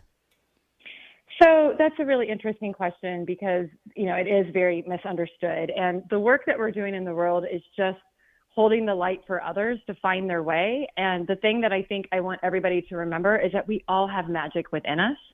And within that magic, and nature's magical, there's magic everywhere. And it's just about remembering that you always have the power. And so that's the thing that I want to do is have everybody remember their power, because that was the witch hunt, was taking away the power. So I want to help everybody call their power back and stand in their light. By the way, what is really cool about that, I agree with that from a historical perspective. The witch hunting of especially the Salem trials, especially what was going on in Europe, was attempts to stop women from being midwives, which meant stopping women from being part of the medical practice profession. Was about appropriating lands away from women who were landowners by very, very wealthy landowners. Absolutely, because when I'm an herbalist too, and so I believe in medicine from nature, and they do try to put out your light. I mean, I recently just got taken off of Instagram. They deactivated my account for 48 hours because somebody had turned me in for giving out false information. And the witch hunt still is here. Like, the witch hunt still exists, because I think people are afraid of the unknown. And so that's the other thing, is like, just know that there's a lot of things out there that we don't know, and lean into it, which is one of the things I think is so amazing about Lindsay, is her curiosity, right? Curiosity is what led us to each other. Yeah. Well, and just to remember, like, if you go to mysticalmelissa.com, and I think that you should, the offerings you have, like everything you're doing is adding to somebody's life, is bringing positivity to life. It's not, you're not out there casting spells for people to, to die. Although there are a few people we do talk about that, by the way, that we'd like to do that sometimes. Yeah. Put people in the freezer, Melissa. But that's not what you're doing here. That's not what the work is. It's like, here's some things to make you healthier, to heal that rash on your skin, to make your mind clear, to actually get you to evolve the next step in your life. So what would you say is the one, I guess I'll put it this way, the one most like normal, the one most quote unquote, the gateway drug, if somebody was going to work with you, that won't freak them out, but that will get them into the practice with you? I think it's just going out and looking at the moon. I mean, to be completely honest with you, like the best way is to be in awe. Be in awe that we are third rock from the sun and there's this gigantic planet that orbits around us, and standing in the moonlight, because that moon, we wouldn't have existence on Earth if there wasn't for the moon, because it controls the seasons and the tides in the ocean, and it keeps us on our axis. So the best thing you can do, like the gateway, is just to stand outside and be in awe and remember that you have the power within you. If you are in a place in your life that you don't like and that you'd want to change, you have the power to change it. It's within you.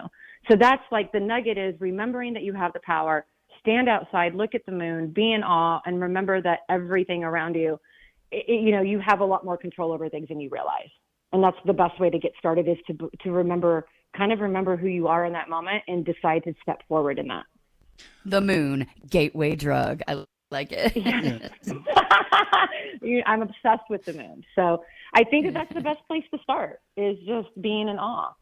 I like to make, during the month of October, recommendations for people that I instantly dig to read, and I try to keep it in the short form so I don't commit them to a novel or anything. An actual friend of the show, John Connolly, is a wonderful detective writer, but he's also a really great horror writer. I can't remember the name of the short story, but I do know what book it's in. It's a book called The Nocturnes, and there is a story, and I'll look it up for you before we're done, about a woman on a bus. And given your love of the moon and given your love of empowerment and finding your light, I really want you to give it a read. I think it'll give you a good chuckle, especially during the spooky season. So I'll find the title as we kind of keep the conversation going, but I just kind of wanted to throw it that way. But by the way, if you were going to tell somebody from your own herbalist standpoint something that they could put into their diet now that would make a big difference, where would you recommend somebody go? What would you include in their eats to kind of get them on the right track? That's such a great question, Jim. I think the number one thing I think that everybody is lacking is magnesium. And that is, you can take supplements, you can take it. You can take an Epsom salt bath, but we're very deficient in magnesium because of our soil being depleted from all of its nutrients. So I think the number one thing, because everybody's got a lot going on. The world is really insane right now. And so our nervous systems are really, really shot. And so the best way to take care of yourself is to start getting those nutrients back into your diet. And I think magnesium is one of the biggest things we're missing in our lives. Very cool. Very cool. And it helps you sleep. Yep, it does. Supposedly. Yes. Oh, it does. Absolutely. What else? I get to talk to her all the time. So okay, good. I want you to ask her more, Jim. Lindsay and I, the way this usually works is, Melissa, I will look at Lindsay and we'll go back and forth. And I got a ton of questions, but I'm here, so I might as well kind of jump in there.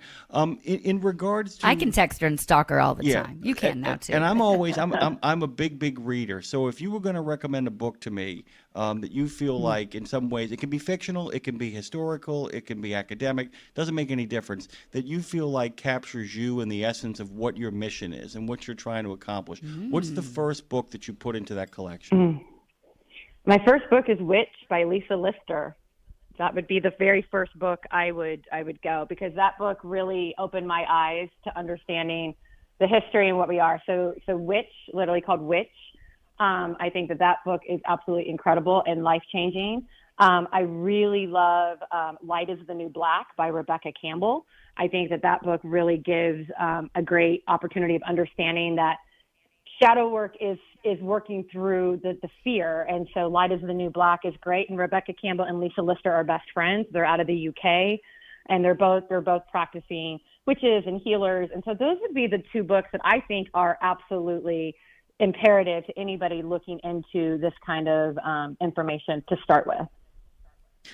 Final. I agree. I've read them both, and I couldn't agree more. Well, so I will just follow that. I've read them both because Melissa told me to. By the way, I scrambled to write down the titles. Okay, so it is the spooky season, but rather than just having like throwing horror movies at you or anything like that, is there an album? Is there something that really kind of So if I'm reading this book, what music would you suggest I listen to in the background while I read either one of these books? What do you go with? Oh gosh, it's such a good question. Because I love music. I listen to music. I make playlists for my circles all of the time. There's some really good. I love like there's actually spooky classical music is one of my favorite playlists on Spotify. It's great. Because it's all classical music, but it kind of has a little edge to it. Because I don't like the dark. I'm not afraid of the dark, but I only work with the light, so I never try to get into the spooky and all of that. And I'm not afraid of the dead, and I'm not afraid of any of that. So. But I love that spooky playlist. It's one of my favorites during October. Okay, here's my recommendation to both you and Lindsay. If you want to have something that'll put you in kind of a rural, spooky mood while at the same time not being like make you go jump in the night, there's a soundtrack called Ain't Them Bodies Saints. Ain't Them Bodies Saints that I really highly recommend, that is really great for kind of capturing a rural sense of the creepy while at the same time having elements in it that are uplifting and genuinely stirring. Really good fall. Really writing good. it down, I'm Melissa. Writing that down right now. Yeah. I might work for this circle. I'm gonna play it this weekend. Yeah. And I what's love really that. cool about it, guys, is that Daniel Hart, who did the soundtrack, what he has incorporated is people clapping as part of the music. So there's a lot of the band members kind of clapping together, and it gives it this kind of rhythmicness that makes it feel almost like the table is being set for something big that is coming throughout the whole thing. I'd love both of your opinions on it. I've been kind of sitting on that for a while, but really dig that. We'll listen to it. And Melissa, maybe there's two things I want to say here before we run out of time with Melissa. And I know you need to get back to prepping, but Jim, what's so neat, and I think that our truck drivers listening, anybody listening, but particularly men listening, Rachel made the joke, Rachel with the museum, Salem Witch Museum, Melissa made the joke that men, of course, will show up and be like, my wife's a witch, do we get in free? And she's like, okay, I haven't heard that joke a million times today, but of course, you are married, Jim. She calls him Man Cub. Melissa's husband is so kind, and he just, it probably started out appeasing her, but now he's totally in it too as well, and he will go with her. He will help set up and craft everything for these circles she does, or the market she goes to, or just even at the house under a full moon. He's gotten into supporting her, whether he is fully in and exactly has the same beliefs as her or not. It doesn't matter, because he's supporting his wife. And so I just think it's such a cool thing to note, because men listening out there, if your wife is or girlfriend or sister or whoever, if they're exploring, if it's back to Melissa's comment, it's curiosity. Like, support them in their curiosity, whatever it is, because it's calling them to something. There's a reason, about men or women, by the way, anyone in your life, if somebody is curious about something, they're searching for a reason. There's a reason, and it's getting them to the other side of something they're supposed to do, I believe, in the world. And Melissa, I know you would agree with that. So I think the fact that your Man Cub supports you in that, and finding other couples that support each other like that is so important to you, right? It absolutely is. I mean, he's actually here. He helped me. He's here today helping get all set up. And he's become a believer. And now he wants me to make a line of Moon Dude merch for him and all my other men in my life that want to support and be part of the moon. And I completely turned him into a believer, because you can't not believe once you see all the things that we've seen. And, having a support system. And it's funny, I get asked that all the time, is what does my husband think about what I do? And he's my number one supporter. And it's so funny you mentioned, I was just in Salem, and I was just at the Salem Museum in May, and I heard the couple in front of me make that exact joke. So it's so funny you say that. Of course. It happens a lot. Well, and another cool thing, Jim, since Melissa is at a circle right now, I'm going to announce here, Melissa and I will be co-hosting a circle together in Nashville in May, one of her Moon Goddess circles, and with the caveat or the addition, the addendum of we should write around it. She will be bringing her magic. I will be bringing my magic, and we will be getting women or men. I guess, Melissa, we haven't really talked about that, but I guess anybody who would want want to be a part of it to see what Melissa does, and then bring in what I do about just kind of spending time with people, hearing their story, and then I will have musicians involved, and we will be writing women's or people's story here together, making magic together. And we planned, I can't remember the date now. I should know that, Melissa, off the top of my head. Do you remember?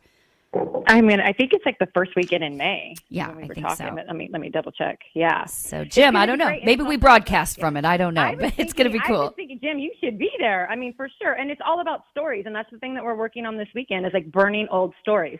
Yeah, we had talked about the first weekend of May because that's right around Mabon as well, which is one of the Will of the Year holidays.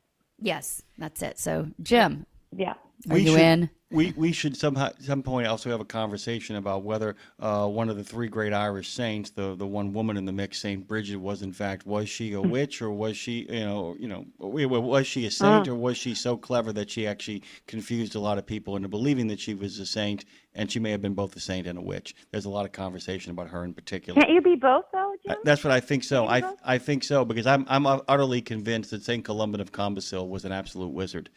So yeah, I'm convinced of it. I love Bridget. Yeah, she's definitely one of our moon goddesses. So I can't wait to continue that conversation and listen in and see what you guys have to say about that. Thank you so Everybody head on over to mysticalmelissa.com. Great website, great merch, great offerings. She's a good start. She does a thing called trail guiding, which she's trademarked as opposed to calling it, a life coach or whatever. She calls it trail guiding. And she says she holds a light, right? A light instead of a whistle. Mm-hmm. Is that That's it? Yep. Yeah. I'm not your coach. I'm here to hold the light. She's here to hold the light. You've held the light for me and gotten me through a lot of dark times, friend. So I'm so grateful for your friendship and love you. And good luck this weekend. And thanks for helping people evolve in this world. I love you guys, and it's an honor to speak with you always. And thank you for including me. It's so nice to meet you, by the way. Lindsay, I don't know if you know this, but we opened the show up this morning with the following words: follow me to freedom. We started in Boston, we went to Salem, and now we're back out to California. Thank you, Melissa. Oh, wow. I have goosebumps. Thank you, Jimmy. Appreciate it. I hope you guys have a beautiful day. Thank you. Bye, friend. Go Chiefs. That's for her, not me. That's for her, not me. By the way, Go Chiefs is a great one, by the way, because you know where the Chiefs are located, right? Well, yeah. Well, you know who else is located? You know who else is located in the Kansas City area? Who? OIDA. Oh, okay. Oh, I see. I see what you're doing there. Okay, I see. OIDA. You mean that greatest pre-produced trucking show in the known world? Is that what you're talking about? Funny you should mention that because Grain Valley is an exurb of Kansas City. And what do you say we talk about the fact that the Commercial Vehicle Safety Alliance holds conferences, but Louis Pugh and Doug Morris of OOIDA are outnumbered amongst a sea of law enforcement officers, reps from the mega carriers, and many more. But that's why they go, to make sure the voices of small business truckers go. Say Pew. Pew, pew, pew. That's right. Louie and Doug are going to tell Ashley and Scott about their most recent meeting along with their thoughts of the 2025 Guilty by Association truck show, GBATS. Then Dan Lindsay, not our Lindsay, but Dan Lindsay explains how a lack of comunicado led him to launch the Broker Carrier Summit, which takes place later this month in Florida. All of that coming up immediately after this show with Trucking with OIDA. That happens every Tuesday, Thursday, and Friday around here, because that's what we do. Continue to produce more and more content, more shows, a little something for everyone, from the trucker to the witch to the clown to the rodeo clown, and everything in between. We got you. By the way, our good friend, the pneumonian himself, Dave Nemo, don't you cry for me, because he sent us a text to Lindsay, Lawler, and Jimmy Mack. Country, and to a greater extent Bluegrass, have traced directly back to the ballads and broadside of mainly British Celtic songs that were all about rape, murder, betrayal, etc. All sorts of mayhem. People love that stuff, and we still do. Thank you, Dave, for your contribution to the ongoing violence and gore that is yes. Gang Radio. And I would just encourage, per that text, by the way, and per the a couple conversations we've had as of late, when you're singing along to songs, take a minute to think about what you're saying, what you're singing, what the lyric is. I think that's a lost a lost a thing that we do. We just sing along sometimes and don't think about, what am I saying? Why do I like this song? Yeah. Do I even know if I like this song? That's something Larry said yesterday. Remember, he's like, sometimes people are like, I don't know if I like the song or your voice. And I thought that was an interesting point. Like, why do I like this song? Does it move me?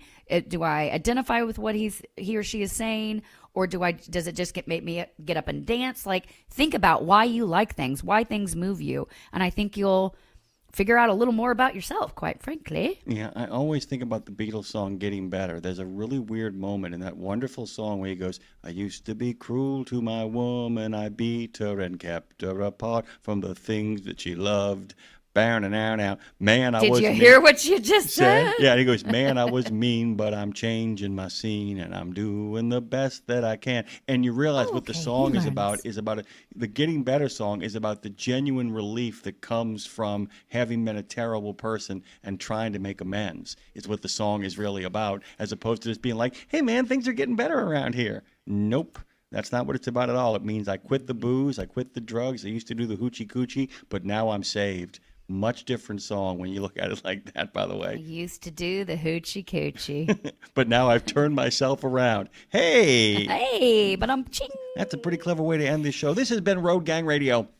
Its technical producer is phone master Andre Thibodeau. Its executive producers are Lindsay LaRue, Lindsay Lawler, and myself, Jimmy Mackenstein. After all, it is the spooky season. We do have the wolf and the monster. I need a spooky name. Jimmy Von Mackenstein, Lindsay. How about Lindsay Loop Garou? Let's work on it. Hey, this is Road Gang Radio. Coming up next, Trucking with Owido. Don't go anywhere. That'd be a bad idea. Thanks for doing what you do so that we can do what we do, or the other way around. We'll see you tomorrow.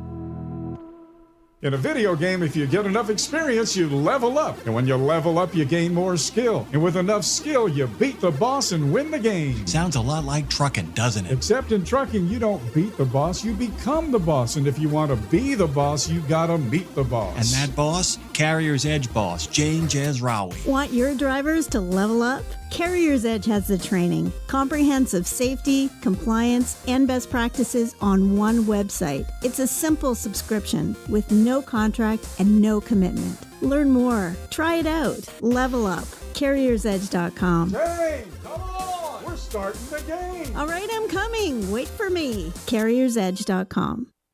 Okay, you've heard the horror stories of how folks have lost their life savings when the market tanks. Is there a way to invest and make money without risk? Believe it or not, yes. Since 1995, Americans who cannot afford to lose their investments have used fixed index annuities. You get guaranteed income and protection from market downturns. It's a win-win for you and your future. To learn more, dial pound 250. Use the keyword Truckers Wealth to get in touch with them today. Pro drivers, say hello to your perfect fuel stop, Racetrack. Perfect as in hello, everything you need on the go. Oh, hi there, dedicated truck lanes. What's up, hot and delicious grab-and-go food? And hello, cat scales, clean restrooms, and large, easy-to-maneuver lots. Racetrack has what you want so you can get in, get out, and get back on the road, turning miles into money. Next time you need to stop, say hello to the fuel stop built for pro drivers. Racetrack, whatever gets you going. Here's to a mild autumn and clear roads across the U.S. from the Allen Lund Company. Welcome to Trucking with OIDA. I'm Scott Thompson. And I'm Ashley Blackford. Coming up in just a moment, we're going to sit down with OIDA Executive Vice President Louis Pugh, our returning champion, and OIDA Director of State Government Affairs, Doug Morris, to talk about their attendance at the recent CVSA annual conference, where decisions are really made that affect truck drivers, and Doug and Louie are among the few representing small business truckers in that room each and every time. We're also going to hear about their experiences at this past weekend's Guilty by Association truck show in Joplin, Missouri. Then we'll connect with Dan Lindsay. A couple years ago, he noticed that the lack of communication and cooperation between brokers and carriers was causing problems. So he decided to do something about it. That something is called the Broker Carrier Summit, and it's coming up in a few weeks, and we will hear all about it. Looking forward to it. Ashley, did you see what the new name for the National Consumer Complaint Database? I did. FMCSA Complaint Center Records. Yeah, I think maybe one word too long there. FMCSA Complaint agree with Center that. may have done it, but hey, a new name, something Exactly. OIDA has been asking for. Yes. Let's not waste any more time, though, Ashley. Let's get to Doug and Louie in here to talk about the participation at the CVSA annual conference and, of course, GBATS. That's coming right up. So a busy couple weeks for you guys. A couple weekends ago, you were both in Denver for the Commercial Vehicle Safety Alliance's annual conference. The next, you were in Joplin, Missouri for the Guilty by Association Truck Show. Little time to rest up now? Are you still going? We're still going. I got to Still go back going? to D.C. and Yeah. find stuff going on there. We never sleep at OOIDA. Always working. Always working. Always working. The fight never dies. The fight never dies. And yeah, we'll talk a little bit about that fight because the association, you've made a lot of strides in recent months on a number of issues that we'll kind of talk about here as they fold into CVSA and GBATS as well, because there was an FMCSA Q&A session there. Let's kind of take these chronologically, though, if we could, which means the CVSA annual meeting up first.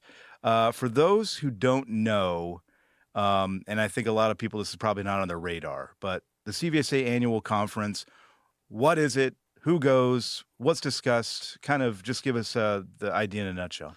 Yeah, so that's where all the state and federal agencies get together and industry that have to do with the Commercial Vehicle Safety Alliance, and that's the folks who make the out-of-service criteria and make sure everything is uniformly enforced throughout the country. So you have law enforcement agencies there from every state who enforce commercial vehicle safety laws, as well as their other agencies like the State Highway Administration or DOT, what have you. And then you also have industry folks, and then you also have the Federal Motor Carrier Safety Administration, Pipeline Hazard Materials Safety Administration, anybody dealing with commercial vehicle safety.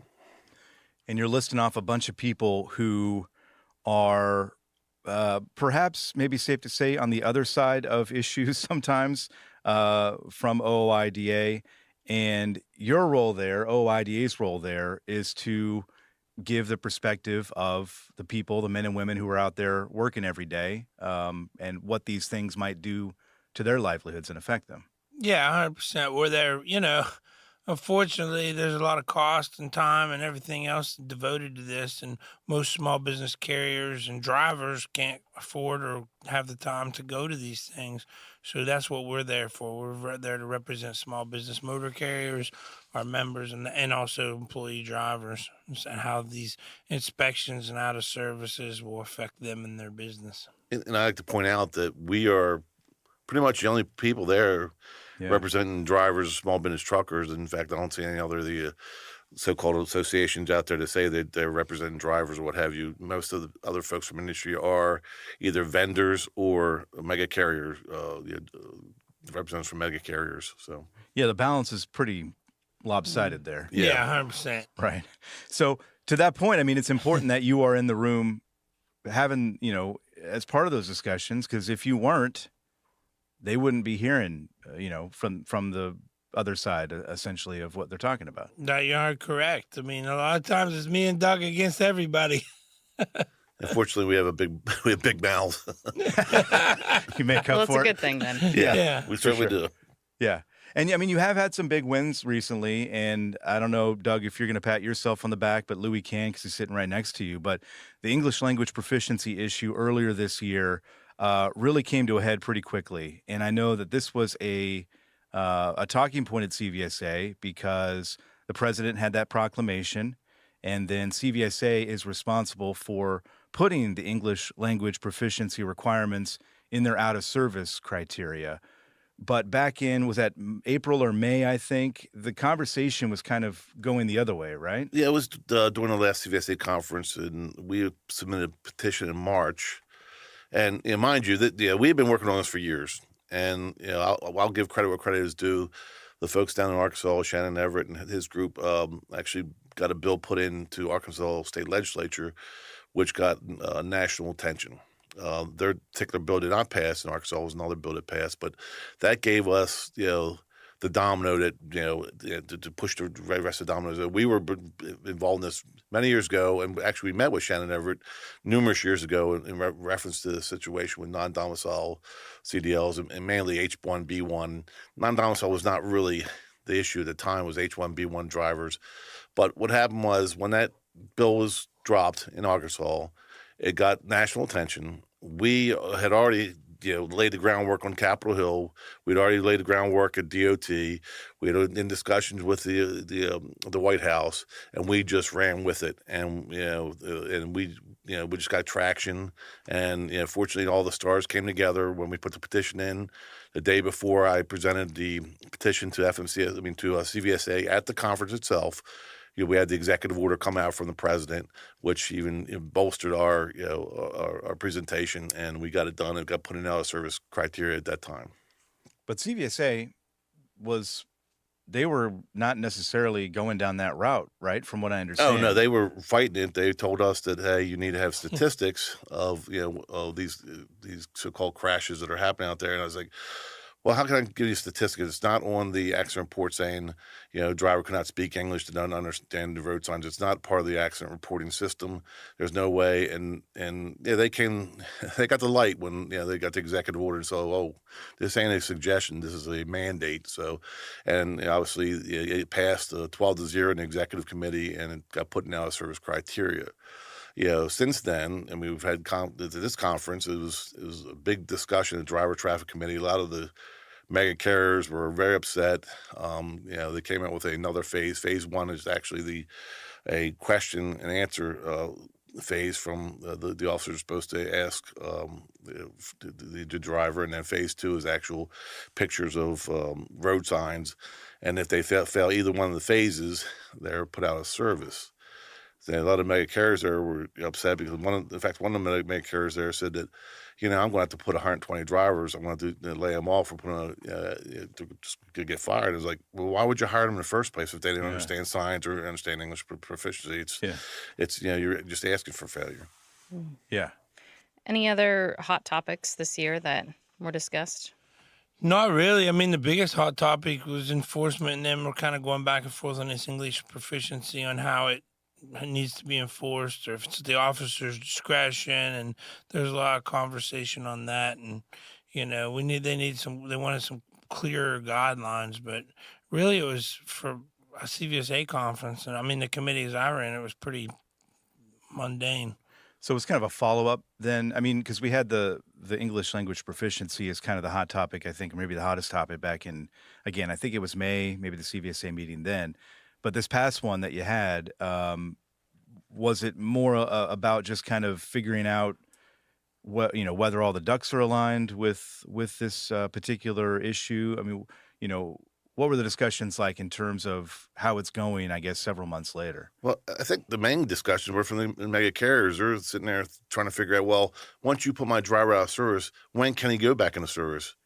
It's like, well, when he understands the signs and understands when he's fluent in English. And they're looking for, we want a copy of what you guys are going to ask the drivers. I mean, it was obvious that they were trying to skirt around the issue and try to maybe teach their drivers. Oh, they were trying to get the answers to the test before? Exactly. Yeah, they want the answers to the test. To the test, yeah. And what they didn't realize was that, we knew that the next day the Secretary of Transportation would come out with this non-domicile CDL issue. I mean, we couldn't tell anybody there. Sure.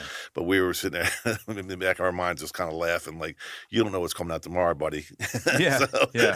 But you don't have to worry about that after tomorrow. And we're hearing stories. I mean, like Oklahoma, they were stopping cars yesterday or the trucks yesterday, and one of the drivers had a New York license, non-domicile CDL, no name given. Didn't have a gate, and the driver's license said no name given. Literally said no name given? No name given. And we knew this because, some of the states were issuing licenses with the first name FNU, first name unknown. It's like, these people are not vetted whatsoever, and you're just handing out licenses to anybody and everybody. It's insane. Meanwhile, folks from the United States, who are citizens, had to jump through all the hoops. 10 years driving record, this, that, and other. And these folks were basically going in the MVA or the motor vehicle administrations throughout the different states and just getting CDLs. It's absolutely insane. When you bring up those examples, though, at a CVSA meeting like that, the folks on the other end have to understand how insane that is. I mean, do they acknowledge that when you have that conversation with them?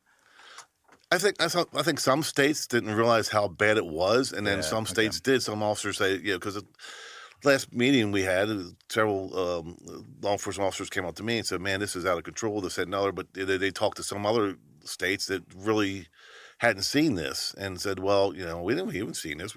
It depended what state they were. Some states you saw it every day. Some states you didn't. I mean, and depending where you are, it's that's the problem you have. It's just if it has to be done uniformly, and you have one state doing one thing, another state doing something different. It just ain't going to work. Yeah. We spoke with Adrian Gilday recently about CVSA's attempts to put some limits on personal conveyance. Did that come up at the meeting? No, it didn't. I mean, I'm not in the committees I was in. I think that's a petition that they're putting in. I mean, these discussions had been happening before at the CVSA conferences. I mean, this is like the third bite of the apple for them. I think this third petition they're sending in, but obviously we're going to fight it tooth and nail, and we'll see what happens. I mean, I don't really think it'll happen. I know Canada has a mileage for personal conveyance, but here in the United States, personal conveyance is just that. You're driving on your personal conveyance, it's your personal vehicle. How can you put any kind of restriction on that? I think, and I'm going to hammer this point again, because we hear every now and then, and I'm sure you hear it too, social media mostly. It's people asking, what is OIDA doing? How are they, what are they doing? How are they fighting on behalf of me? And they don't necessarily, because I don't think they're looking necessarily, but they don't understand that you are in these rooms. And if you were not in these rooms, things like English language proficiency, or if we look down the line here, personal conveyance, a lot of these issues would go the other way, away from them, not in their favor. These are perfect examples of why being in the room, OID being in the room, matters, because you're getting things done on these issues. And again, if you're not there, who's going to be speaking on behalf of owner-operators and independent truck drivers out there? Yeah, I would agree. I mean, that's what I don't think most truckers realize how all this stuff works. I mean, most drivers probably don't even, they know CVSA exists, but don't really know how the makeup or how it operates. And you're correct. It's very important, because you think your out of service criteria is bad now. I can't imagine what it would be like if it wasn't for Doug and myself and others being there, because a lot of these rules and stuff get made or I shouldn't say get made. A lot of these things get petitioned out there, either because somebody's just got a axe to grind with somebody or something like that, or you have a lot of manufacturers of so-called safety equipment or stuff like that that's putting stuff out there saying, hey, we need this, or yes, you need that. I mean, we're fighting now with this whole level 8 and all this electronic identifier and stuff. I mean, for the most part, it's us against everybody else, because that's the problem. Like on the associate side, the vendors and the manufacturers of products, if it's not their product, they don't really have a dog in the fight, so they don't really care. Big carriers, they do whatever. They bow down a lot of times, unfortunately. So it's kind of us saying, no, you're not going to track our drivers, or our truckers don't want tracked and stuff like that. And I mean, a lot of times we're successful. We're not always successful, but even if we come to a happy medium, it's better than what it could have been. So it's very, very, very important to have, us there at these kind of things representing small business carriers. Yeah, I could tell you that, me personally, I'm part of at least a dozen committees or advisory committees, from Homeland Security, DOT, state advisory committees, freight advisory committees. And I can tell you, Department of Homeland Security had a lot to do with this, as well, with the English language proficiency and the non-domicile CDL. Obviously, the U.S. Customs Immigration Services with the employee authorization documents that update and include DOT in. And again, when we go to these committee meetings, I don't see anyone else there from any of these associations that say they're representing small business truckers or what have you.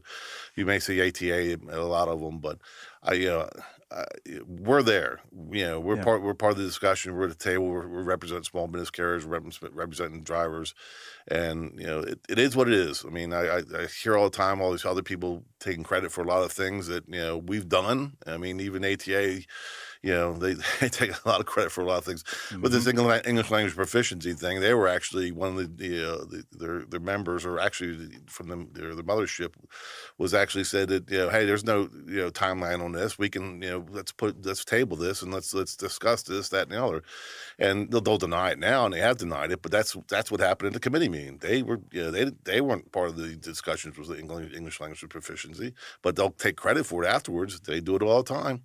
Yeah. I want to pose this question to both of you. Louis, will start. Just main takeaway from the recent meeting. I think there's a lot of crazy stuff out there, and there's especially on the technology front, and that's something that truckers need to be aware of. And I say this all the time, and I know truckers get tired, people get tired of hearing it, but you need to be talking to your lawmakers about your business and some of this stuff. CVSA continues to grow and get bigger, and which it is what it is. But a lot of this technology stuff, we may have to go to Congress or something to ask for them to stop or defund, kind of like the speed limiter thing. We got a beat right now, but we need to get the Drive Act passed to stop it. And I see a lot of that. They're coming up with new ways to weigh trucks. They were talking about weighing by the individual tire, and there's just all these different things coming. And I'm sure some of these things will help safety, but there's just a lot of stuff where a lot of invasion to your privacy. You're talking inward-facing cameras, autonomous, level 8? I'm just talking like all these IEIDs. I mean, we haven't got to the inward-facing camera, but just all these tracking things. Wait, they want to put these things on your truck, know where you are. Right. I mean, I think there's a hunger out there for CVSA to take over some of the scale monitoring stuff like DriveWise and pre-pass and stuff. And, instead of having a third party do these things, where your information is going to be a lot more out there, a lot more what it is now. Yeah. And CVSA is pushing, their number one thing they're pushing is RFIDs on trucks to identify the driver behind the wheel. And obviously that's something that we're not interested in whatsoever. Invasion of privacy. Correct. Among other. And they continue to push. Well, we just want to know who the truck is and and that's it. But what's the next step? That's the camel. Slippery slope. That's the camel's nose under the tent. Yeah. Well, yeah, and then cybersecurity concerns with you talking RFID. Huge cybersecurity concerns. There's all kinds of concerns to this stuff. Yeah, and that it does feel like we're inching that way, doesn't it? So it's so important that truckers go to Fighting for Truckers or call in here to OIDA and be a part of OIDA, because your money, your $45 a year, and your support of that and some of our programs here, that's what pays for Doug and I to be able to go and represent you. Yep. We're speaking with Doug Morris and Louis Pugh of OIDA. Let's turn to the Guilty by Association truck show now. Ashley, you have been? Yes, definitely one of my favorite shows. One of my favorites as well. I would imagine just based on the event itself, same for you guys? Oh, by all means. Absolutely. Yeah. I asked everybody this when I was there, just about, what they like most about GBATS and what separates it from other shows. And I think the answer, if you've been, is pretty self-explanatory. But for those who maybe haven't been, how does GBATS kind of differ from all the others out there? It's not a bunch of vendors. It's not a big giant trade show. It's just pretty much a good party, good place for truckers to sit around and look at 700-800 different trucks and talk and just hang out. They have truck burnouts and tractor pull and demolition derby. There's concert, convoy. Brian and Bryce, the owners of the Chrome Shop Mafia, 4 states down there, they just want everybody to come and have a really good time. It's a family fun event. I always just tell people it's like a big truck cruising. That's what it reminds me of. It's that antique car cruising. It's just a big, and there's anything and everything there to see. And it's just everybody's happy, upbeat. It's just a really good time. Yeah. Doug, a little different from CVSA's annual conference. Yeah, absolutely. I've been to a lot of truck shows and such, but this is probably the best one. I mean, it's great to talk to a lot of drivers out there, and it means a lot when they come up to you and say thank you for what you do. I mean, that means a hell of a lot to me. What, because you guys talked to a lot of folks there over the 3 days of the event. What was the main topic, or, if you were to kind of pinpoint what people were mostly talking about to you guys? Was it non-domiciled CDLs? Was there another issue popping up? Non-domiciled CDLs and freight rates. Yeah. Rates is always the constant, isn't it? Yeah. Yeah. Non-domiciled CDLs, though, I mean, generally. And brokers. Generally, feeling good about where things are heading. Yeah, everybody seems to be happy about that, and English language proficiency. And I mean, as you know, we had a listening session, and some of that came up in there as well. Yeah. Your reaction. So you're talking about FMCSA's Michael Hampton, who held a Q&A. Todd Spencer was sitting alongside him. I thought, and I was there, I thought it was a great conversation. Non-domiciled CDLs came up a lot. That was actually on the same day that Secretary Duffy announced the restrictions were in place. Just your overall sense of how that Q&A went. I thought there were a lot of good questions, a lot of good back and forth there. Did you feel pretty good about how things went? Yeah, I think it was a great conversation. Everybody was kind, professional on both sides. I mean, DOT Michael Hampton said right at the beginning, I don't want anybody to think that I'm arrogant enough to think I know everything. That's why I'm here. Talk to me. I think it went fabulous. I guess the only thing negative I would say is I wish more truckers would have come and taken the time to listen and talk. I mean, when you tell some truckers about what's the matter, I ain't going there. That's just the government, blah, blah. They're not going to listen to me. Yeah. Yeah, well, they have listened to you. I mean, that's why we got rid of speed limiters on FMCSA. And this is actually, we have staff and an agency that's wanting to hear from truckers. I mean, to Michael Hampton's credit, and also, to Derek Barson, who's going to be the next administrator. Yep. These folks came. They were there at 9:30 in the morning, and they didn't leave till almost 4:30, 5 o'clock that afternoon. They stayed after the listening session. They rode around golf carts. Yep, I saw them a couple times. Yep. Yeah, they looked at the trucks. They want to hear from the people. They want to be where they are. That's why they came. Yeah. And I know Derek personally for years, and he's going to be a great administrator. He was there. He was in the back of the room. He couldn't participate because he's not been officially confirmed as yet. But he was, taking notes and and such. And he drove around on a golf cart and talked to a lot of drivers and a lot of folks there. And hopefully he gets confirmed pretty quickly. So the level of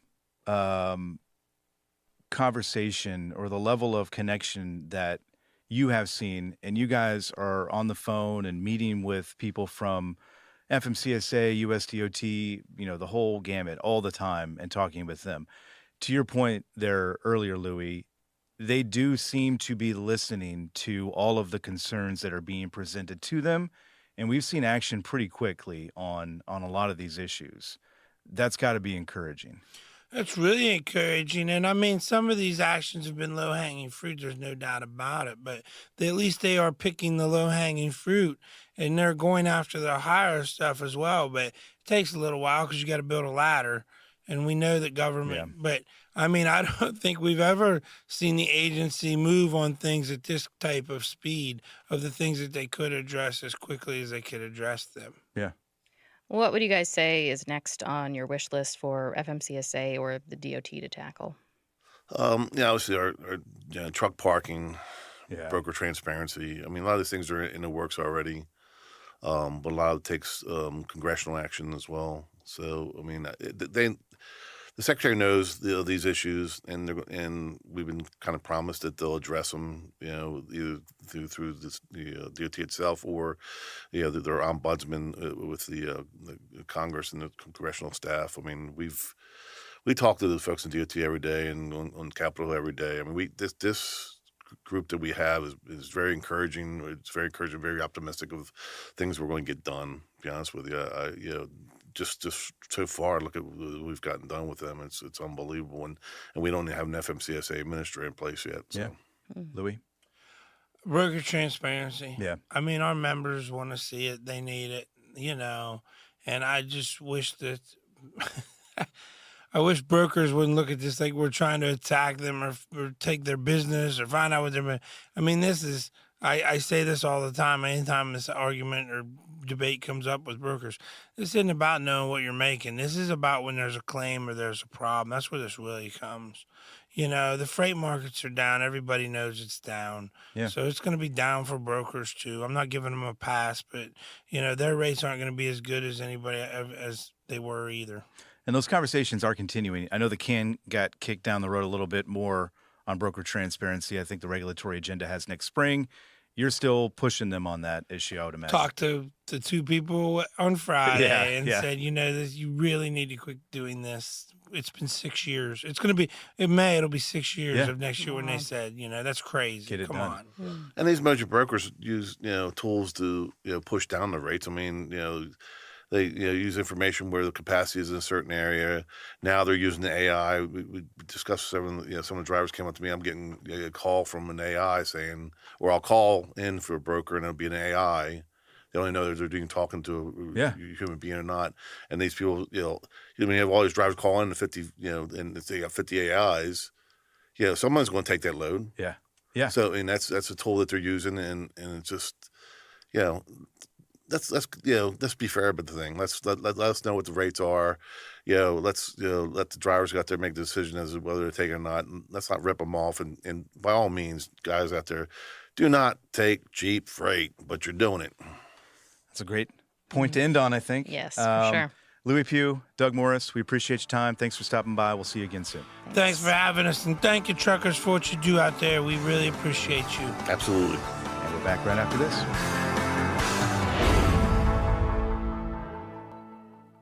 From the wee small hours of the morning to the crack of dawn, RadioNemo has been there with you. Whether you've got the overnight or you're the first wheels on the road, RadioNemo's been where you need us to be. Providing the laughs, giving the facts, playing the tunes, and keeping it rolling. We've been your light in the darkness, your first cup of coffee, and a voice of sanity. Semi-sanity, actually. We're all a little crazy here. Crazy for the men and women who keep this country going and moving and doing. Crazy for trucking, crazy for truckers of all shapes and sizes. Is that a fat joke? Not if we can help it. Because it isn't just about the rules and regs. It isn't just about the day-to-day. It's about your health, your homes, and your hearts. So we wanted to say thank you. Thank you. Thank you. Thank you from everyone at RadioNemo for sticking with us, standing by us, and keeping the traditions rolling into the future. Thursday. Get $25 off on your next preventive maintenance service. Stop by TA Truck Service and save when you choose Castrol oil and a Fleet Guard oil filter. Now through September 30, 2025. Enjoy premium performance with trusted brands. Castrol, protection for the long haul guaranteed. Fleet Guard, run cleaner longer with filtration science. Our ASC certified technicians are ready to deliver expert preventive maintenance and more. TA Truck Service, Castrol, Fleet Guard, your partners in preventive maintenance. There are precious few nonprofits in the trucking industry, and even fewer that make a tangible difference in the lives of professional drivers. So thank goodness for the St. Christopher Fund. Since 2008, over 4,000 over-the-road semi-truck drivers have turned to the St. Christopher Truckers Fund when a medical issue took them out of work. The SCF steps in and pays necessary household expenses such as mortgage, rent, utilities, insurance, and vehicle payments. The SCF also provides free health and wellness programs for drivers. So find out how the SCF can help you, or help the SCF yourself. They'll turn your dollars and cents into that tangible difference for the professional drivers who need it most. Support our highway heroes with a donation at truckersfund.org. We're back. It's no secret, Ashley, that the relationship between brokers and carriers is, I think we could say, a bit contentious right now. But our next guest has some ideas on how to fix it. Yes, Dan Lindsay is the founder, chair, and managing director of the Broker Carrier Summit, which is taking place later this month in Orlando, Florida. And Dan joins us now. Dan Lindsay, president and founder of the Broker Carrier Summit. Dan, how's it going? Doing well, Ashley. How are you? I'm doing good. I'm curious, of course, for those who don't know, what is the summit? Yeah, so the Broker Carrier Summit it started out as an event born out of frustration, call it. So everybody who's been in trucking and logistics knows that freight brokers and trucking companies, freight brokers and drivers, they don't have the greatest relationship. And there's a lot of reasons for that. And it got to the point with me and my career in around 2022, 2023, where I was just tired of hearing everybody snipe at each other. Whether it's online, over the phones. I was a freight broker. I've been a freight broker since 2013.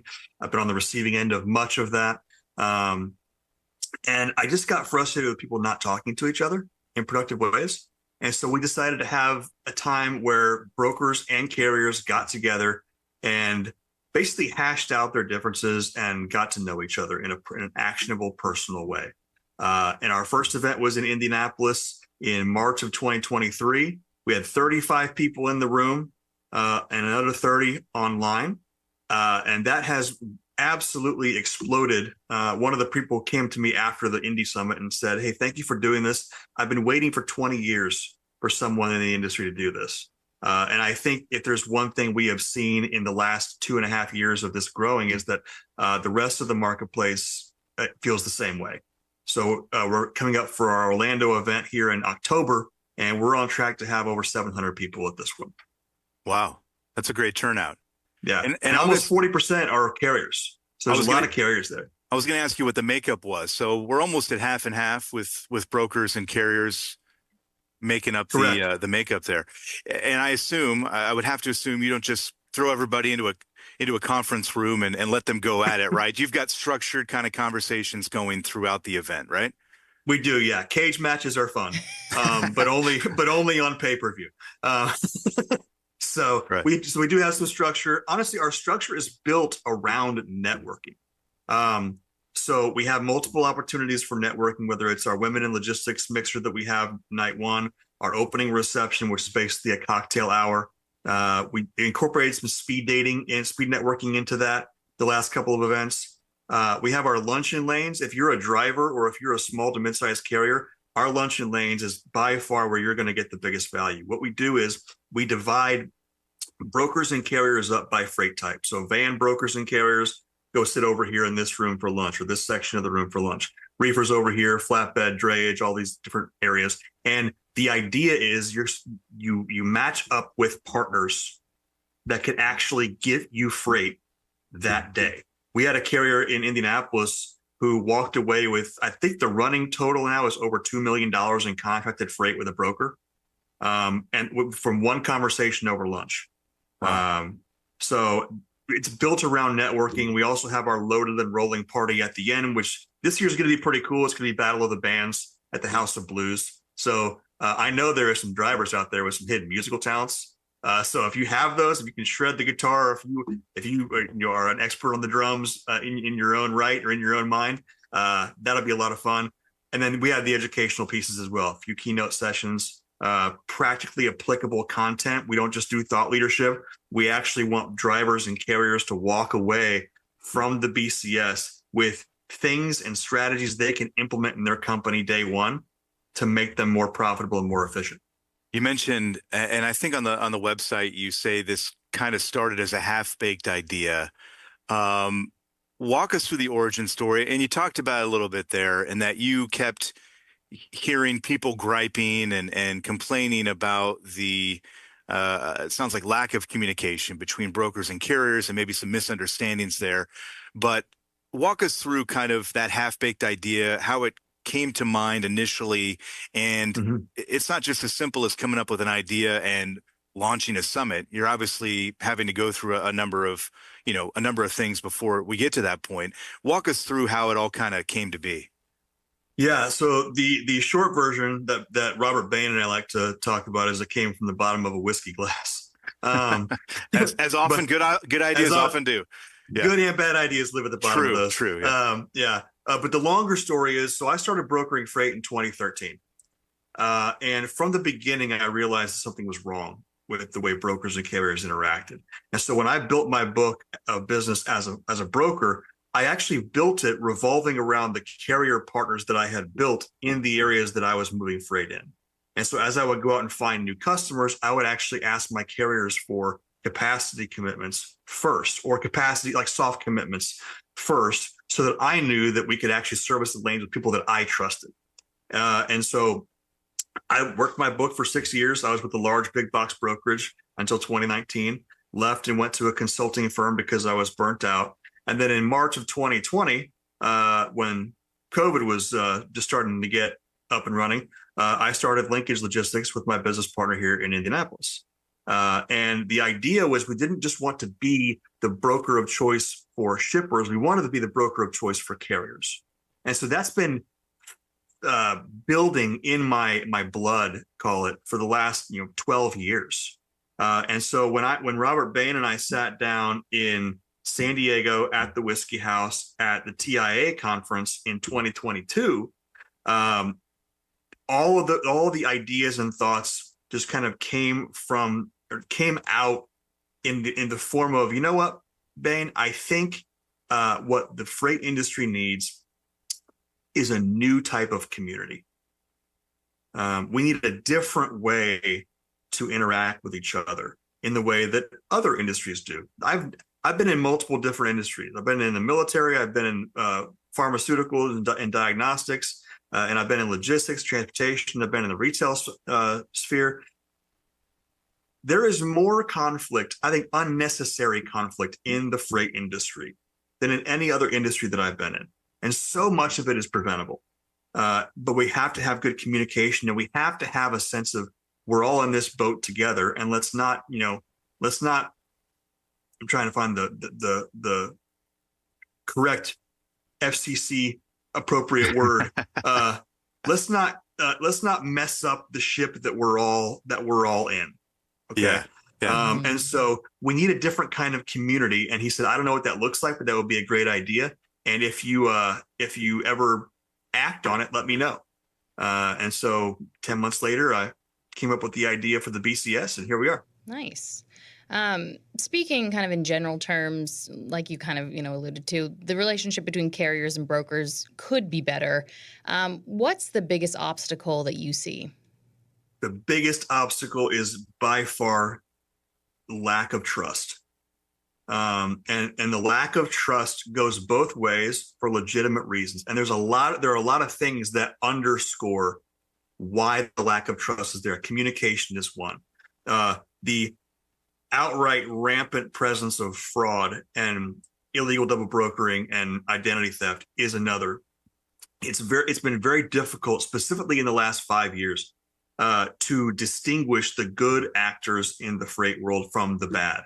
And you have a lot of companies who are doing their dead level best to put together metrics and systems and processes to weed out the illegitimate or the criminal actors in this industry. But it's still very difficult, especially for smaller shops, especially for owner operators, because technology is expensive. It's can be confusing to navigate if you're not familiar with it. And so we have to get to a place where we operate in an environment that is based on trust. That's why the three core pillars of what we're doing at the Broker Carrier Summit are intentionality. We do everything on purpose. There's no accidental things happening within the BCS network. So intentionality, authenticity. We want you to when you come to the BCS or when you interact with people at the BCS, we want you to be you. I tell my sales team all the time, be you over the phone, because you will naturally attract the people who will do good business with you. Don't try to be somebody else, because at some point, that somebody else that you're trying to be will not show up, and your shipper, your customer, your carrier will be confused. So intentionality, authenticity, and brand elevation. We want to make sure that everything that happens at the BCS builds the brands that are attending. You talked earlier about the friction that you see out there between brokers and carriers. We certainly see it as well. We hear about it all the time.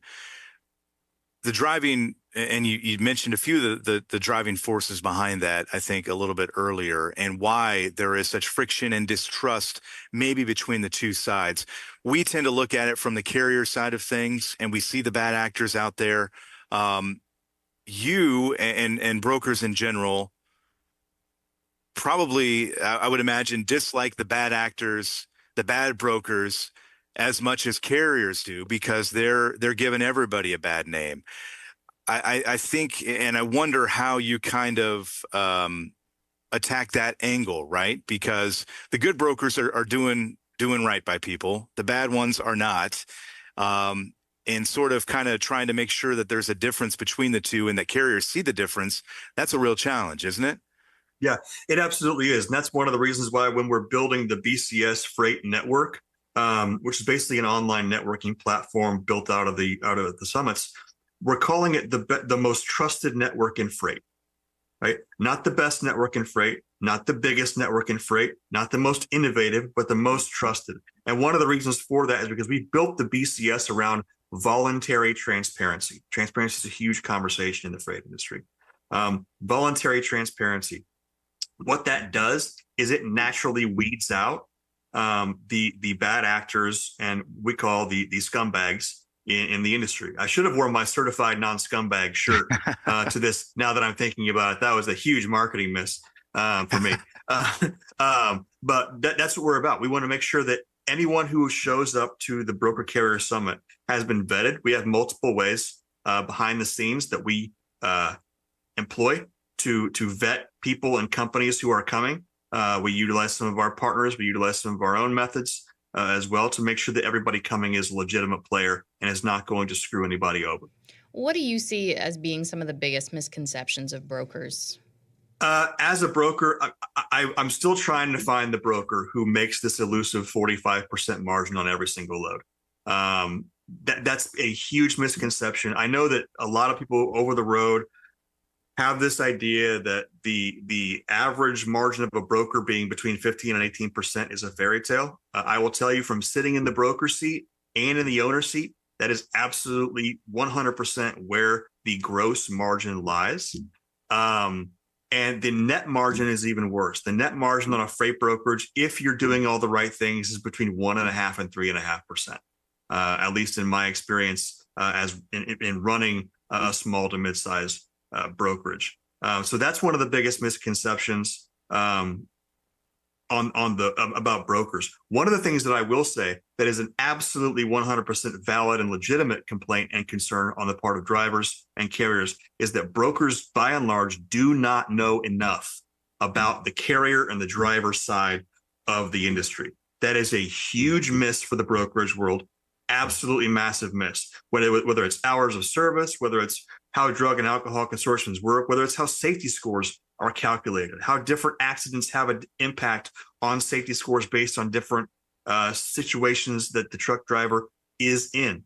That health concerns, all the regulations they have to undergo, whether it's safety, pre-trip inspections, all these different things over the road. And even I, as the leader of the BCS, I am still learning so much about what drivers have to go through, what carriers have to go through, that brokers need to understand if they're going to be good partners. And so that's one of the things that we really try and provide as well. We had, in our most recent summit in Indianapolis in April, we actually had a full day of DOT level 1 inspections. And brokers were encouraged to go to that as much, if not more so, than the drivers, because most brokers have never sat in an inspection or even know what it entails. All they know, and it's no fault to them really, but it's all they know is that driver gets pulled over and he's on the road, off the road for 2 hours, and they don't know exactly what goes on. And so we're really trying to educate both sides about the other side so there can be more understanding. At Truck Stop, we built a better load board for carriers like you. Sign up today and access over 600,000 loads on the most trusted online load board. Learn why the best in the business rely on Truck Stop to make more money and start driving your profit today. Penske is the trusted source for quality used trucks. Whether you search our website, call our sales staff, or bid at our online auction, you are sure to find the right used truck for your business. Visit PenskeUsedTrucks.com to view our inventory and learn more. House Products provides your diesel with total performance and protection. Use Diesel Defender for a full system cleaning. Start treatment early with Diesel Treat to prevent gelling all season. And protect yourself from winter emergencies with Diesel Lifeline. Stay moving with House. Attention all truckers, Dean Michael, the tax doctor here. I want to talk to you about those dreaded tax problems. I know you want to keep on trucking and not even think about them, but let's face it, they're not going away all on their own. You need professional help. I've been helping truckers put their tax problems in the rearview mirror for years. I can help you too. Call me now for a free consultation at 888-557-4020 or go to mytaxhelpmd.com. It's like I always say, keep your eyes on the road, I'll keep mine on the IRS. 888-557-4020. Truckers, your engine works as hard as you do. Don't let torsional vibrations sideline your rig. Vibrotech TVD viscous dampers protect your crankshaft, cut downtime, and keep you earning mile after mile. Over 75 years of trusted protection made in the USA. Find a dealer at vibrotechtvd.com.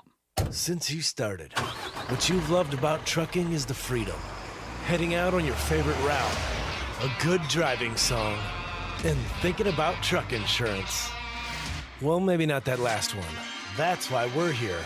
At OOIDA, we have a full range of truck insurance products, expert advice, and great customer service, helping you get the right coverage for your operation. Go to OOIDA.com, because your job is to drive. Our job is to help with everything else. Broker transparency is something OOIDA has been pushing for a number of years. We certainly always talk about the carrier side of that conversation. I'm curious to hear kind of where you stand on that, because we would say that there is a lot more room for transparency, that everything should be transparent, that, all records should be available to those who are, taking part in that transaction. Just your kind of viewpoint on that conversation. I'm curious to hear where you kind of fall on that.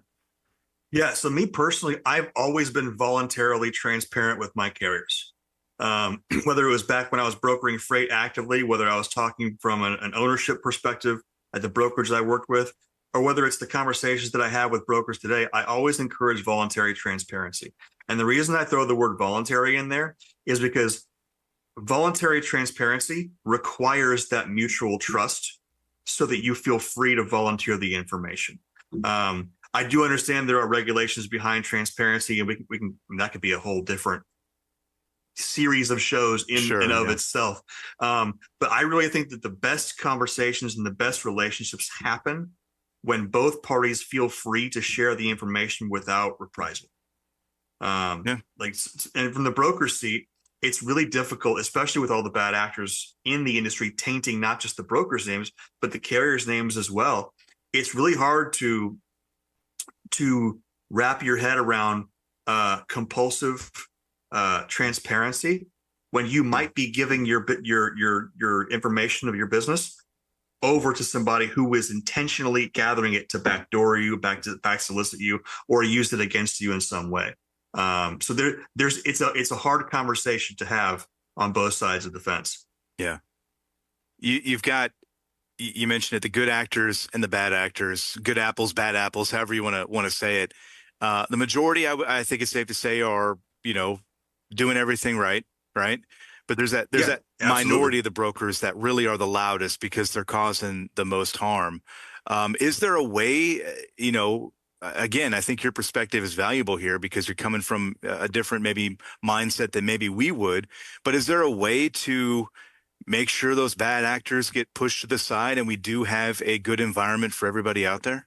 And what does that look like?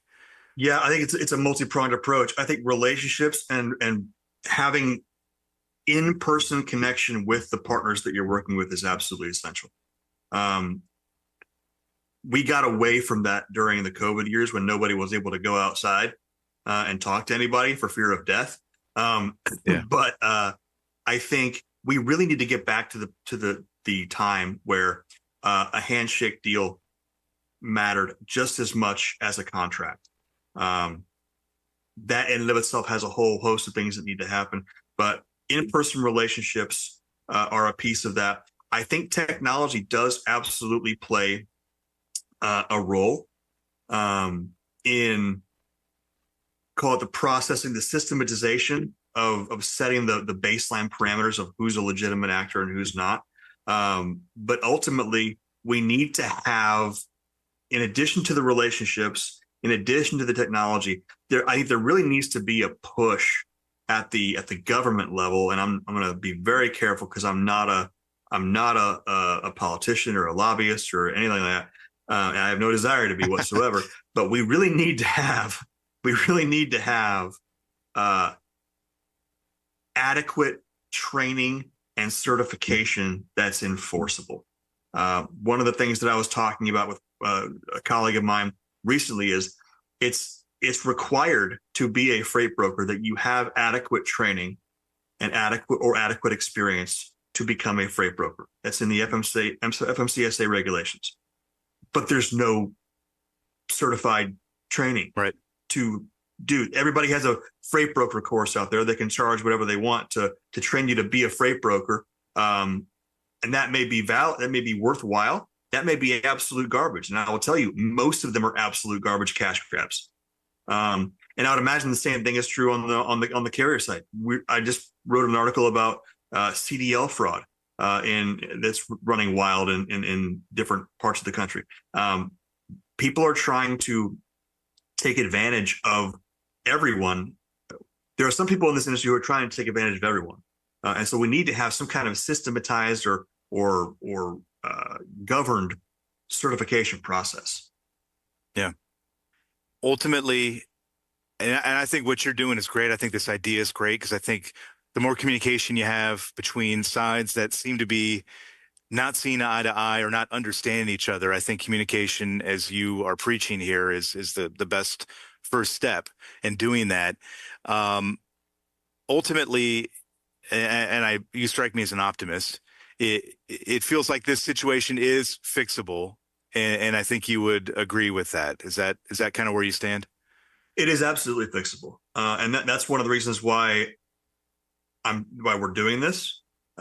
What it takes to fix it is for each individual person and each individual company to take the initiative to make the first step. That's the most difficult step to take because in doing that, you're taking that first step into the void, into the chaos of not knowing whether or not someone else is going to reprise and take a step toward you. But the more people that voluntarily take that first step, and it might be that your first step is coming to the BCS. It might be that your first step is calling and actually having a personal conversation with your driver outside of any load being ran. Are you calling your broker and just telling him about how your week is going and hoping that he listens, right? It could be a number of different things, but taking that first step is crucial. Yeah. And I've never been called an optimist, actually. Most people call me a cynic. Hey, so I'm happy to hear same with me, that. right, Yeah. Ashley? Yes, definitely. Yeah, she can confirm. Yeah. Can you go over some of the details for the summit? It's coming at the end of October, right? Yes. So October 28th to the 30th, we're going to kick it off with OOIDA and the BCS talking on stage. I think it's 9:30. First session, myself and Louis Pugh are going to be talking about what brokers should know from the driver perspective, and I'm going to give them some feedback from the broker side and see how we can come to a better understanding of that. So that's going to be great. We're going to have quite a few keynote sessions on the 28th and 29th, focusing around, again, practical business concerns. We have a session on the M&A market, the consolidation market that we're in right now, how you can navigate that as a business owner from the trucking side, from actual trucking people, not from BC or private equity companies, from people who have actually sat in the seat. So that's going to be exciting. We're going to have, for the third time now, we're going to have our FMCSA update. Ken Riddle and his team are going to come and talk about compliance updates from the FMCSA. We have a number of different tracks at the BCS, whether it's legal and finance, whether it's technology, sales and operations, or fraud prevention and compliance. Again, the idea is to foster practical conversations and implementations in companies. So we have a number of different things there. And then the networking. The networking is the heart and soul, not just of the BCS. Building your network is the heart and soul of a business. And one of the things that's really cool is we've seen, especially in the last 2 or 3 summits, people who come to the summit are not conference people. They're not the people who, necessarily run the entire conference circuit. Our vendors that come, sure, they run the gamut. But a lot of the carriers that come, a lot of the brokers that come, this is their first conference they come to. This is the only conference they come to because they're not conference people, but they are relationship people. And so come to the BCS to form relationships. That's one of the things we provide a lot of opportunity and a lot of room to do. And brokercarriersummit.com is the website to go for more information. Dan, like we said, great idea. More communication, the better. Looking forward to hearing how this year's goes, and maybe we'll catch up with you afterward. Absolutely. Looking forward to it. All right, Dan, thank you so much. Thanks, guys. BrokerCarrierSummit.com is the website. OOIDA is the code for 25% off if you're looking to attend. Yes. That's our show for today. Thank you very much for listening. Be sure to stay safe and tune in again tomorrow. Today's episode of Trucking with OOIDA was brought to you by a dedicated team of people that includes Jim Fetzer, Tennille Flick, and Kim Boren. You got thoughts? We'd love to hear them. You can call us at 1-800-324-6856 and leave us a message, or send us an email at podcast@ooida.com, and we might just include it on the show.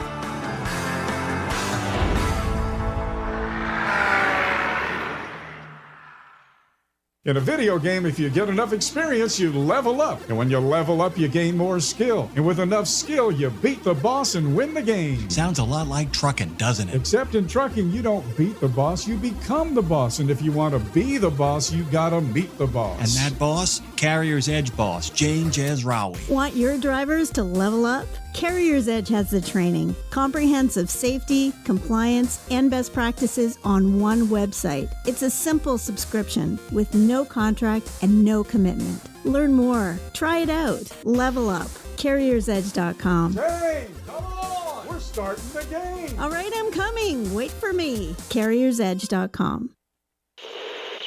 There was an era when truckers were out there, alone. Long rides, dark nights, miles from home. As part of the Road Gang, though, Dave Nemo helped change all of that. As a voice in the darkness, Dave kept drivers going with music, jokes, and of course, friendship. And if you miss those days, Radio Nemo's got something for you. Nemo's Night Beat puts the gang back together with an hour of trucking tunes and road songs, classic comedy, and those fun factoids that you came to expect. Nemo's Night Beat is Dave at his very best every Monday night at 7 in the Center on iHeart, Odyssey, and Live 365, as well as Tuesday night at 9 on Reese Across America Radio. So head on over to RadioNemo.com and join the gang on the beat. Nemo's Night Beat. Pro drivers, say hello to your perfect fuel stop, Racetrack. Perfect as in hello, everything you need on the go. Oh, hi there, dedicated truck lanes. What's up, hot and delicious grab-and-go food? And hello, cat scales, clean restrooms, and large, easy-to-maneuver lots. Racetrack has what you want so you can get in, get out, and get back on the road, turning miles into money. Next time you need to stop, say hello to the fuel stop built for pro drivers. Racetrack, whatever gets you going. The Soup Nazi says no soup for you, but we've got plenty of alphabet soup for you on Nemo Nation every Monday. You'll know what's going on at FHWA, TCA, ATRI, CARB, NHTSA, NACFE, OBAC, NTSB, ATA, RLA, NMFTA, DOT, CVSA, TXTA, NASTC, NAPTA, and of course OOIDA and FMCSA, and more. Dave, we're gonna need a bigger bowl. Okay, you've heard the horror stories of how folks have lost their life savings when the market tanks. Is there a way to invest and make money without risk? Believe it or not, yes. Since 1995, Americans who cannot afford to lose their investments have used fixed index annuities. You get guaranteed income and protection from market downturns. It's a win-win for you and your future. And to learn more, dial pound 250. Use the keyword Truckers Wealth to get in touch with them today. At Radio Nemo, we believe in finding your tribe, your people, your gang. But you can't find your gang unless you find yourself, and you can't find yourself unless you're right?